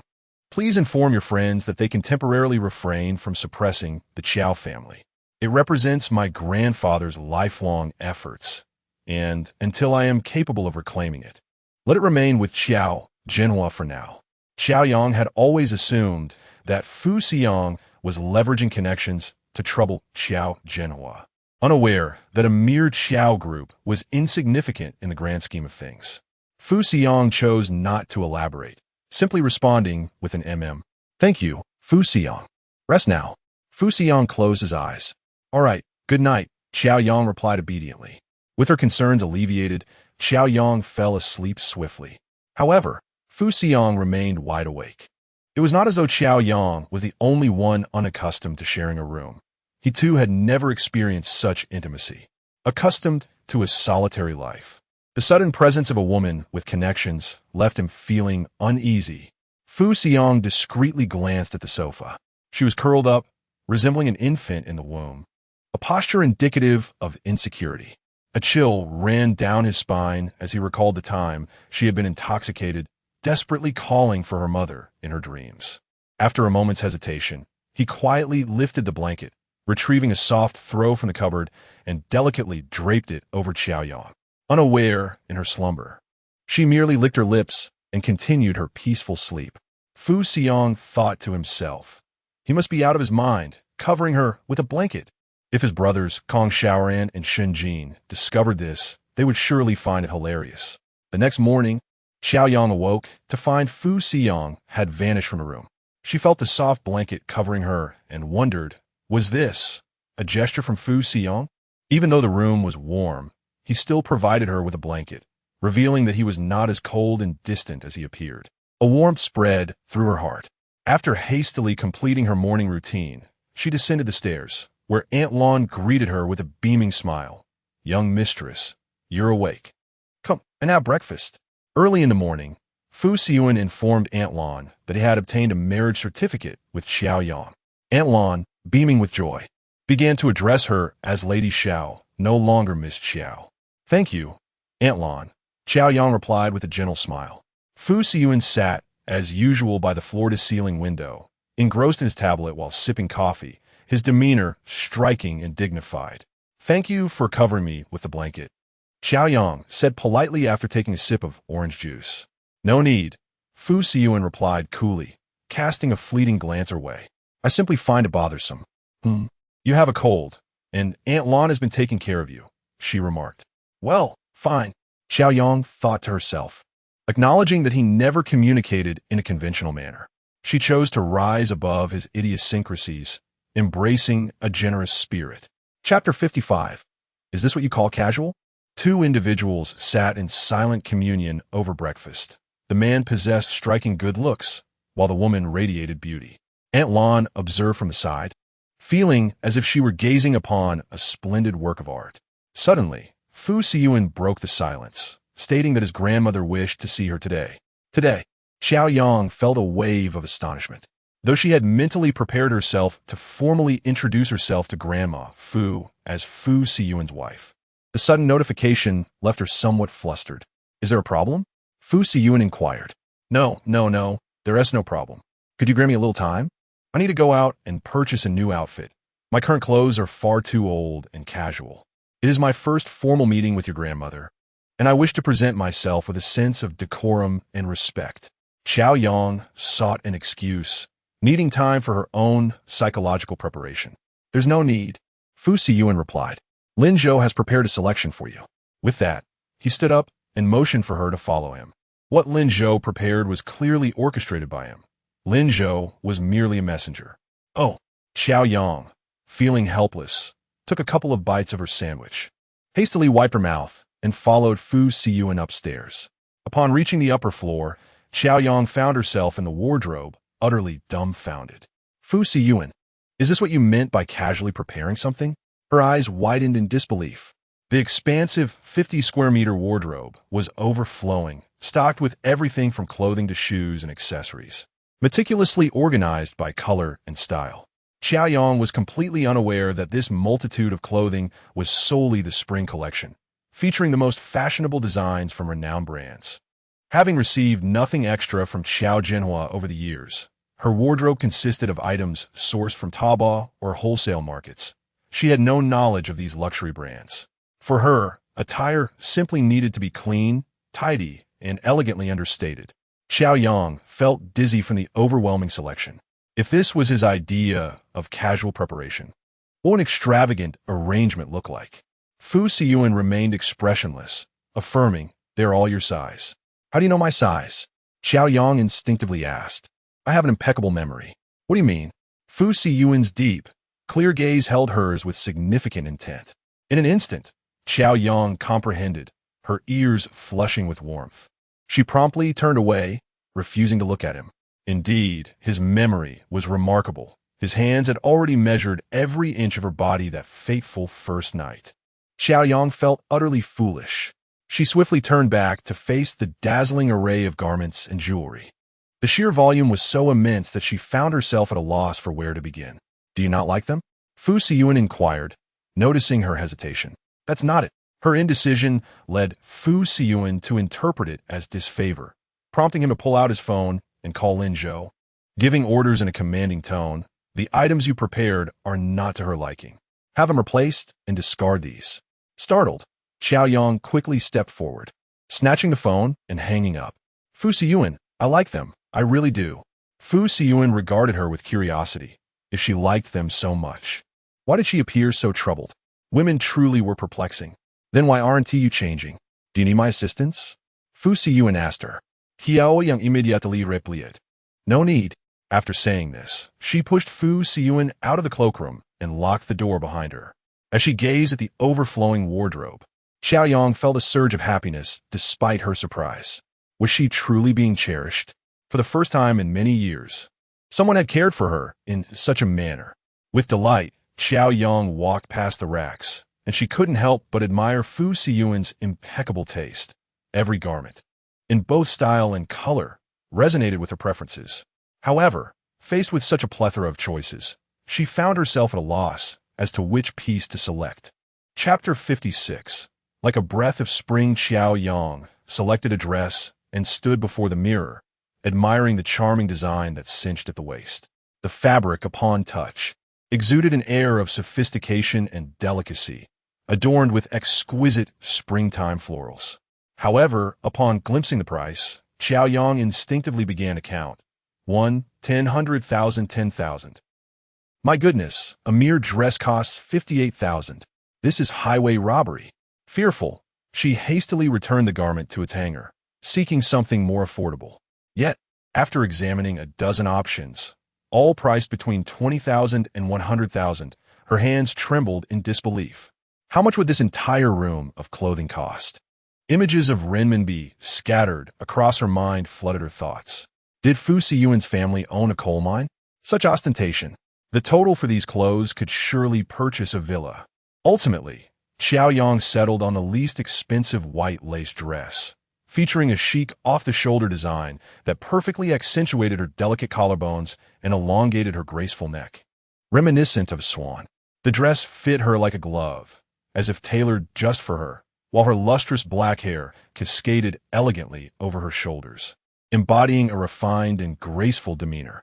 Standing tall and slender, she slipped on a pair of the latest JC spring flat shoes, exuding both gentility and charm. Poised like a blossoming flower, capable of embodying both sweetness and sophistication. Although Qiao Yang typically shunned makeup, today was an exception. She applied a tea-colored lipstick to brighten her complexion and curled her lashes, resembling sunflowers. With her natural beauty shining through, she appeared like a lotus emerging from the water. Unadorned, yet exquisite, this graceful and elegant appearance was perfect for meeting elders. Once she was ready, Qiao Yang descended the stairs. It was her first time presenting herself so polished before Fu Siyuan, and she felt a flutter of nerves as she grasped the handrail, slowly making her way down. Fu Siyuan, I'm ready, she called out hesitantly from the staircase. Fu Siyuan had already prepared himself, standing by the floor-to-ceiling window with his back to her, gazing at the morning light filtering into the courtyard. Hearing her voice, he turned slightly, and the sight of her astonished him against the backdrop of dawn. Many years later, Fu Siyuan would never forget that morning. Qiao Yang's clear, bright eyes gazing at him from afar, like rippling spring waters that washed away his solitude and loneliness. Her smile was akin to a gentle spring breeze, softly caressing his cheek and enveloping him in enchantment. Feeling shy under his gaze, Qiao Yang nervously clenched her palms, wondering if something was amiss. Yet, she had meticulously checked her appearance. Everything seemed in order. Aunt Lan emerged from the kitchen and, upon seeing Qiao Yang gracefully descend, was momentarily dazzled. The young master truly has exquisite taste, she thought. Having always found the young mistress beautiful, this simple enhancement rendered her ethereal and captivating. Noticing the young master's entranced gaze, Aunt Lan gently reminded, Young master, the driver is waiting outside. You both should head to the old residence. The matriarch is expecting you. Snapping back to reality, Fu Siyuan approached the staircase and extended his hand toward Qiao Yang. Let us go. His fingers were long and elegantly defined, and even before she grasped his hand, she sensed his strength and steadiness, reassuring her that she could trust him completely. All right. Qiao Yang slowly extended her hand to grasp his. At the moment their hands intertwined, the chill of Qiao Yang's palm was infused with warmth, a temperature so comforting that it enveloped her in a sense of safety. She allowed him to lead her away from the villa, under the watchful gaze of Aunt Lan. Chapter 57. The young mistress Fu Siyuan possessed long legs, yet mindful of Qiao Yang's skirt, he deliberately slowed his pace, holding her hand until they reached the car, where he graciously released it. With a gentlemanly demeanor, he opened the car door for her, placing one hand protectively above her head as she entered, before withdrawing his hand to seat himself inside. The driver adeptly closed the door. Inside the car, Qiao Yang's palms were clammy with sweat. Are you nervous? Fu Siyuan, observant as ever, cast a penetrating gaze upon her face, noticing her fingers intertwined in an evident display of anxiety. Qiao Yang nodded vigorously a bit. Although she had met Grandma Fu previously, approaching her today as a granddaughter-in-law felt entirely different. Her nerves were palpable. Do not fret, Fu Siyuan murmured, lowering his gaze slightly as he gently pried apart her icy fingers, enveloping them in his warm grasp. I will shoulder everything. The warmth of his palm dissipated her tension in an instant, wrapping her in an unprecedented sense of security that instilled courage within her. During this period, Fu Siyuan had assisted her in myriad ways, yet she had not reciprocated even once. As she prepared to meet Grandma Fu and the rest of the Fu family, Qiao Yang resolved to make a good impression, assuring her grandmother of her capabilities. "Rest assured, Fu Siyuan, I will perform splendidly. I won't let you down." Fu Siyuan responded with a nonchalant unbeknownst to Qiao Yang. When she uttered the phrase about performing, a subtle furrow appeared on his brow. An hour later, the vehicle glided through the gates of the Fu estate. The ancestral home of the Fu family stood at the heart of the expansive estate, which spanned a 10-kilometer radius, entirely under the family's domain. The grand estate had been established long ago, and while many knew of the century-old Fu family residing in whose city, few had glimpsed the true visage of their ancestral home. As the car meandered through the estate, Qiao Yang's curiosity piqued, prompting her to gaze out the window.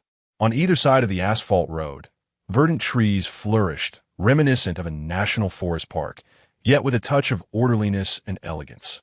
Among the foliage, squirrels frolicked, and the melodious songs of birds filled the air, accompanied by the gentle murmur of a brook, offering a refreshing ambience. Qiao Yang felt a bit bewildered. Does the Fu family reside in the mountains? She pondered, confused by the absence of hills in the coastal city of Hu. Just as her thoughts wandered, a breathtaking vista unfolded before her eyes. As they emerged from the thicket, a breathtaking sea of flowers came into view, vibrant with blooming February orchids, competing for attention alongside an array of blossoms whose names eluded her. "How beautiful!" she exclaimed inwardly. The Fu ancestral home nestled behind the floral expanse, a harmonious blend of Eastern and Western architectural styles. From a main entrance, it appeared akin to an ancient royal palace, flanked by two stone lions guarding the entrance with majestic poise. The car came to a halt at the entrance, and Fu Siyuan was the first to alight, opening the door for Qiao Yang and shielding her head with one hand as he guided her out. Qiao Yang softly expressed her gratitude, attempting to withdraw her hand, only to have it captured by Fu Siyuan once more. "Fu Siyuan." Qiao Yang gazed at him in confusion. His palm radiated warmth that made her feel bashful, her cheeks flushing crimson.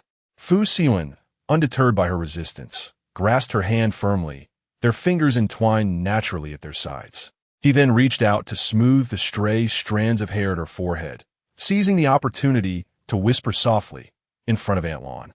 "You don't hold my hand." "What? Have you forgotten now?" His voice was deep and melodious, akin to the gentle flow of a crystal-clear spring.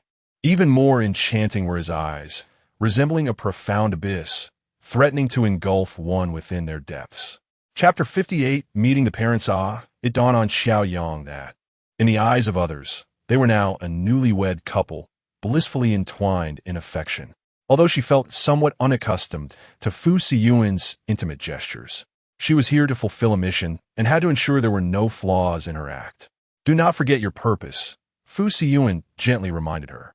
"Understood," she replied. "Are you ready?" Fu Siyuan gazed down at her, his deep, cool eyes suddenly filled with warmth.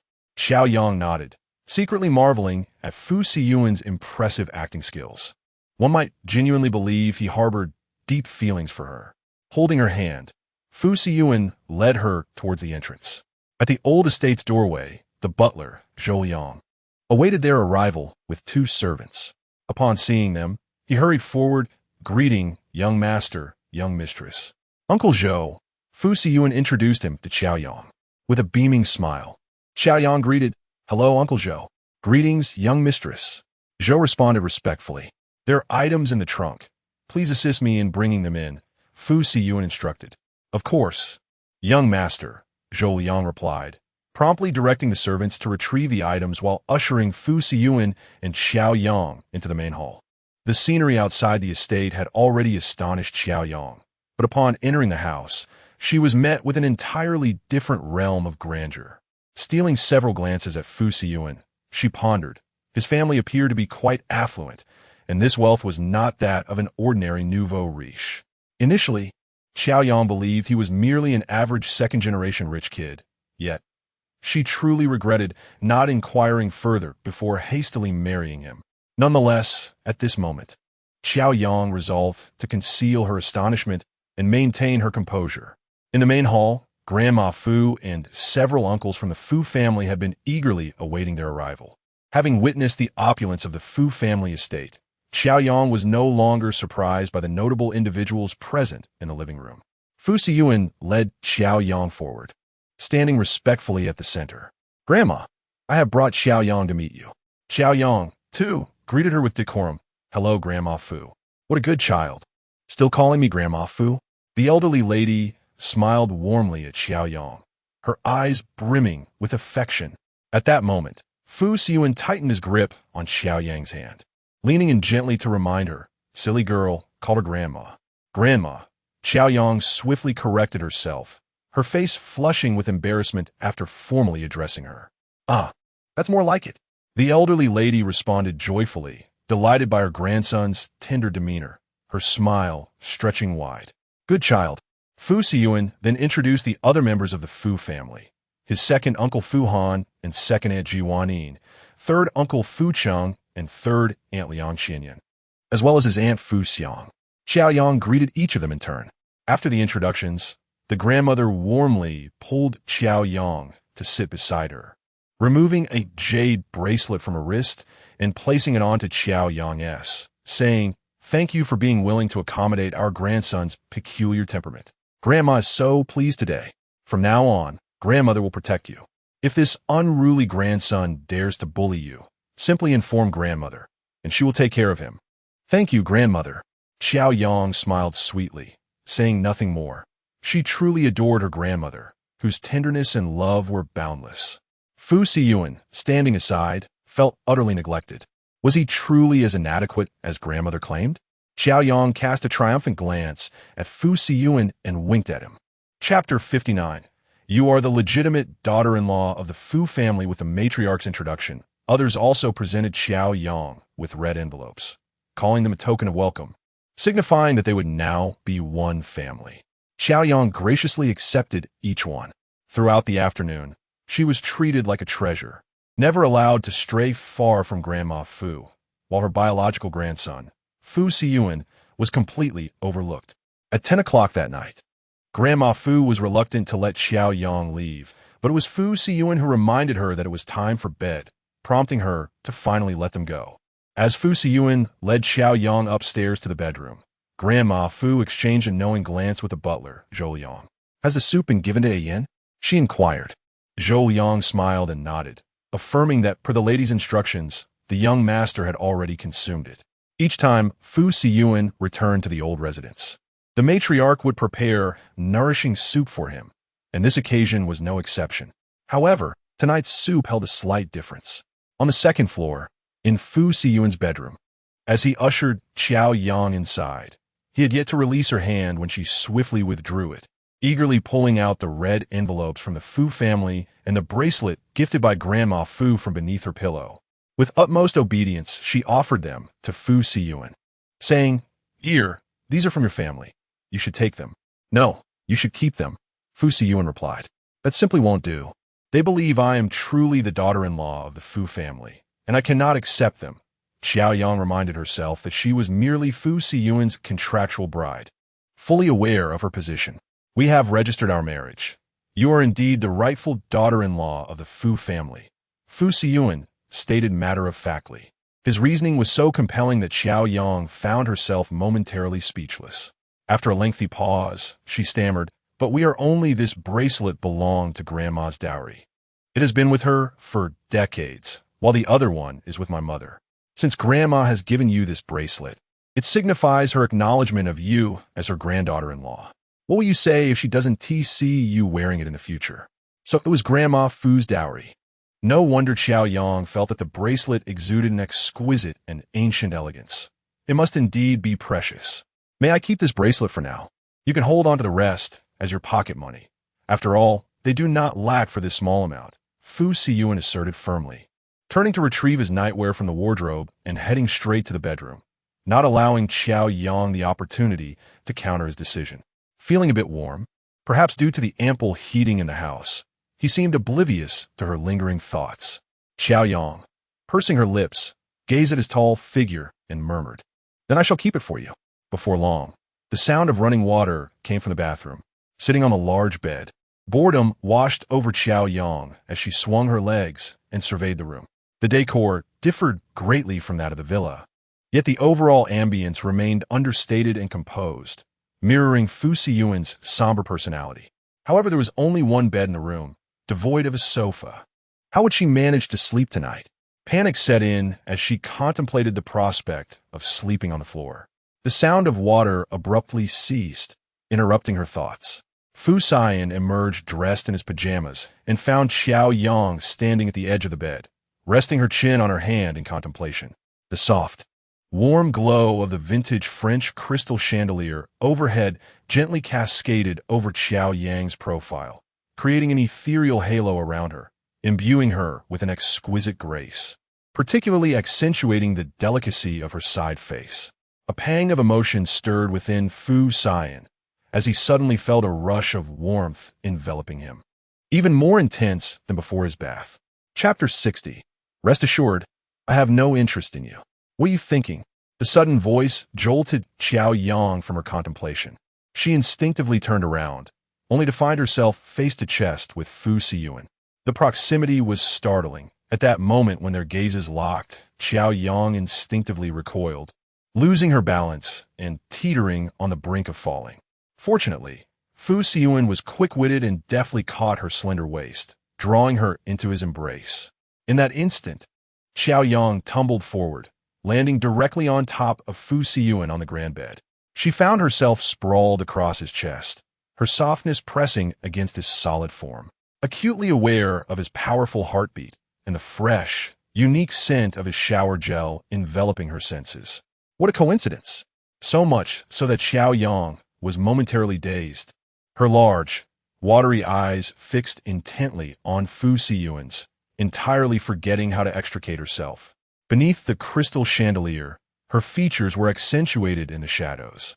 Delicate strands of hair cascading down from her ears, brushing lightly against his cheek, stirring something deep within him. In a moment of whimsical impulse, Fu Siyuan reached out, threading his fingers through her hair to caress her cheek. "I'm sorry." Qiao Yang suddenly snapped back to reality, scrambling off him like a startled rabbit, dashing into the bathroom with an urgency, exclaiming, "I'm going to take a shower." "You sleep first."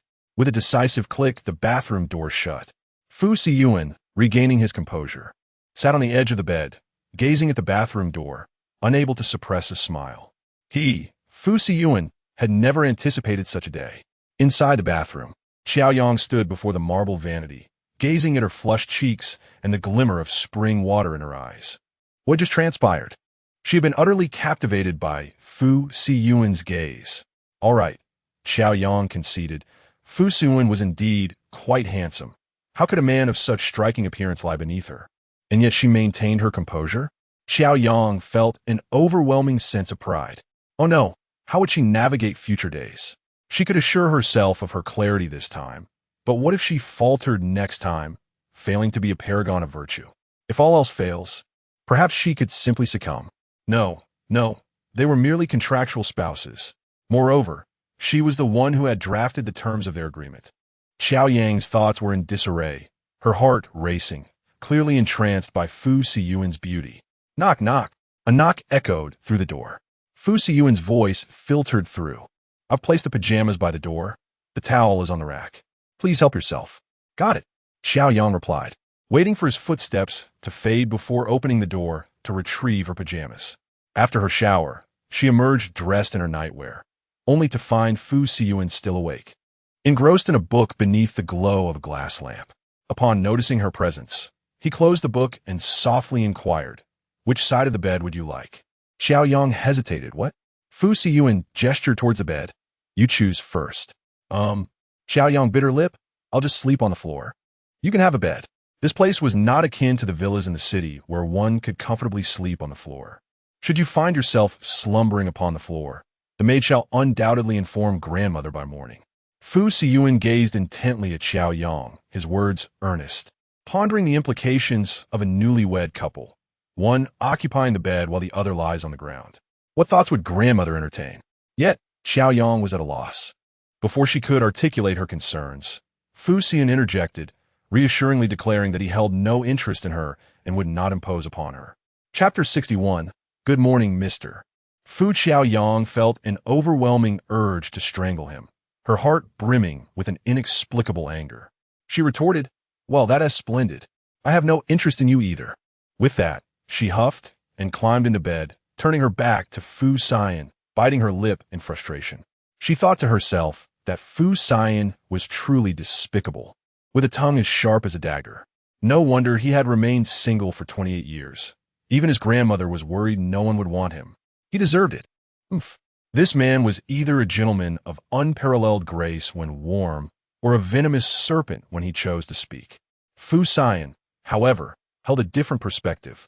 He cast a satisfied glance at the person obediently getting ready for bed, a smile playing at the corners of his mouth. He gently lifted a corner of the blanket, climbed in, and turned off the light.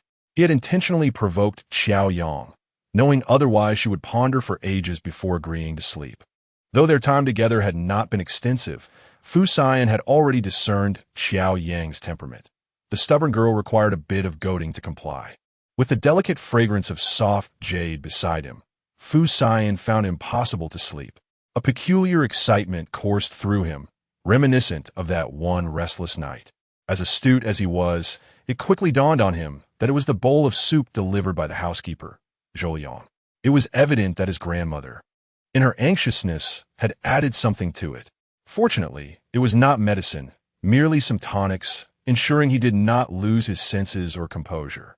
His grandmother truly was a bit too hasty.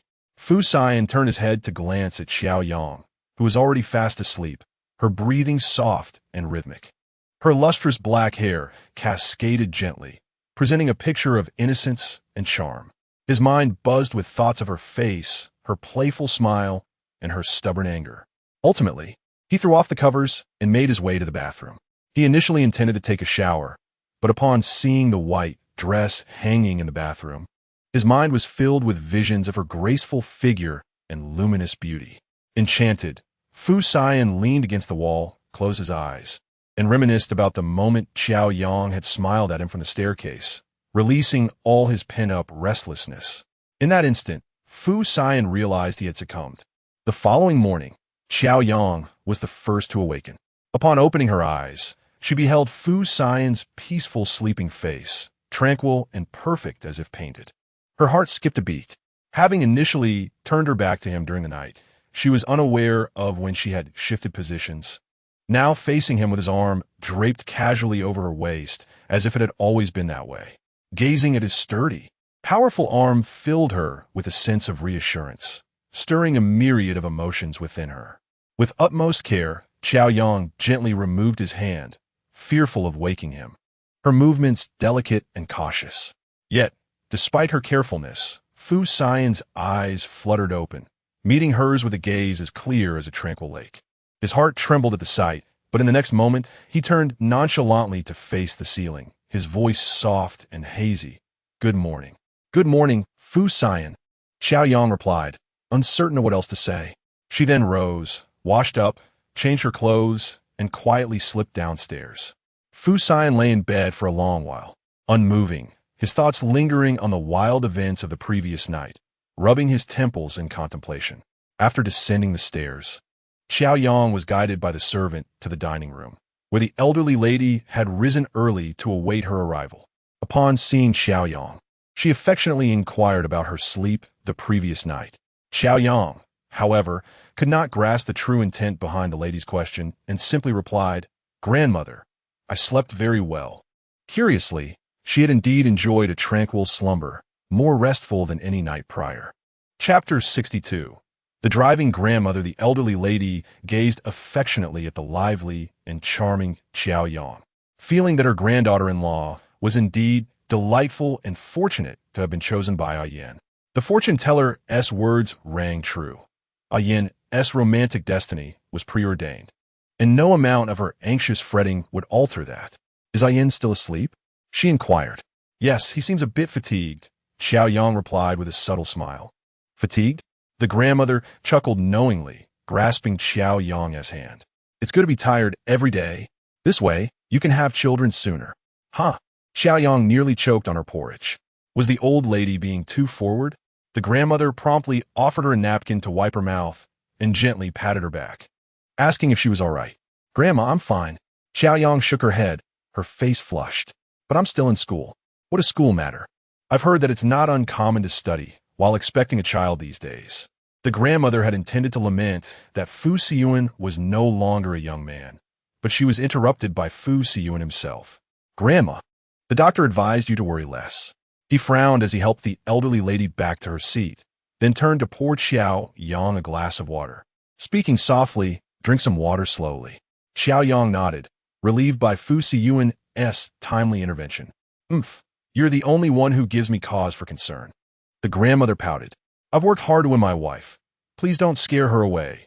Fu Siyan said naturally as he settled beside Qiao Yang, leisurely using his cutlery with grace and poise. When the servant brought freshly brewed black coffee, Qiao Yang quickly swapped it for milk. You should drink less black coffee. It's hard on your stomach. Have some milk instead. All right. Fu Siyan acquiesced obediently. Both the grandmother and the servant watched in astonishment as Fu Siyan dutifully drank the milk. It was known that he had been accustomed to coffee every morning for over a decade, and no one had ever managed to sway him before. Yet, Qiao Yang's casual offer of milk had him nodding in agreement. The grandmother felt immense satisfaction.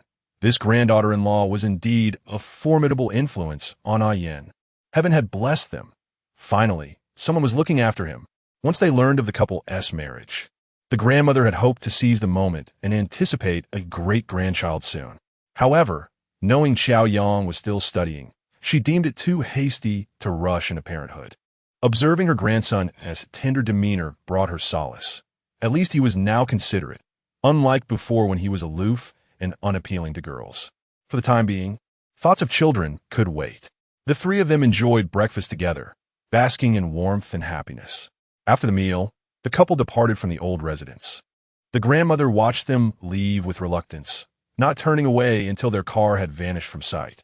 Zhou Yang remarked, "The young lady is truly kind. It's clear that the young master genuinely cherishes her. However, the Qiao family is the Qiao family, and she is she. Regardless of the Qiao family's circumstances, as long as Siyan loves her, she is my Fu family's daughter-in-law. As for the Qiao family's situation, that is another matter entirely." The elderly lady gazed into the distance and remarked, "Do you not think that the demeanor and conduct of this child are entirely on par with those esteemed young ladies of the city? Indeed, the young mistress bears no semblance to a child of such a household. Although somewhat reserved, Siyan possesses an astute perception of character. He has always been intelligent, discerning nuances in others, and would never be swayed by the mere appearance of a woman." However, Zhou Yang expressed his concern, saying, "I merely fear that the members of the Qiao family may prove to be restless." Chapter 63. Early pregnancy? Is the Fu family still short of a few coins to handle this? The matriarch cast a meaningful glance at Zhou Yang, remarking, "I fear that before the Fu family even takes action, Qiao Yang will have already dealt with everything." Zhou Yang, recalling the information he had previously uncovered, nodded in agreement. The matriarch lifted her leg and returned indoors. After all, she was the matriarch of the Fu family. Having met Qiao Yang once was enough for her to discern who she was. Though she was eager to find a daughter-in-law for her grandson, not just anyone could set foot in the Fu family mansion. The intricacies of the Qiao family affairs were already well known to her. In prominent families, indifference is but an illusion. If the matriarch were truly oblivious, she would not have been able to uphold the vast Fu family single-handedly after the passing of the elder Fu. The matriarch genuinely cherished Qiao Yang. In the car, Fu Siyan had not rested well the previous night and closed his eyes as soon as he got in. Qiao Yang, aware that he was not truly asleep, gently called out to him, "Fu Siyan." He did not open his eyes, but merely responded with a soft Qiao Yang gazed at his profile. His features strikingly handsome, with defined lines that were chiseled and refined. There was an elegant firmness to him, embodying two seemingly opposing qualities in perfect harmony. Qiao Yang found herself momentarily lost in thought. Noticing her prolonged silence, Fu Siyan suddenly opened his eyes and met her gaze, asking, "What is it?" Returning to reality, Qiao Yang seriously inquired. What if Grandma brings up the topic of children again? I can still use school as an excuse for now, but I'll graduate in June. What will I say then? When soldiers come, one must defend. When water rises, one must build a dam. Siyan replied nonchalantly. He was well aware that his grandmother's desire for him extended beyond merely finding a wife. After marriage, children would follow. It seemed that was the only way forward. Qiao Yang pouted. Marriage can be feigned, but how does one fake a child? What if I genuinely find myself in a corner and end up having a child with Siyan? If she were to have a child, it would mean turning their farce into reality. Suddenly, a chill ran down Qiao Yang's spine as she recalled that after their night together, a series of events had overwhelmed her, and she had completely forgotten to purchase emergency contraceptive pills. That night, they had taken no precautions. She quickly pulled out her phone to check the calendar. It was already the 3rd, and her period had yet to arrive this month. It was always punctual, arriving on the 1st. Oh dear, Qiao Yang's expression froze, and a layer of cold sweat formed in her palms. She immediately tried to reassure herself. No need to panic. It's only 2 days late. Perhaps my period is just having a little tantrum and is delayed on its way. No need to panic. Siyan is no sharpshooter. How could he possibly hit the mark on the first try? What are you thinking about? Siyan noticed her anxious demeanor, his gaze fixed on her. Qiao Yang met his eyes, her gaze evasive. Nothing. Are you feeling unwell? No. Really? Siyan questioned, perplexed. Absolutely not.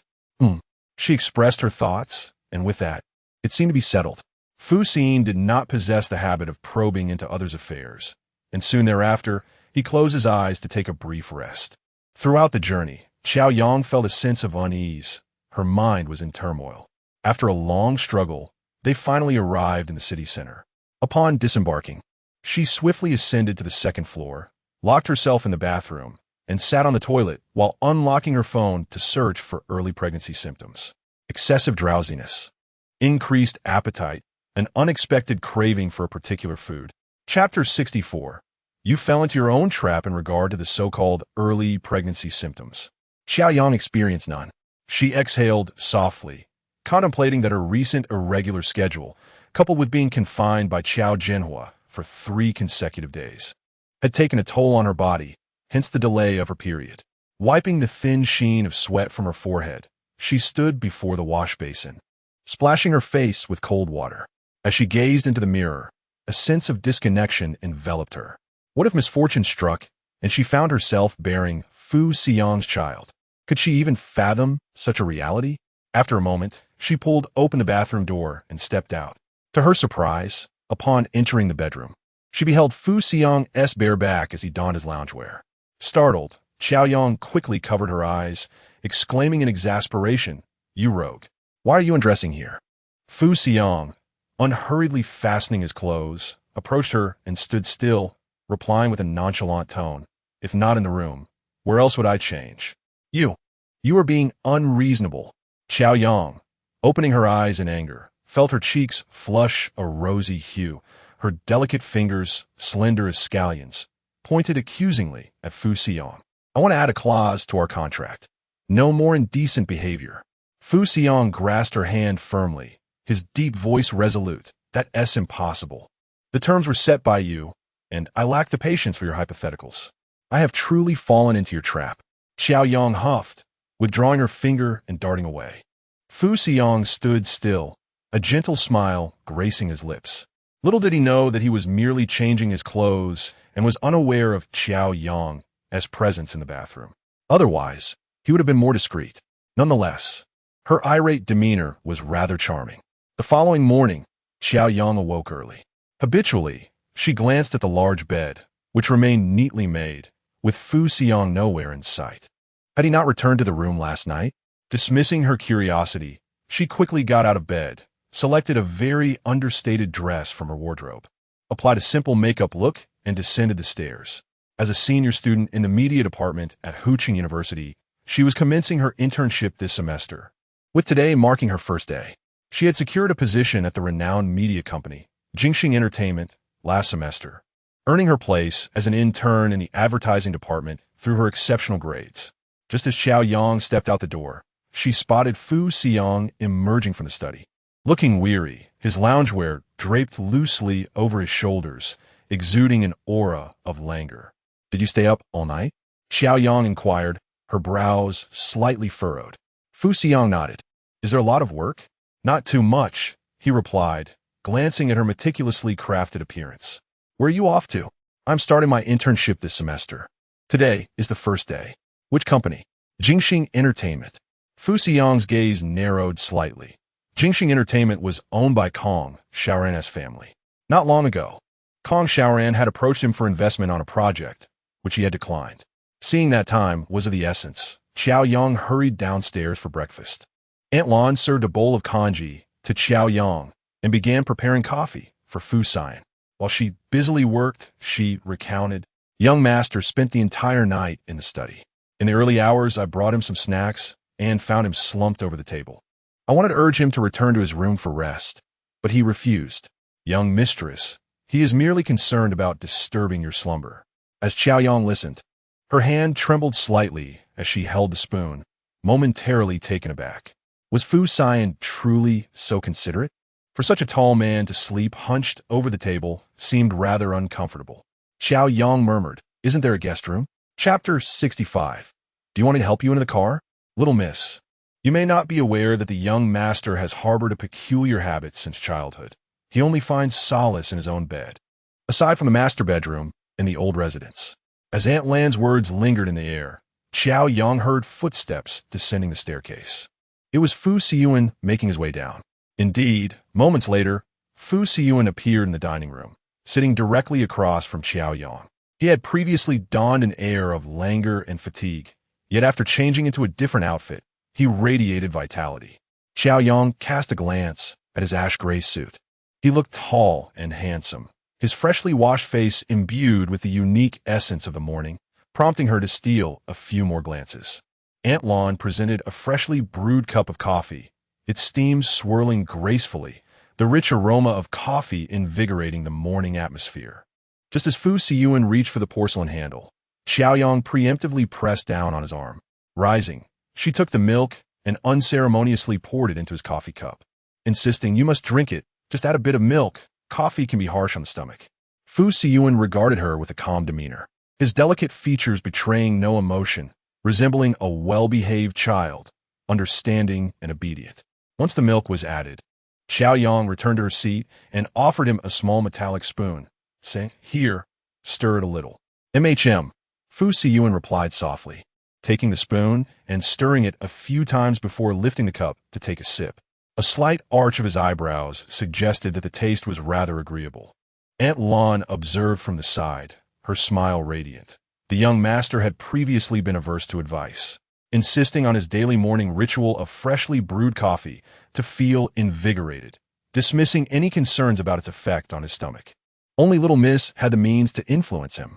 The two sat in comfortable silence, enjoying their breakfast, the scene remarkably harmonious. Suddenly, Fu Siyan broke the silence. His voice light, "I have some matters to attend to over the phone." Qiao Yang clearly did not comprehend his unexpected remark. "Work-related," Fu Siyan clarified, glancing at her. However, as an intern, I should not encounter any significant challenges." Not necessarily, Qiao Yang thought. He was rather disheartening, boasting that regardless of any difficulties, work matters should be resolved independently. Let us hope so. Qiao Yang felt that conversing with him was akin to an abrupt conclusion of dialogue at any moment. Yet she had come to understand Fu Siyan's character. He always framed his concerns with a tinge of complexity. Not one to dwell on it, she smiled sweetly and said, "Thank you, Fu Siyan." "No need," he replied curtly. Qiao Yang gripped her spoon, feeling an overwhelming urge to pinch him 100 times. After breakfast, they departed together, the driver waiting nearby. Fu Siyan opened the car door, his piercing gaze sweeping over Qiao Yang, commanding, "Get in." "No, I'll take a taxi." Qiao Yang thought to herself, feeling it improper for an intern on her first day to be chauffeured in a private car, especially if colleagues were to witness it. "Get in." Fu Siyan's tone was authoritative, leaving no room for refusal. "I'll take a taxi," Qiao Yang began, but was interrupted by Fu Siyan's icy retort. "I do not allow it." Qiao Yang's mind went blank at his words. What did he mean by "I do not allow"? I can't even get a cab. You are being rather authoritarian, aren't you? What? Do you expect me to let you carry me into the car? Fu Siyan remarked, stepping closer, his demeanor suggesting he might indeed lift Qiao Yang into the vehicle. He could very well do such a thing. In front of the driver, Qiao Yang dared not delay. If he truly picked her up, wouldn't it be utterly embarrassing? She cared about her dignity, after all. Thus, with a forced chuckle, Qiao Yang called out that it was unnecessary trouble and promptly slid into the car. Chapter 66. A beauty beside him, Fu Siyan's lips curled into a slight smile. Indeed, to deal with her, he must employ a prodding strategy. Otherwise, she would not behave. Subsequently, Fu Siyan swiftly concealed his expression, slipped into the car, and seated himself beside Qiao Yang. The driver promptly entered the vehicle and started the engine. Throughout the journey, Qiao Yang felt a pang of unease as Lin Zhou, seated in the front, persistently recounted the details of their work. Fu Siyan, while perusing the data charts on his tablet, responded thoughtfully. Qiao Yang was utterly astonished. How could he comprehend and analyze such intricate information simultaneously? It was nothing short of miraculous. Initially, Qiao Yang had presumed that Fu Siyan was merely a wealthy heir, perhaps a carefree one, holding a nominal position in his family business, spending his days indulging in leisure with friends. However, after today's experience, she perceived him as a relentless go-getter. As the conversation continued, Qiao Yang succumbed to slumber. Fu Siyan, engrossed in his work, suddenly noticed the surrounding silence. Although he had been focused on his tasks, he had also been attentive to Qiao Yang's reactions. The sudden quietness intrigued him, and he turned to find Qiao Yang fast asleep, her head gently bobbing like a chick pecking for grains. Her curled lashes resembled delicate fans, and her fair skin glowed like jade under the morning light, seemingly fragile to the touch. Fu Siyan lifted his hand, interrupting Lin Zhou's discourse, and set aside his tablet. He gently leaned Qiao Yang's head onto his shoulder. Lin Zhou observed Fu Siyan's tenderness with quiet admiration and turned away discreetly. Fu Siyan remained still, using only one hand to navigate his tablet, while the vehicle glided smoothly, the driver diligently maintaining stability. Approximately half an hour later, the car halted beneath the Jingxing Entertainment Building. Fu Siyan wished to let her sleep a little longer. However, as she was an employee, arriving late on her first day would not bode well. With his brow furrowed, he gazed at her and gently nudged her awake. Qiao Yang opened her eyes in displeasure, staring blankly at Fu Siyan, only to realize she was resting on his shoulder. Instantly, she straightened up, fully alert. How had she fallen asleep? It had only been a short while. Had she really rested on Fu Siyan's shoulder? A faint blush crept across her cheeks. With 10 minutes remaining until 9 o'clock, Fu Siyan solemnly reminded her, his expression inscrutable. Qiao Yang raised her hand to check the time. Goodness, there were indeed only 10 minutes left. Fu Siyan, I must leave. Goodbye, she exclaimed, hurriedly exiting the vehicle, her high heels clicking rhythmically on the ground, the sound particularly enchanting. As she dashed into the building, Fu Siyan let out a soft sigh, slightly raising his stiff arm as he instructed the driver to proceed. Yes, sir. The black Maybach merged into the flow of traffic, disappearing from view. Inside the car, Lin Zhou resumed his report on work schedules. But Fu Siyan listened with diminished focus, his thoughts elsewhere. He glanced at the handbag beside him, his brow furrowing in concern. With such carelessness, would her internship proceed smoothly? Sir, if you are worried, shall we visit Madam at Jingxing? Lin Zhou noted Fu Siyan's distraction and prudently ceased his report. Am I idle? I can assist you in postponing today's arrangements. The morning meeting is not so urgent. No need. Fu Siyan averted his gaze, choosing not to look at the handbag left by Qiao Yang. He thought to himself that it was time for her to endure some hardships to learn a lesson. Otherwise, how could she manage her future tasks? Not every encounter with difficulty would come with a rescue. Indeed, sir. Lin Zhou pouted, contemplating how long he could endure this. Fu Siyan's attention returned to the tablet, yet his thoughts followed the fleeting shadow of Qiao Yang. Chapter 67. The Moth During the Morning Rush Hour. Qiao Yang struggled to squeeze into the elevator, determined to arrive at the Human Resources Department before 9 o'clock. Wiping the sweat from her forehead, she thought to herself that she could not afford to repeat such a chaotic morning. If she were to be 2 minutes late today, she would surely be tardy. An intern has no right to be late.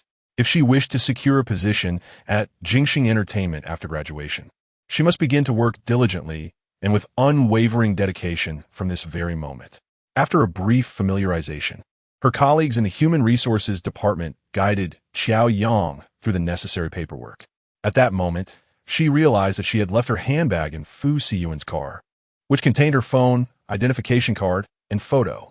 Without her credentials, the process could only be postponed. Fortunately, the HR staff were kind and reassured her that it was not an issue. She could complete her onboarding later and should take the day to familiarize herself with her role. Qiao Yang lightly slapped her forehead, feeling rather foolish.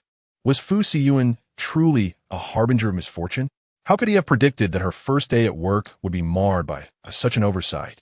Subsequently, accompanied by her HR colleagues, Qiao Yang was taken to the advertising department, where she was introduced to her supervisor, the team leader, Siyan.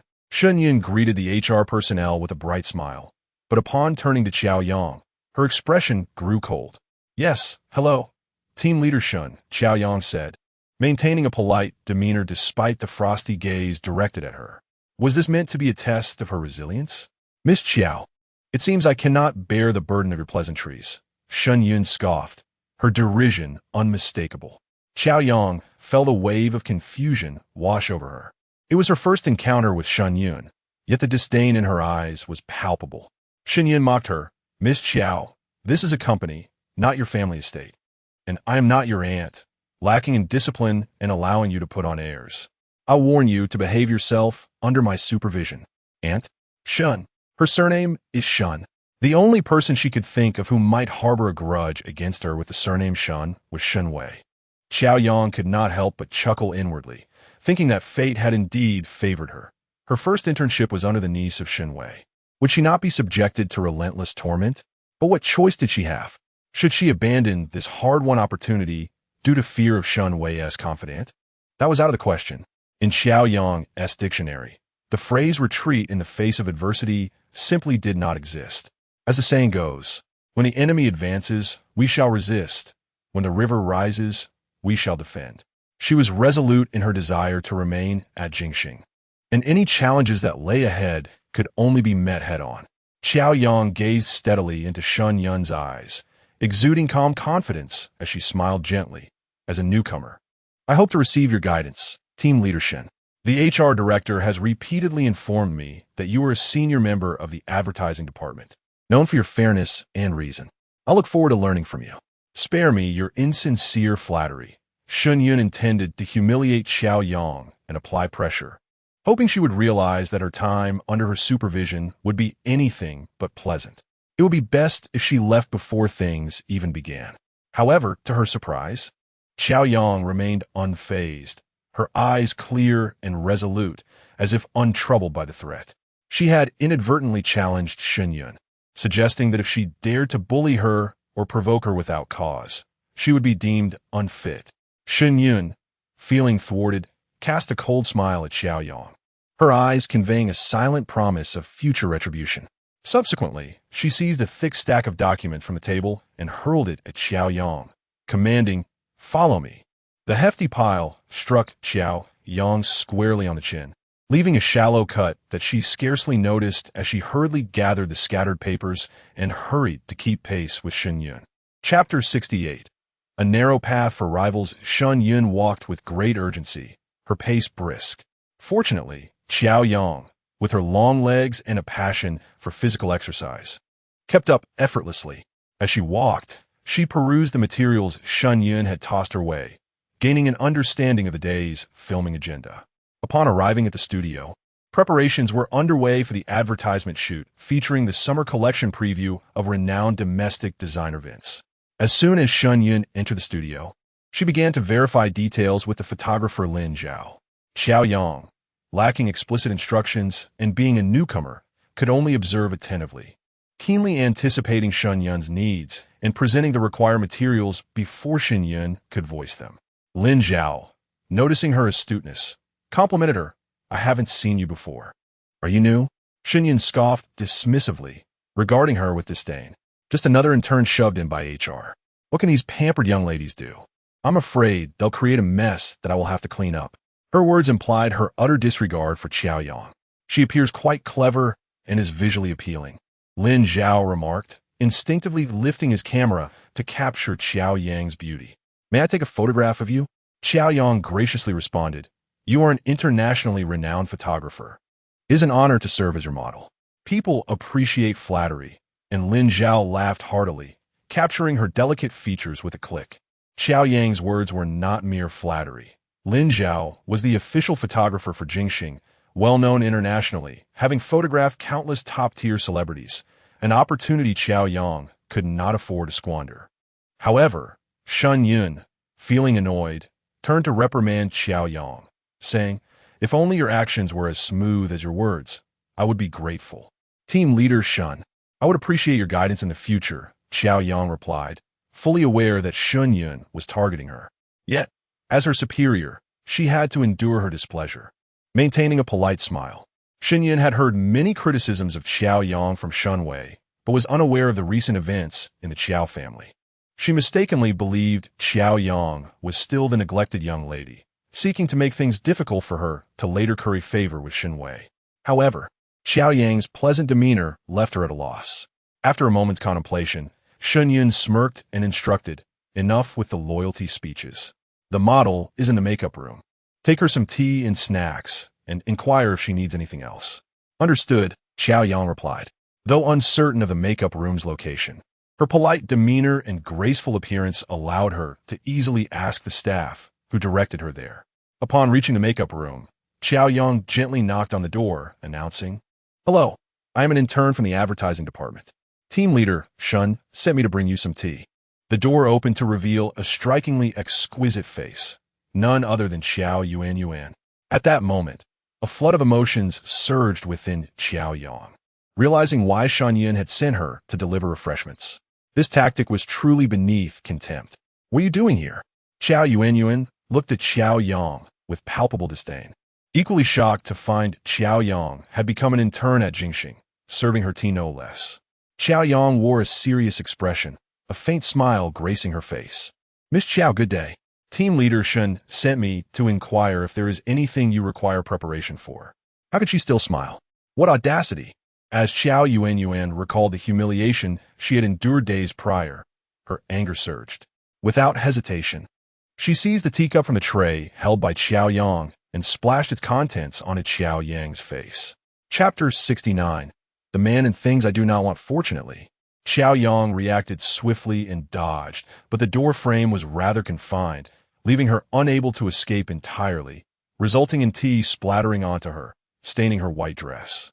Have you lost your mind? Qiao Yang glared at Qiao Yuan, her face a mask of icy disdain. Splattering a cup of tea is merely a light punishment. Are you merely relying on the man you found as support, using the company to coerce my father? You resent me for taking brother Mo Chun. So you seek revenge by invading my space? Qiao Yang, you are truly laughable. Qiao Yuan, teetering on 10-centimeter heels, barely stood taller than Qiao Yang. She strained to meet Qiao Yang's gaze, mocking, as long as you don't find it repulsive to stay at home, feel free to return. Let's see if anyone truly regards you as family. There was no need for her to enlighten Qiao Yang about Qiao Jinhua's hypocrisy. The room was meticulously arranged, merely an attempt to persuade Qiao Yang's benefactor to spare the Qiao family, and any kindness shown to Qiao Yang was nothing but a farce. Qiao Yang raised an eyebrow in derision. Indeed, my man is my support. And you, with your belly swelling, why hasn't the Liang family announced any joyous news? Is it that Mayor Liang does not value you, a mere mistress, or is it that Liang Mo Chen dares not divulge your existence to his family? It matters not the man one seeks, but rather the position he grants you. The prospect of marriage to Liang Mo Chen had long been a thorn in Qiao Yuan's side. With her pregnancy, now 3 months along, it was becoming increasingly difficult to conceal. Yet, Liang Mo Chen persistently evaded taking her home or arranging a meeting with their parents to discuss their union. Recently, Qiao Yuan had been plagued by unease, fearing that Liang Mo Chun did not wish to marry her or acknowledge the child within her. As Qiao Yang struck at her vulnerabilities, Qiao Yuan felt a sharp pang of pain and disgust towards Qiao Yang. However, her tongue faltered, resorting to mere insults. In a fit of rage, she raised her hand, intending to slap Qiao Yang in retaliation. Yet, Qiao Yang was no pushover. She seized Qiao Yuan's wrist tightly, causing her to scream, "Let go!" Qiao Yang regarded her with calm amusement, like watching a jester perform. Qiao Yuan had always feared Qiao Yang's composed demeanor, uncertain of the schemes that might be brewing within. Growing anxious, she made her status known. "I am a model hired at great expense by Jingxing. This season's collection from Vince is a significant order for Jingxing. Go ahead, strike me, and see if you can bear the repercussions of your actions." Qiao Yang tightened her grip, her lips curving into a serene smile as she replied, "I assure you, I will not lay a hand on you here. However, shall we relocate and see how things unfold?" Under different circumstances, she would undoubtedly unleash her fury upon Qiao Yuan, yet as an intern at Jingxing. And with Qiao Yuan being a model there, any act of aggression on her part would be unjustifiable. But could she continue to be bullied by Qiao Yuan? Absolutely not. "You dare. Brother Mo Chun will protect me. You, vile creature, dare to bully me? Brother Mo Chun will not let you off the hook." Qiao Yuan caressed her abdomen, declaring, "I carry Brother Mo Chen's child." The matter of the child had become Qiao Yuan's prized boast, and Qiao Yang, weary of hearing such proclamations, released her wrist, exasperated. Having lived for over a decade as a privileged young lady in the Qiao household, could she not shed the habit of scavenging? "The men and possessions I disdain, you seem to cherish as if they were treasures." With that, Qiao Yang turned and walked away. Qiao Yuan stood frozen in place, her complexion a shade of blue and purple, before letting out a piercing scream. "Qiao Yang, you wretched woman!" Hearing this, a smile involuntarily curled at the corners of Qiao Yang's lips. Few are aware that before Shun Wei brought Qiao Yuan into the fold, she had been fostered at a relative's home in the countryside, often scavenging for refuse to exchange for pocket money. Chapter 70. The pitiful madam after regaining her composure. Qiao Yang returned to the filming site, her expression serene and devoid of any tumult, as if nothing had transpired. She busily engaged herself in tasks she could manage, exhibiting both cleverness and quietude. Upon returning from a phone call, Shun Yun observed her industriousness with a furrowed brow and called out, "Qiao Yang, come here." Qiao Yang promptly approached, her pace swift yet measured, embodying a sense of restraint, neither anxious nor flustered. Over the years, her sole acquisition had been an air of nonchalance. Despite enduring hardships for over a decade, she remained mindful of Gu Jingyi's meticulous teachings on grace and poise. "I did not ask you to dawdle here. Have you inquired if the models require anything?" Shen Yun's voice dripped with disdain, her irritation palpable. No matter what Qiao Yang undertook, she was met with disapproval. Qiao Yang replied calmly, "Team leader Shun, I have inquired. Miss Qiao mentioned that there is nothing she requires." She deliberately emphasized Miss Qiao, subtly reminding Shun Yun that her tactics failed to unsettle her, and such petty maneuvers were no longer necessary. "Enough, I see." Shen Yun's expression faltered momentarily, contemplating whether Qiao Yang could maintain such composure after an encounter with Qiao Yuan in the lounge. Her intention to send Qiao Yang was merely to vex her. Sending the esteemed Qiao Miss to serve tea and refreshments, especially to someone she considered a thorn in her side, was bound to provoke her ire. Shen Yun cast a sidelong glance at Qiao Yang. "Go to the Starbucks across the street and fetch some coffee and cold drinks." "Understood." "Team leader Shun, how many should I buy? Can you not count heads yourself?" "Very well." Qiao Yang turned to tally the individuals present. To her surprise, there were precisely 20. Well, isn't that the role of an intern? Merely to run errands? With that thought in mind, she swiftly descended the stairs to purchase refreshments from the mall opposite the building. Thankfully, she had opted for flat shoes. Otherwise, the trotting about would have been quite taxing. A sleek black Bentley happened to be parked at the entrance of the building. As Lin Zhou parked the car, he caught sight of Qiao Yang's slender figure gliding past. "Sir, it is Madame," Lin Zhou remarked, gesturing toward the elegant white silhouette. Fu Siyuan had already noticed her. He watched as she hurriedly exited the building, her gaze fixed ahead, making a beeline for the mall. She moved with a buoyant grace, swiftly crossing the road and entering the Starbucks on the ground floor. Fu Siyuan's gaze lingered on her until Lin Zhou turned to inquire, "Sir, shall we go see Madam?" "No need." Fu Siyuan promptly averted his gaze, feigning nonchalance. Lin Zhou internally scoffed, recognizing his master's duplicity. Though they were nearing the office, he had chosen the detour, clearly concerned for Madam on her first day of work. He had mentioned wanting to speak with Kong Xiaoran, yet it was a Monday, and he had forsaken the mandatory high-level meeting, delegating a multitude of tasks to Wei. This marked the first time in a decade that Fu Siyuan had indulged in such idleness. "Shall we head up now?" Lin Zhou refrained from voicing his thoughts. Glancing at his watch, Kong Xiao should be waiting upstairs by now. "Let him wait." Fu Siyuan lowered his gaze, attending to the emails on his tablet. Lin Zhou could only turn back, his eyes fixed on the entrance of Starbucks. The gentleman lingered downstairs, perhaps to catch a glimpse of his lady? He understands. After approximately half an hour, Qiao Yang emerged, her hands laden with 10 paper bags of various sizes filled with coffee. It was a task she could hardly manage alone. The shop attendant had even suggested making 2 trips. However, Qiao Yang firmly declined, well aware that Shun Yun was merely looking for an opportunity to criticize her. If she made 2 trips, she might very well face reprimand upon her return. It was far better to resolve the matter in one go, leaving no room for fault-finding. Gritting her teeth, Qiao Yang threaded the bags on her wrists, finally completing her endeavor. Lin Zhou had been attentively observing the storefront. Upon seeing Qiao Yang emerge with such a considerable load of coffee, he expressed his surprise. "Sir, the lady has come out." Fu Siyan merely grunted in acknowledgement. "Sir, it seems the lady has purchased quite a lot of coffee. Shall I assist her?" Lin Zhou suggested. Fu Siyan lifted his gaze with displeasure. "Is she paying you?" No. "You are my employer," Lin Zhou replied, comprehending that Fu Siyan's tone implied he was not to offer assistance. Yet with so much coffee, he thought to himself, the lady truly works hard. What is the gentleman scheming? If he cares, why not express it directly? This shyness is rather perplexing. When will he genuinely pursue a relationship?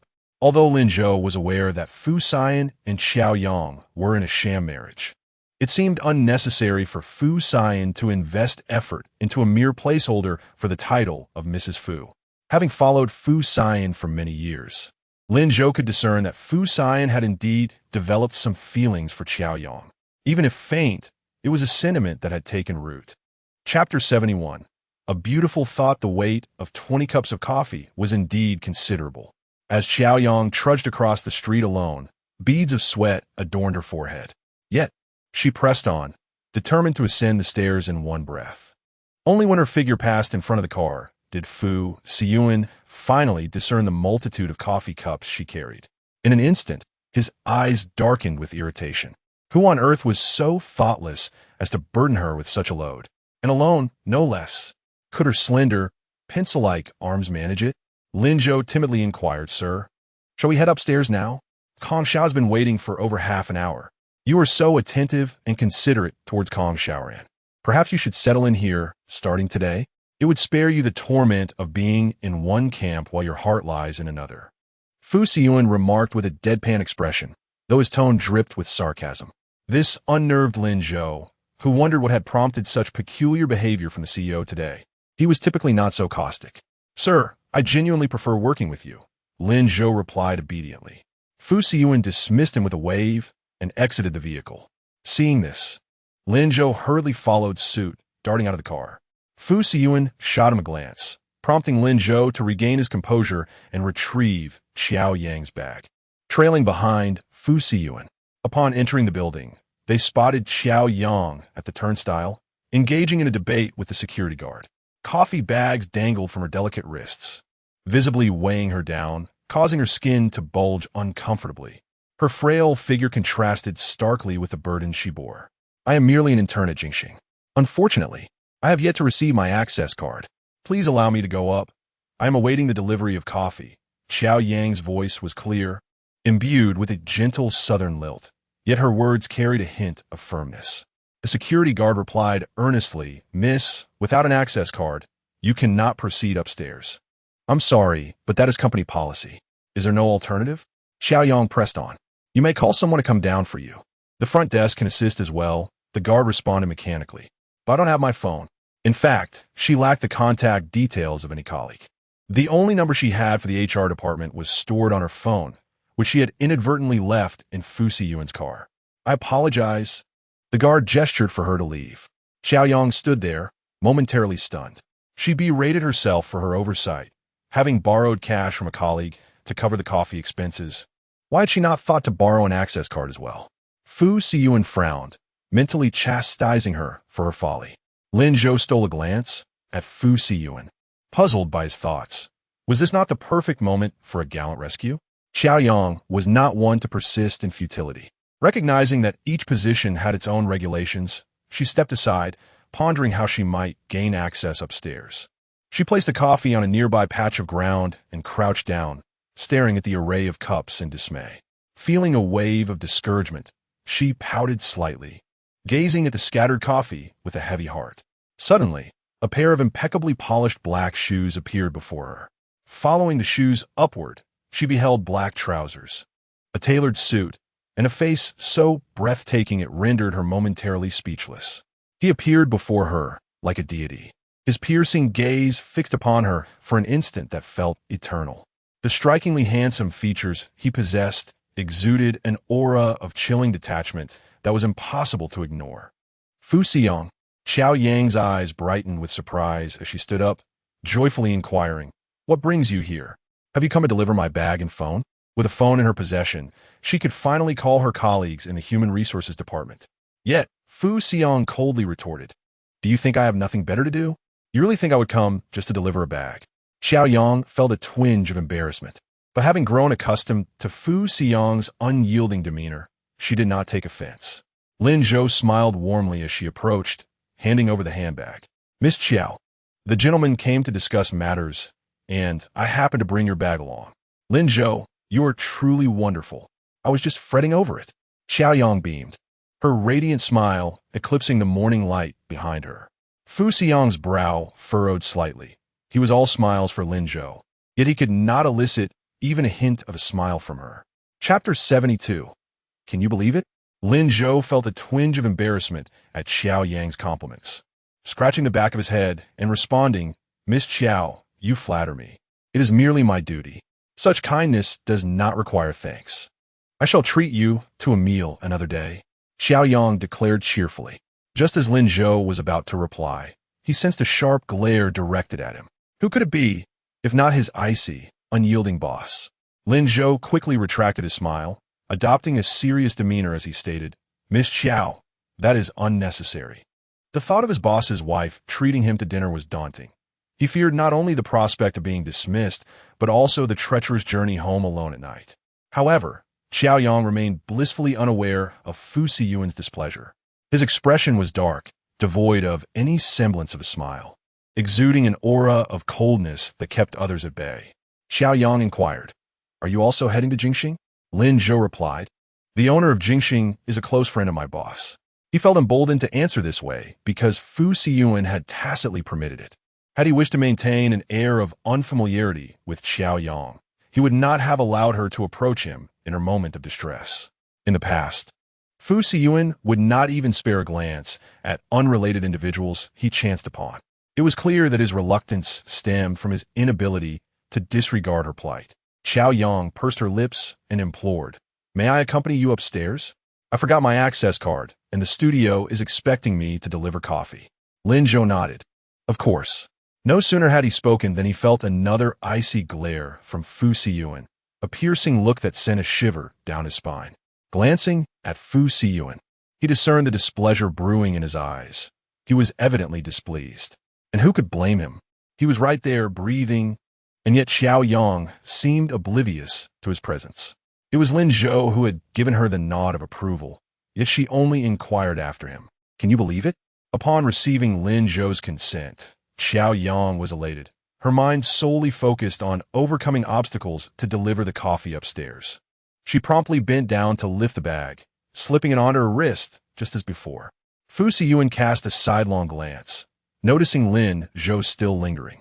The cold glint in his eyes sharpened, prompting Lin Zhou to realize that this was a silent request for assistance. Yet had not his boss just forbade him from lending a hand? This man was truly capricious, changing his mind with the swiftness of turning a page. Fortunately, Lin Zhou was seasoned and quick-witted. He stepped forward, offering, "Miss Qiao, allow me to carry that for you. With so much, it will be difficult for you alone." "Thank you," Qiao Yang replied gratefully.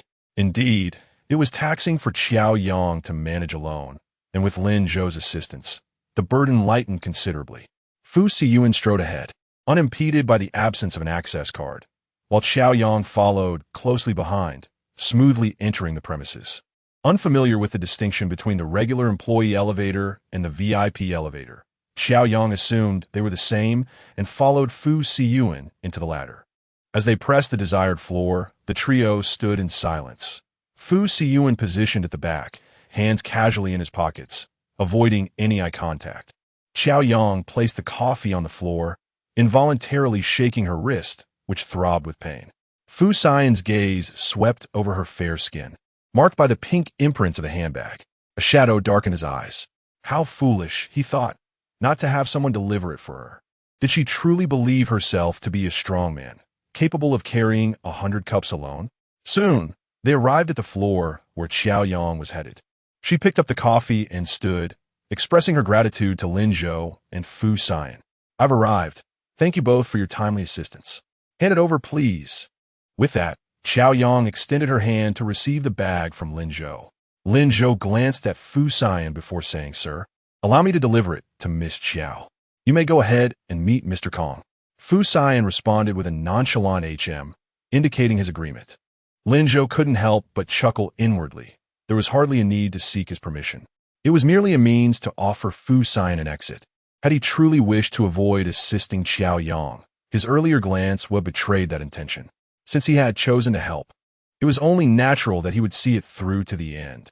As they exited the elevator, just before the doors closed, Qiao Yang suddenly turned around and called out in her clear voice, "Fu Siyan." Chapter 73. Finding fault. Fu Siyan raised his gaze, looking at Qiao Yang, his eyes inquiring. "What is it?" Qiao Yang's sparkling eyes fixated on him. "Thank you." Fu Siyan was taken aback for a moment, but swiftly concealed the faintest flicker of emotion. "I didn't help you carry anything. Why are you thanking me?" He pressed the elevator button, and the doors quickly closed. Qiao Yang furrowed her delicate brows, pondering how to please this man. It was exceedingly difficult. It seemed she had to conduct thorough research, perhaps even compose a dissertation on the subject, on the art of appeasing the quirky Fu Siyan. This topic, indeed, appeared far more daunting than writing a graduation thesis. When Qiao Yang and Lin Zhou returned to the studio with coffee, they unexpectedly encountered Siyan exiting the lounge. Upon seeing Qiao Yang with the coffee, she paused. "How did you get up here?" She distinctly recalled that the HR department had mentioned Qiao Yang had not yet completed her onboarding and lacked identity information to obtain an access card. It was intentional on her part to send Qiao Yang down for coffee. Without a card, how could she have come up? Who was the man beside her? Siyan was certain she had never seen him in the company. Qiao Yang smiled lightly, choosing not to expose Siyan's little scheme. Group leader Siyan, "Would you like to choose a cup first?" Siyan scoffed, glancing at her watch. "Did you really take half an hour just to buy coffee? Jingxing is paying you to work, not to stroll around wasting time." Group leader Siyan, "I will be mindful of the time next time," Qiao Yang replied, maintaining her composure. Neither admitting to wasting time nor engaging in a dispute with Siyan, her demeanor so agreeable that Siyan found herself at a loss for words. Siyan huffed, "Hurry up and take it in. If you waste another half hour, you might as well have lunch." Qiao Yang responded, "All right, give it to me. You have other matters to attend to, so I won't delay you." Yet Lin Zhou did not hand the bag to Qiao Yang. Instead, he said, "Miss Qiao, I will help you take it in. Unrelated individuals are not allowed in our studio." Lin Zhou cast a glance at Siyan, a look imbued with both warning and disregard, infuriating Siyan to no end. Qiao Yang felt a bead of sweat form in her heart, but also secretly delighted. Lin Zhou had likely worked with Fu Siyan for quite some time, acquiring a similar disposition, his disdain for others remarkably akin. However, given that this was a workplace and Siyan was her direct superior, it would be unwise to offend her. Qiao Yang spoke up, "It's all right. We are already at the door. I can take it in myself. Don't you both have matters to attend to? Lin Zhou nodded very well. Miss Qiao, your phone is in your bag. Remember to call if you need anything. Lin Zhou set down the coffee, striding away without so much as a glance at Shen Yun, clearly dismissing her. Indeed, Lin Zhou, in the company of Fu Siyan, had encountered individuals whose status far surpassed Shen Yun's, some of whom would line up for a chance to befriend him. Thus, there was no need for pleasantries with Shen Yun. She was simply not worthy. Once the men departed, Shen Yun immediately began to berate Qiao Yang. This is a company, not your home. If Miss Qiao enjoys ordering people around, she should return home and do so. Stop shirking the work you ought to do. Otherwise, you might as well leave. Qiao Yang felt no inclination to engage in a dispute with her. Such individuals employed lowly tactics and spoke with disdain. Under normal circumstances, she could easily disregard them, but unfortunately, this person was her superior, leaving her with no choice but to endure it. Thank you, Team Leader Shun, for your advice. I shall be more vigilant in the future, she said. Shen Yun's anger intensified. Qiao Yang's demeanor was so soft and yielding that her sarcasm landed like a punch against cotton. Ineffectual and unremarkable. Just as Qiao Yang had finished preparing the coffee and was about to take a moment to hydrate, she spotted Shen Yun, fuming at the entrance of the dressing room. With a thunderous shout, "Qiao Yang, come here," she commanded, her voice resonating throughout the entire studio. Qiao Yang hastily approached and inquired, "Team Leader Shun, what is the matter? How dare you even ask me that?" Shen Yun retorted, hurling the folder in her hand at Qiao Yang's forehead. The plastic edge grazed her skin, instantly drawing a trickle of blood. Although Qiao Yang winced in pain, she stood tall and replied, "I am at a loss as to what has provoked such ire in you. Who gave you the audacity to spill tea on the model's outfit?" Chapter 74.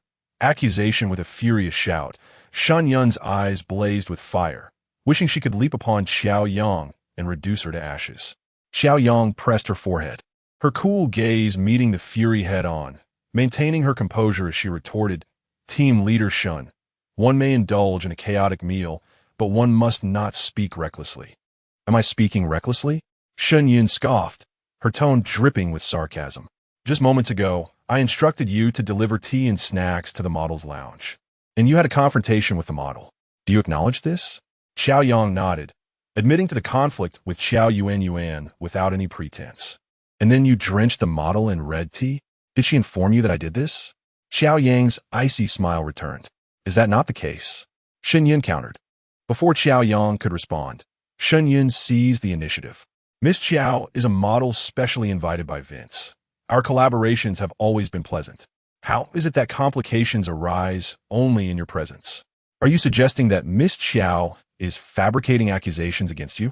Standing tall, Qiao Yang parted her ruby lips, asserting, "Whether or not there are false accusations, I know the truth in my heart. No one shall place blame upon me for deeds I did not commit. You truly are a stubborn duck."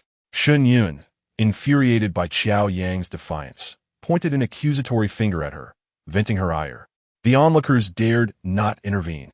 For Shen Yun was the second in command of the advertising department, while Qiao Yang was merely an intern. People, ever mindful of self-preservation, busied themselves with their tasks.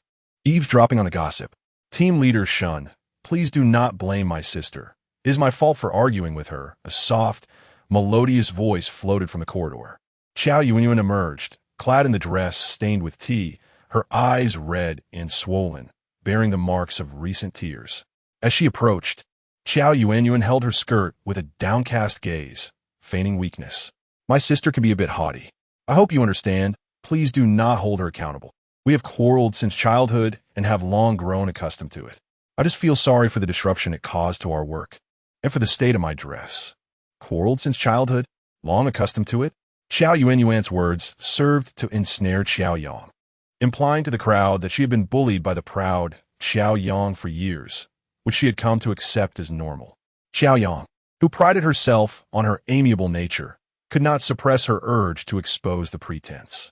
"Come now, do you not have any awareness of how your dress became soiled? How many times must I say it? Do not call me sister. My mother bore only me. There is no sister who lacks such decorum." "Sister, I do not blame you for spilling tea on me. But this dress is the final piece for today's shoot, a one-of-a-kind design by Vince. How will you account for this? Qiao Yang said, her eyes brimming with tears. I shall reiterate, it was not my doing. Do not lay this at my feet. Qiao Yang raised her voice, her presence commanding. In that moment, her aura transcended that of a mere intern, leaving Shun Yun momentarily speechless. After a pause, she pointed at Qiao Yang, exclaiming, "Silence. What right do you, a mere intern, have to unjustly accuse a model? You have ruined the dress," offended Vince, "and caused losses for Jingxing. Can you afford to compensate?" Qiao Yang pressed her lips together, choosing silence. It was evident that she had fallen into Qiao Yuan's trap. Qiao Yuan and Shun Yun were two peas in a pod, their collaboration seamless. Isolated and defenseless, how could she withstand their onslaught? These two were determined to frame her. And with no surveillance in the lounge, any investigation would yield no results. Ultimately, it would be their word against hers. What does your silence imply? Have you admitted guilt? Shun Yun inquired. Chapter 75. Show your performance, standing upright. Qiao Yang spoke with a calm and composed demeanor. Director Shun, I reiterate, I shall not take the blame for actions I did not commit. I have never encountered such an audacious intern as you. Shun Yun exclaimed. Once Vince provides an update, you will compensate for this dress to the fullest extent, and if necessary, you may take your leave. At last, she voiced her intentions. This entire performance was merely a ploy to oust Qiao Yang from Jingxing. Having spoken her piece, Shun Yun departed with Qiao Yuan, leaving Qiao Yang alone on stage, subjected to the scrutiny of onlookers. Taking a deep breath, Qiao Yang gathered her thoughts and focused on what she could control, unfazed by the earlier tension, greeting everyone with a smile as if nothing had transpired.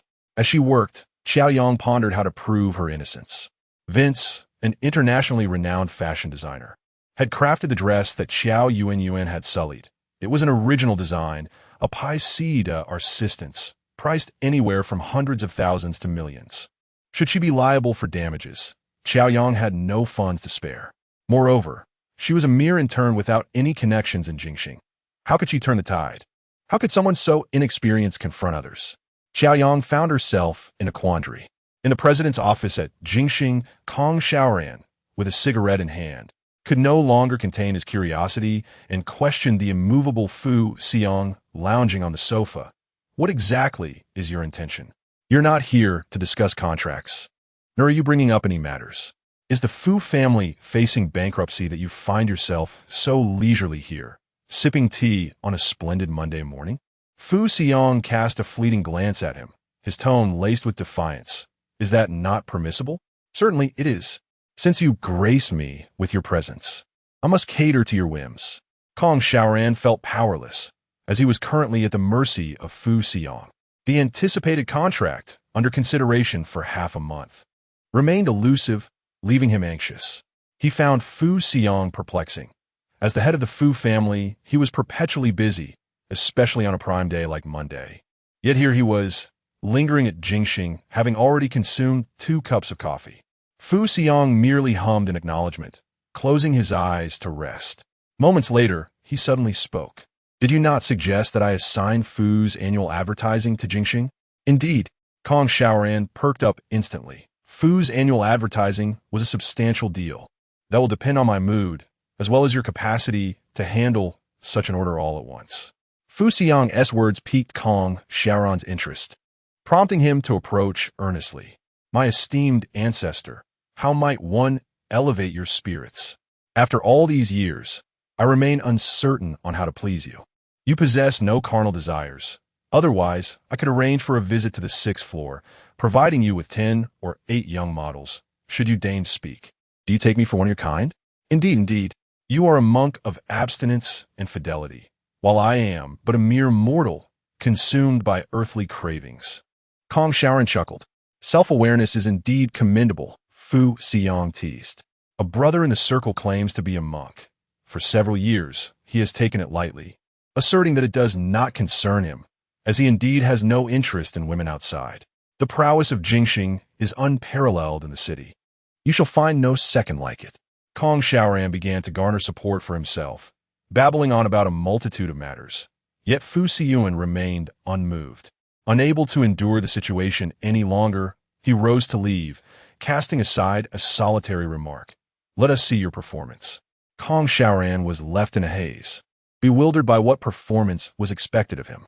Only Lin Zhou understood that this performance likely pertained to the lady of the house. Alas, Kong Xiaoran remained unaware that Fu Siyuan's wife was interning under him.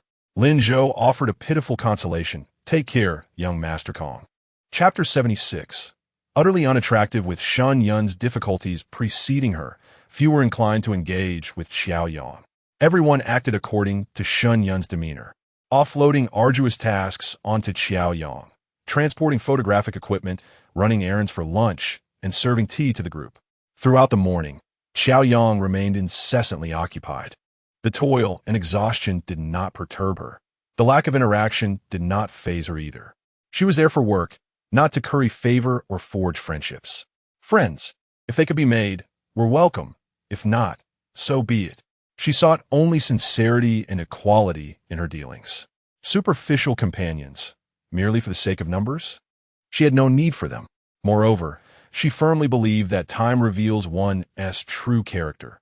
She stood firm, unafraid of shadows cast upon her. At noon, Qiao Yang found herself alone in the corridor, nibbling on a sandwich when she encountered a male colleague smoking by the ventilation shaft. She politely nodded in acknowledgement before finding a step to sit upon. Noticing her presence, he promptly extinguished his cigarette and approached her, offering a band-aid. Taken aback, Qiao Yang looked at him, and he pointed to her forehead, suggesting that it would be prudent to cover her wound to prevent infection. With a smile, she expressed her gratitude, which seemed to fluster him slightly as he scratched his head and hurried away. Fortunately, Qiao Yang's keen eyesight allowed her to glimpse his name on his work ID, Chinhan. At 5:30, precisely when the workday concluded, Qiao Yang stepped outside the building only to have a black Mercedes glide to a halt before her. The driver alighted and approached her respectfully, stating, "Miss Qiao, I am here to escort you home." "Why are you here?" she inquired. "Aunt Lon instructed me to pick you up after work." "Thank you for making the trip." "It is my duty," the driver replied, opening the car door for her.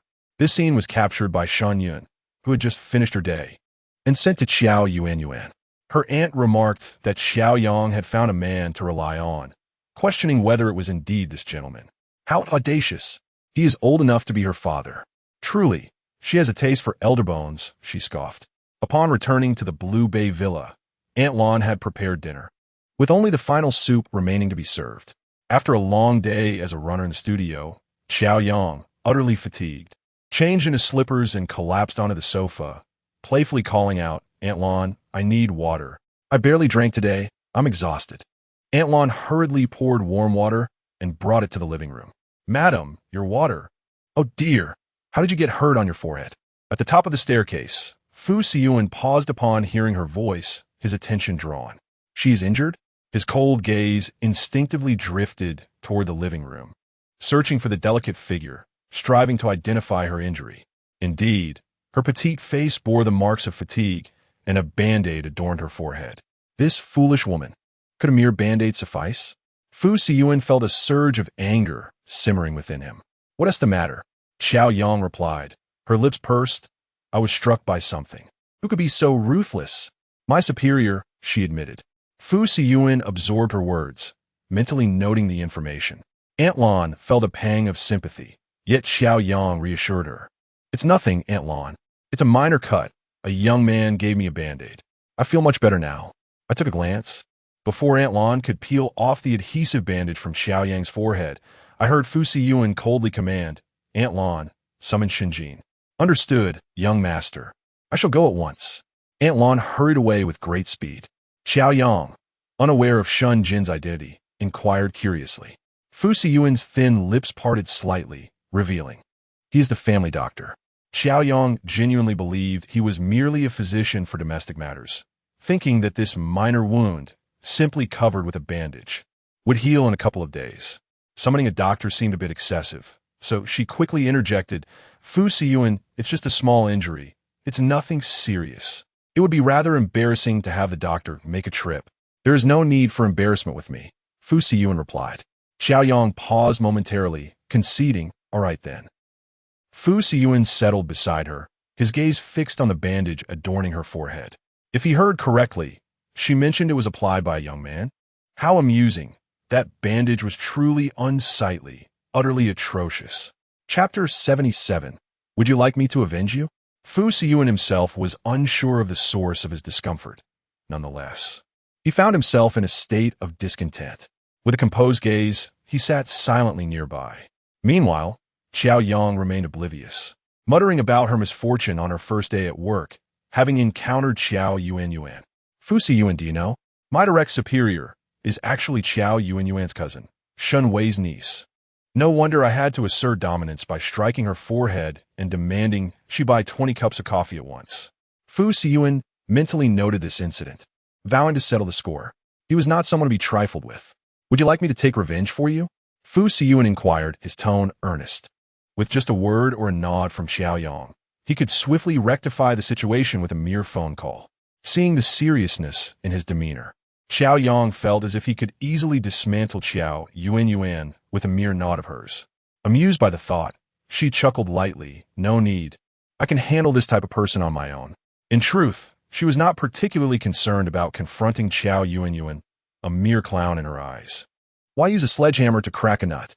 Nevertheless, she was troubled about the following day. What if Shun Yun demanded compensation for her dress? She had no idea where to procure the funds to cover that expense. However, she genuinely wished to avoid burdening Fu Siyuan. Working under Shun Yun's watchful eye promised a plethora of potential troubles ahead, and it would be too much to trouble Fu Siyuan over every minor issue. Grateful for his kindness, Qiao Yang made a conscious effort to avoid being a nuisance to him. After all, their relationship was merely contractual, and she felt no inherent right to trouble him. Fu Siyuan responded with a faint acknowledgement, his displeasure well concealed. Approximately half an hour later, Shun Jin arrived. Upon entering, he immediately inquired, "Who has been hurt? Do you need me to fly over?" Fu Siyuan gestured toward Qiao Yang on the sofa, indicating her. At that moment, Qiao Yang had her back to Shun Jin, and thus was unaware of his presence. As he approached, a glimmer of amusement flickered in his eyes upon recognizing her. Isn't this the woman Fu Siyuan has been hiding? He coughed lightly. What a coincidence.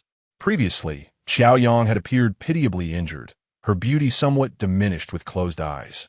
Today, however, she greeted him with a radiant smile, causing Shun Jin's heart to flutter. He mused, this Fu monk has truly concealed her well. After being single for so long, has he finally indulged? Shun Jin had brought a medical kit with him and settled onto the sofa, inquiring, what part of you is injured this time? Again, Qiao Yang frowned.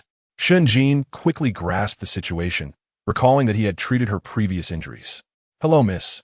I am Shun Jin. Realizing the connection, Qiao Yang replied. I see. Hello, Dr. Shun. My name is Qiao Yang. I apologize for troubling you again. In the presence of strangers, Qiao Yang was remarkably polite. Fu Siyuan, standing nearby, felt a twinge of darkness in his eyes. Please, do not stand on ceremony with me. Shun Jin continued. Were you hurt this time? Qiao Yang pointed to her forehead, but before she could reveal the injury, Fu Siyuan swiftly tore off the band-aid, disdainfully tossing it into the trash. It looks terrible. Why cover it up? He remarked discontentedly, finding the band-aid from a stranger rather bothersome. After all, it was from a male colleague. Qiao Yang winced in pain, hissing. It hurts. Fu Siyuan's gaze flickered momentarily, but he quickly concealed that fleeting regret, remaining silent. Shun Jin observed the wound on her forehead, casting a sidelong glance at Fu Siyuan. Is this minor injury truly worth my effort to come here? Do you have an objection? Fu Siyuan shot a warning look at Shun Jin, his eyes menacing, threatening him that if he dared utter another word, he would ensure he remained mute forever. Chapter 78. She does not use WeChat. Shun Jin was overwhelmed with frustration.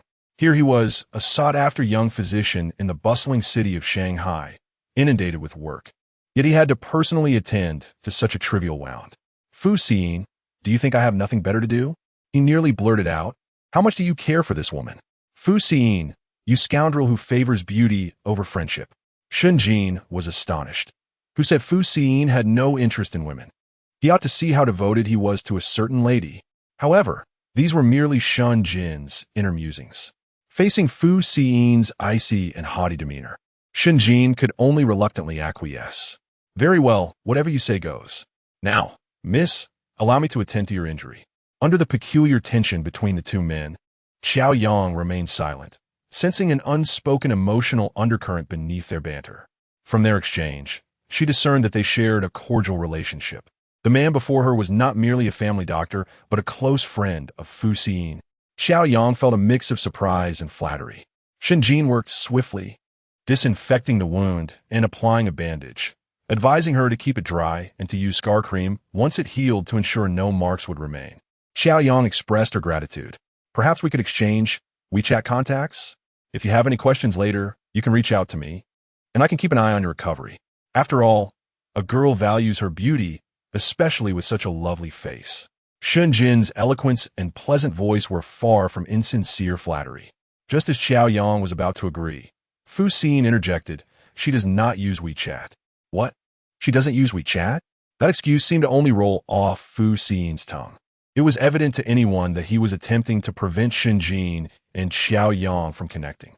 Shinjin shot Fu Siyan an incredulous glance. Fu, this is a bit excessive, don't you think? Are you really going to intervene in the communication between a doctor and his patient? Have some decency. Fu. Qiao Yang nearly burst into laughter at the moniker. Fortunately, she managed to stifle it. Otherwise, Fu Siyan's piercing gaze could have silenced her instantly. It was unnerving, like a cold blade. It was no wonder people teased him.